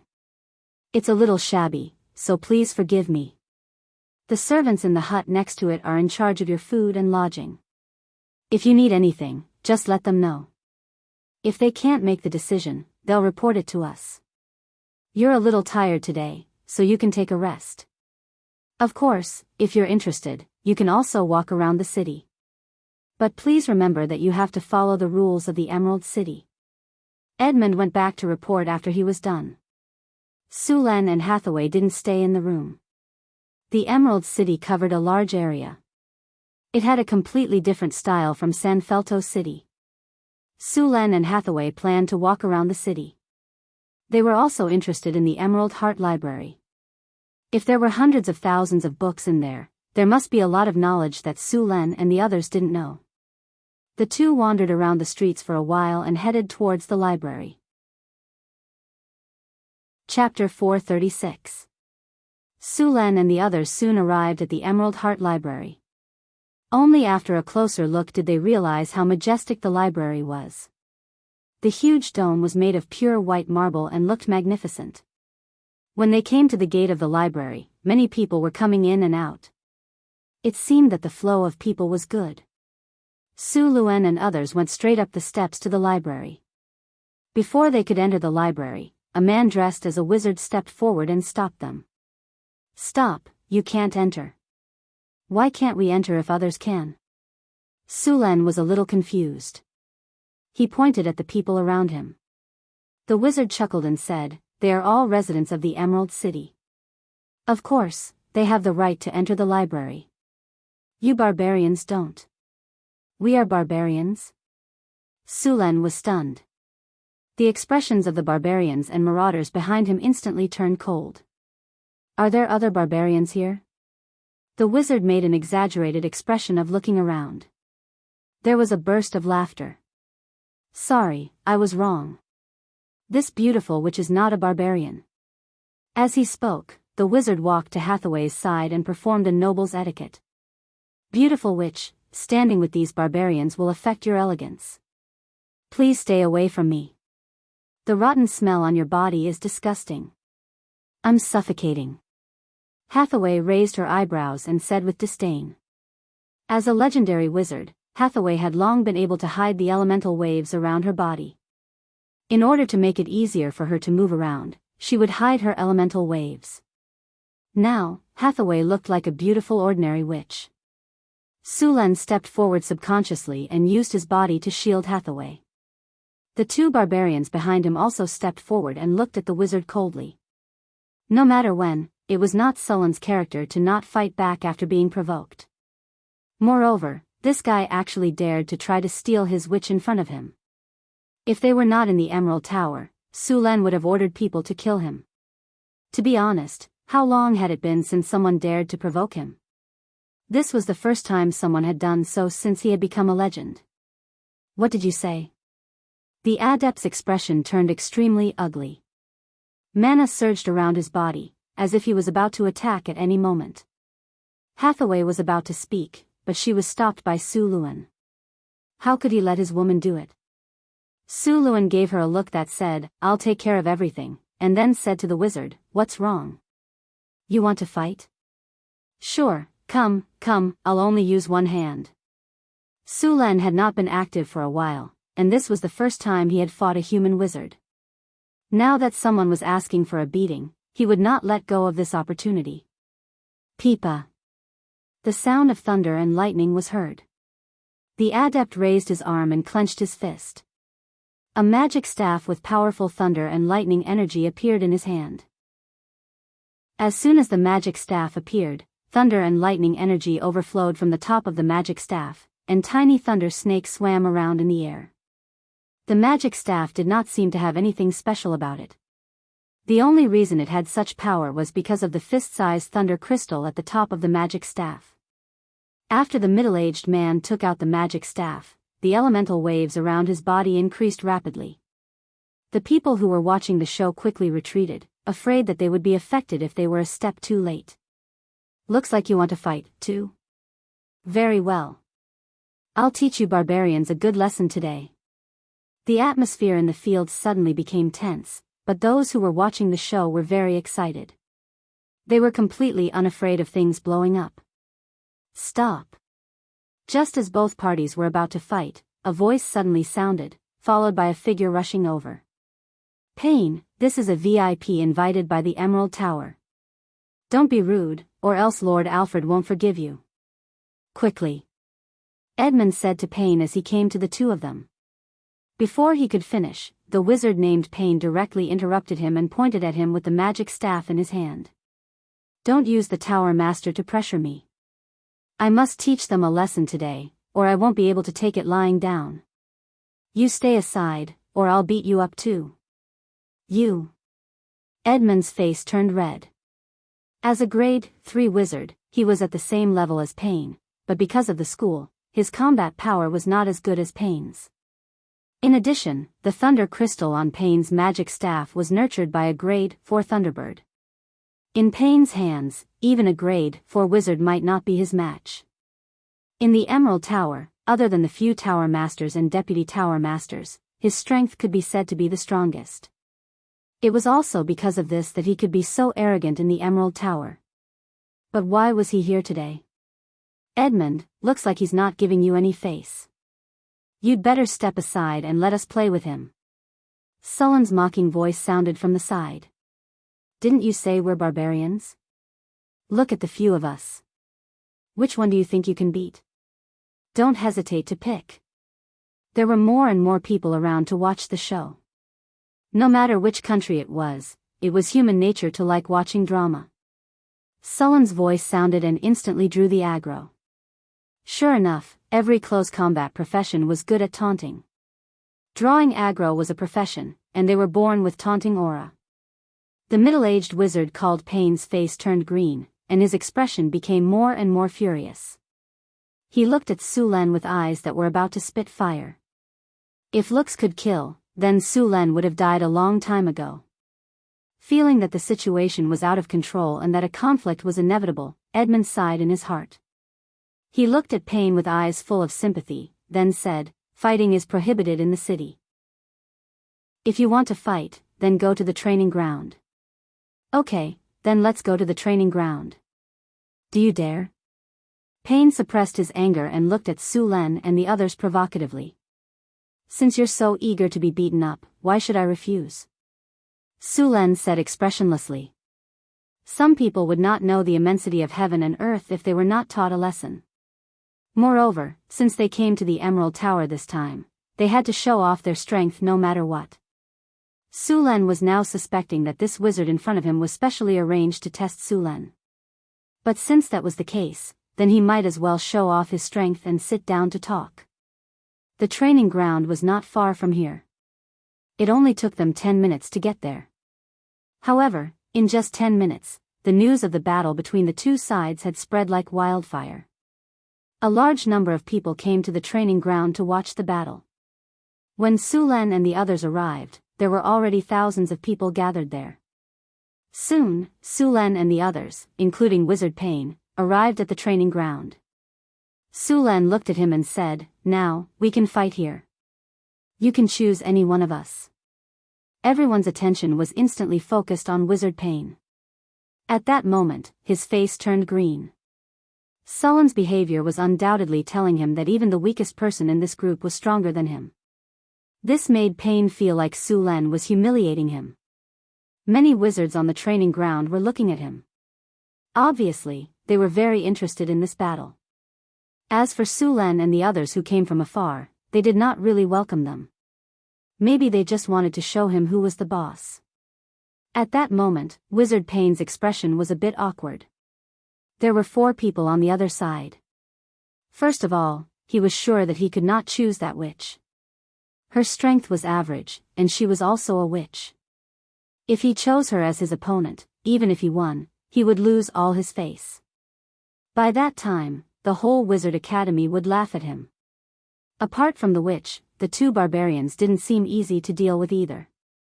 They were over 2 meters tall and gave off an oppressive aura. He also saw the complex inscriptions on their bodies. Although he didn't know what the inscriptions were for, the magic power they contained wasn't weak at all. It seemed like the easiest one to bully was Su Len. Although he looked strong, he was much weaker than the two barbarians. Also, he did not have those mysterious runes on his body. Although his body had mana waves, it was much weaker than Abel's. Also, he seemed to be the one with the highest status in this team. The two barbarians had been guarding him all this time. This meant that his strength was not that strong, but his status was very high. No need to choose. You are the one. Weren't you very happy just now? This time, I will teach you a lesson. After Payne calculated the pros and cons in his mind, he immediately made up his mind. The situation on Sullen's side became a bit strange. Everyone looked at each other and then looked at Wizard Payne with sympathy. Payne was still very strong. If he didn't choose Su Len or Hathaway, either of the two barbarians would have to put in a lot of effort to win against Payne. However, Payne had chosen Su Len. It was obvious that Wizard Payne was a wizard who specialized in the element of lightning. Su Len was most familiar with the element of lightning, not to mention that he also had the lightning domain. Lightning attacks might be hard to deal with for others, but for Su Len, it was just a piece of cake. Hathaway winked at Su Len and whispered, "This is going to be interesting." This idiot chose Su Len. He probably doesn't know that Su Len has mastered the lightning domain. When the time comes, his strongest attack will be useless against Su Len. I can't wait to see his face. Su Len had a serious expression on his face. He then said happily, "Hathaway, you have learned bad things." As for Wizard Payne, Su Len didn't even put him in his eyes. A wizard who had not even touched the edge of legendary might not be able to break through his defense. Chapter 437. Just when Su Len and Hathaway were whispering to each other, Wizard Pine urged, "Hey, what's wrong? Are you going back on your words?" Su Len shrugged and went up to the stage. Since someone was asking for a beating, Su Len had to fulfill his request. Both sides stood in the middle of the stage. Su Len nodded slightly and said, "Go ahead. You want me to make the first move?" Seeing Sullen's posture, Pine said in surprise. Su Len nodded, "Go ahead, or you won't have the chance to do it." Fine, fine, fine. If that's the case, don't regret it," Pine said while gritting his teeth. After he finished speaking, the thunder scepter in Wizard Pine's hands suddenly shone brightly. Countless lightning bolts exploded from his body, and a strong wave of elemental energy appeared in the middle of the training ground. The faces of the wizards around the stage changed. Although Wizard Pine was arrogant in the Emerald Tower, and a lot of people hated him, his power was still there for everyone to see. Right now, Wizard Pine was going to go all out and kill that person directly. Boom! With a thunderous roar, a black cloud appeared in the sky. A large amount of lightning was constantly churning within the black cloud, bringing with it a strong sense of oppression. The entire training ground was completely enveloped by the black cloud. The churning thundercloud gave people a feeling that the end of the world was coming. Berserk thunder spell? The wizards on the stage changed their faces. I didn't expect Pine to be this powerful already. Another wizard couldn't help but say. Right now, he's only one step away from becoming a rank 4 wizard. It's the wild thunder spell. That kid on the other side is in trouble. Will Payne electrocute him into charcoal? A slightly mocking voice came from the high platform, and a pretentious and hypocritical expression appeared on his face. This is your strongest attack? Su Len raised his head and looked at the thunder cloud in the sky. Interesting. Su Len could easily cast a lightning attack of this level. It would be very difficult for this kind of power to hurt him. It was basically charging him up. It's not too late for you to beg for mercy. After I attack, I won't be able to stop even if I want to admit defeat. As long as you kneel down and beg for mercy, I'll let you go. Pine continued. Cut the crap. Hurry up, I still want to eat. Su Len waved his hand and said with a hurry up expression. All right, if you want to die, then I'll grant you your wish. Thunder spell. Boom. Numerous thunderbolts instantly struck down from midair. A dazzling thunderbolt streaked across the sky, illuminating the whole training ground. In the blink of an eye, the thunderbolt struck Su Luen hard. The thunderbolt did not dissipate, and then the sky was filled with thunderclouds. Before the first thunderbolt dissipated, another thunderbolt struck down. The powerful thunderbolt made people tremble with fear, and the whole training ground was awed by the power of the thunderbolt. Boom! Thunderbolts kept striking down. After 5 consecutive thunderbolts hit Su Luen, the thunderclouds in the sky slowly dissipated, and a large number of cracks appeared on the surrounding ground. As a training ground, the ground here was specially reinforced. Even so, it was damaged by the continuous thunderbolts just now. Burp. At this moment, a sound came from the lightning. In the next second, all the lightning disappeared. Su Len appeared on the high platform of the training ground, unharmed. He even burped. Chocolate flavor. Not bad. Su Luen stretched and said. At this time, there were still a lot of lightning jumping around his body, but soon they disappeared into his body. His body did not suffer any harm, and even his clothes were intact. The adepts in the stands were all dumbfounded when they saw the scene on the training ground. How is this possible? Am I seeing things? He's fine. That's it? Seeing the lightning disappear, Su Len glanced at him. Since you're done attacking, it's my turn. Lightning exploded on Sullen's body, and he appeared in front of Pain in an instant. He then punched out. His fist was filled with powerful lightning energy, and it smashed towards Pain. Whoosh! Whoosh! Bang! Rays of light flashed, and 3 to 4 protective spells appeared on Pain's body. However, as soon as these protective spells appeared, they were hit by Sullen's lightning fist. These protective spells were like balloons, and they broke one by one under Sullen's attack. These protective spells did not even last for a second. Sullen's fist landed directly on Pain's chest. Wizard Pain was sent flying, and there was a clear fist mark on his chest. Boom! Pain's body crashed to the ground. He did not even make a sound before he fainted. Su Len had shown mercy this time. Otherwise, with his strength as an advanced legend, he could have easily killed Pain with one punch.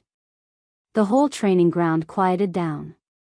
After about 3 seconds, the stands were in an uproar.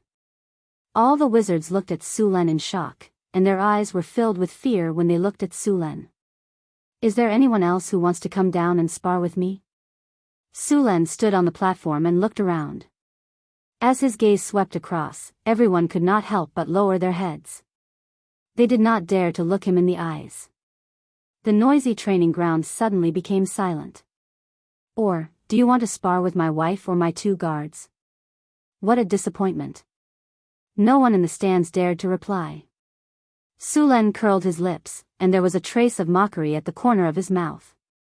There's not even a single worthy opponent. Sorry, I'm not targeting any of you. What I'm trying to say is that everyone here is trash. Su Len waved his sleeves and patted the non-existent dust away. He then turned around and left the platform. All the wizards in the training ground looked at Su Len with fear in their eyes. Under the respectful gazes of these wizards, Su Len left with Hathaway and the 2 barbarian wizards. After such a show of strength, no one dared to provoke him anymore. After Su Len and Hathaway left the training ground, they continued to go to the library. Although there were some small conflicts between them, there was no difference in knowledge. He would not give up just because of the wizard just now. After entering the library, Su Len and Hathaway began to look through the materials separately. Both of them had the talent of sage and retentive memory, so they could memorize knowledge very quickly. The Emerald Tower had existed for at least 2,000 years, and the knowledge it had collected was very rich. The first floor of the library had the most books, but there were not many books about sorcerer's spells or knowledge. However, the collection of books in other aspects was very rich. For example, the books in the library clearly and orderly recorded the changes in the continent over the past thousands of years, the replacement of dynasties. In addition to these, there were also records of the development and changes of other wizard organizations. Of course, there were basically no confidential things, and they were all superficial things. Su Len also found some information about the end of the First Era. The ancient elf empire collapsed, and the continent entered the era of the Witch Kings. Not long after that, the Arcane Empire rose. Although the era of the Witch Kings was short, it was also the most barbaric and dark era.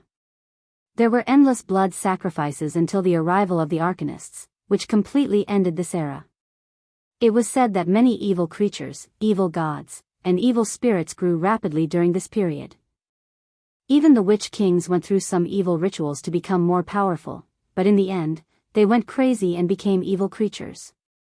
Su Len only knew some of this knowledge before, but there was a fairly complete record here.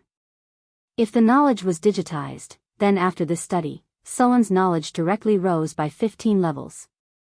Although this knowledge seemed useless, it would be useful in many ruins. After all, if it was the ruins of the ancient Witch Kings, the difficulty would increase several times without this knowledge. In addition to this knowledge, Su Len also found a lot of other knowledge, such as farming, breeding, making tools, and so on. These were not useful to wizards, but they were very important to a kingdom.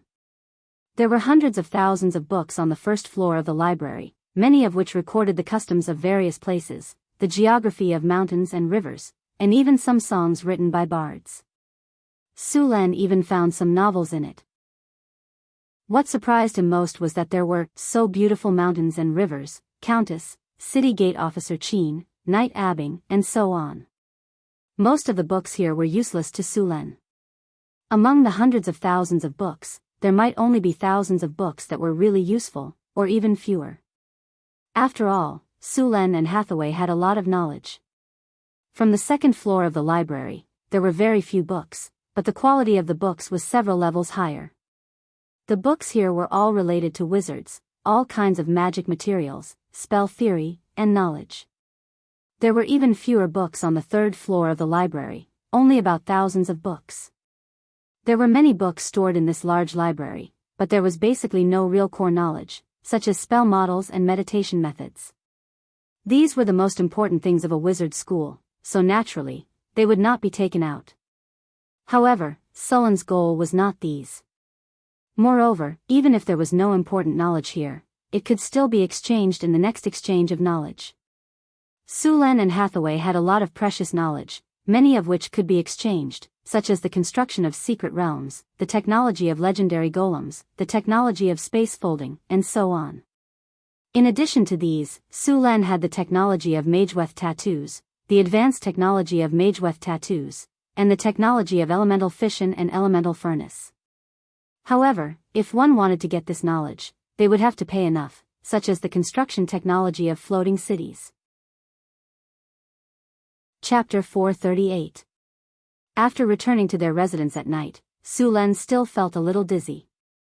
After all, he had read so many books in such a short period of time. Even if he had the talent of sage, it was still a little overwhelming. He was now very envious of the transmigrators who had the scanning function of the chip. No matter how much knowledge there was, as long as they scanned it, they would remember it all. No matter how complicated the spell model was, as long as they scanned it, they would be able to grasp it directly. They could even optimize and improve it. It was simply too powerful. In addition to these functions, they could also optimize meditation techniques and improve deductions. They were completely like a human superbrain. Hathaway, how much have you memorized?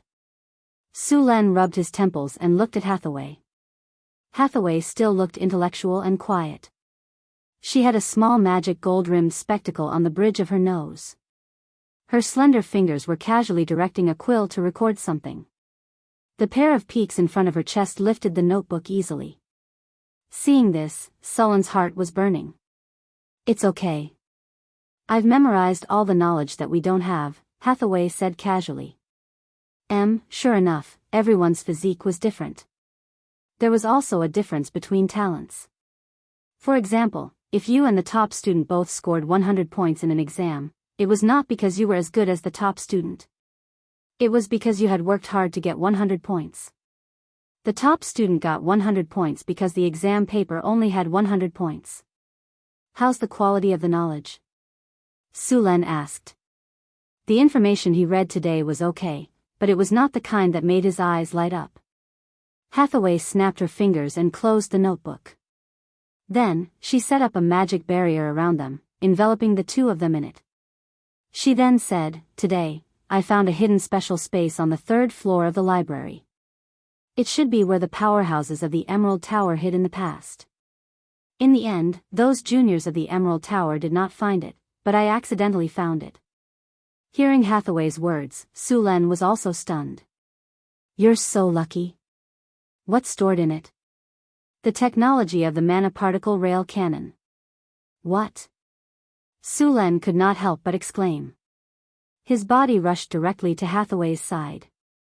"Is what you said true? Did you really get the particle cannon technology?" Su Len couldn't help but be excited. This thing could be said to be a weapon of mass destruction. In the era of the Arcane Empire, the magic particle railgun might not be the most powerful offensive weapon, but in this era, it was the trump card of the trump card. Until now, only a few large wizard organizations had inherited this technology. Only when a wizard tower was equipped with a particle cannon could it be considered a true wizard tower. A wizard tower without such a weapon would at best be a wizard's laboratory. With such a weapon, it would become a war fortress.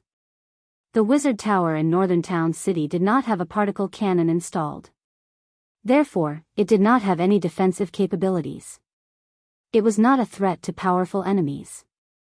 If there was a particle cannon, even an old dragon or an ancient dragon could be killed in one shot. The magic energy particle railgun was powerful, fast, and had many other characteristics. However, it also had many weaknesses. For example, it couldn't attack across dimensions. It could only attack in a straight line and consumed a lot of energy. Of course, for Su Len, these shortcomings were completely tolerable. "Listen to what I have to say." Hathaway rolled her eyes at him and continued, "I didn't get the complete information, only a part of it." "A part?" Su Len was a little disappointed. "But..." Hathaway deliberately dragged out her tone. "But what?" Su Len immediately asked. "But there is still the theoretical design of the magic energy particle railgun." Hathaway said proudly, "As long as I have some time to study, I am 80% sure that I will be able to derive the complete information of the magic energy particle railgun. Thank you for your hard work. I will reward you when we go back," Su Len said excitedly. The spellcasting exchange was held on the 3rd day after Su Len and the others arrived. The exchange was held at the Tower of Wisdom, a 60-meter-high wizard tower next to the Emerald Tower. When Su Len and Hathaway arrived, there were already many people waiting there. "Welcome. I am the master of the Emerald Tower," Alfred, a middle-aged wizard on the high platform said, and the entire Tower of Wisdom instantly quieted down. "We can speak freely at this spellcasting exchange. The purpose is to explore and gain more knowledge." In the next 3 days, Su Len and Hathaway had been exchanging knowledge at the exchange. It had to be said that although the exchange would not bring out too much high-end knowledge, there were many times when some of the ideas of the other wizards would be unexpectedly enlightening. So overall, the gains were quite good. Of course, the Emerald Tower's gains were not small either. Su Len and Hathaway also brought out a lot of useful information. After 3 days, Su Len and Hathaway left the Emerald Tower with satisfaction. They did not know that the technical information of the mana particle rail cannon that originally belonged to them had been obtained by Hathaway. After returning to San Filto City, Hathaway did not stay there and directly returned to the northern town through the teleportation portal. She was now busy studying the information. She had not fully mastered the enigma making and principles that Su Len gave her last time, and it was still far away for her to make the enigma. This time, she had obtained the information of the mana particle rail cannon and elemental fission and elemental fusion technology and elemental furnace. Any one of them would make others fight over it. Now, Hathaway was seizing the time to study and try to understand all the information as soon as possible so that she could build it and install it in the wizard tower. A wizard tower that could enter the astral plane could not be supported by the function of the elemental pool alone. Moreover, the energy of the elemental pool could not continuously fire the mana particle rail cannon. In addition to the Enigma, the wizard tower could only operate at full power for a few hours before it had to return to the ground to replenish its energy. Hathaway took the information back to study it, and Sulen began to reorganize the army in San Filto City. The military system in the northern town city was a bit chaotic and too simple. Of course, at first, it was because there were few people. Sulen did not unify the military system.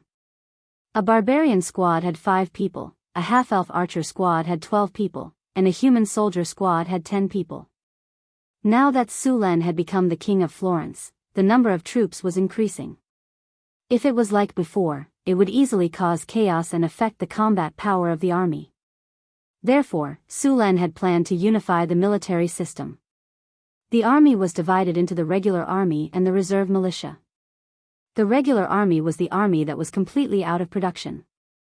This was the standing military force of the Kingdom of Florence. It was divided into a squad of 10 people. There was a captain and a deputy captain in the squad. Ordinary soldiers were equipped with iron scale armor, while the captain and deputy captain were equipped with iron armor. Usually, there were no direct soldiers under the deputy captain in the army.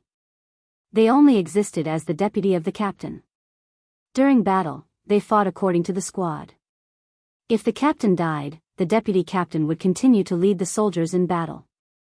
If the deputy captain died, the soldier who killed the most enemies would take over, and so on. Then, 5 squads would form a squadron. There would be a squadron captain, 5 guards, 1 flag bearer, 1 deputy captain, and 2 messengers. A total of 60 people. If the squadron captain died, the deputy captain would take over, and then the captain would continue to take over. 3 squadrons would form a brigade. There would be a captain, 1 deputy captain, 1 team of 10 guards, 2 flag bearers, for messengers, and 2 medics. A total of 200 people. 5 brigades would form a division. There would be a general, 2 deputy generals, 5 teams of 50 guards, 5 flag bearers, 10 messengers, 2 medics, and 2 teams of 40 scouts. A total of 1,100 people. 5 divisions would form an army. There would be a legion captain, 2 deputy legion captains, 200 guards, 20 flag bearers, 50 messengers, 50 medics, and 180 scouts. A total of 6,000 people. In addition, each squadron would be equipped with auxiliary soldiers. The cooks would be responsible for logistics work. There would be 30 auxiliary soldiers and 10 cooks who would be responsible for cooking and transporting supplies. In each division, there would be 70 auxiliary soldiers and 30 cooks. In each division, there would be 500 auxiliary soldiers. A total of 10,000 people, 6,000 regular soldiers, and 4,000 auxiliary soldiers. Under normal circumstances, a division would be used as a combat unit. Of course, it could also be split up, or several divisions would form a larger division. Currently, there were only 2 legions in San Filto City. The reserve militia was half farmer and half soldier. They would farm during the busy season and train during the leisure time. Usually, when the regular army suffered losses, they could be quickly replenished. There was no limit to the number. After joining the reserve force, they would receive certain tax benefits. Now, in the Florentine palace, there were only 2 divisions under the direct control of Sulen. The other lords had their own private armies. There were many armies in the territories directly under the kingdom, but these armies still needed further reorganization. Although the northern provinces were still well behaved under the alliance of Sulen and Marquis of Savoy, they still needed to maintain enough troops to deter them. Sulen did not believe that these fence-sitters would always support him. Once his strength weakened, these nobles would become ambiguous again. Therefore, he planned to replace some of the nobles who had opposed him before and take back the territories directly under the control of the country. Previously, he did not deal with them because the situation was still unstable. Sulen did not want to push them too hard and cause more losses, so he could only keep them temporarily. Now that Su Len was firmly on the throne, although there were still many rebels in the south, he could take his time to deal with these people slowly. At the same time, in order to deal with the opposition forces in the country, he also needed to expand the army, at least double or triple. You're tuning in to the Carefree Valley YouTube channel. Don't forget to subscribe and join us on this journey to catch the most captivating stories.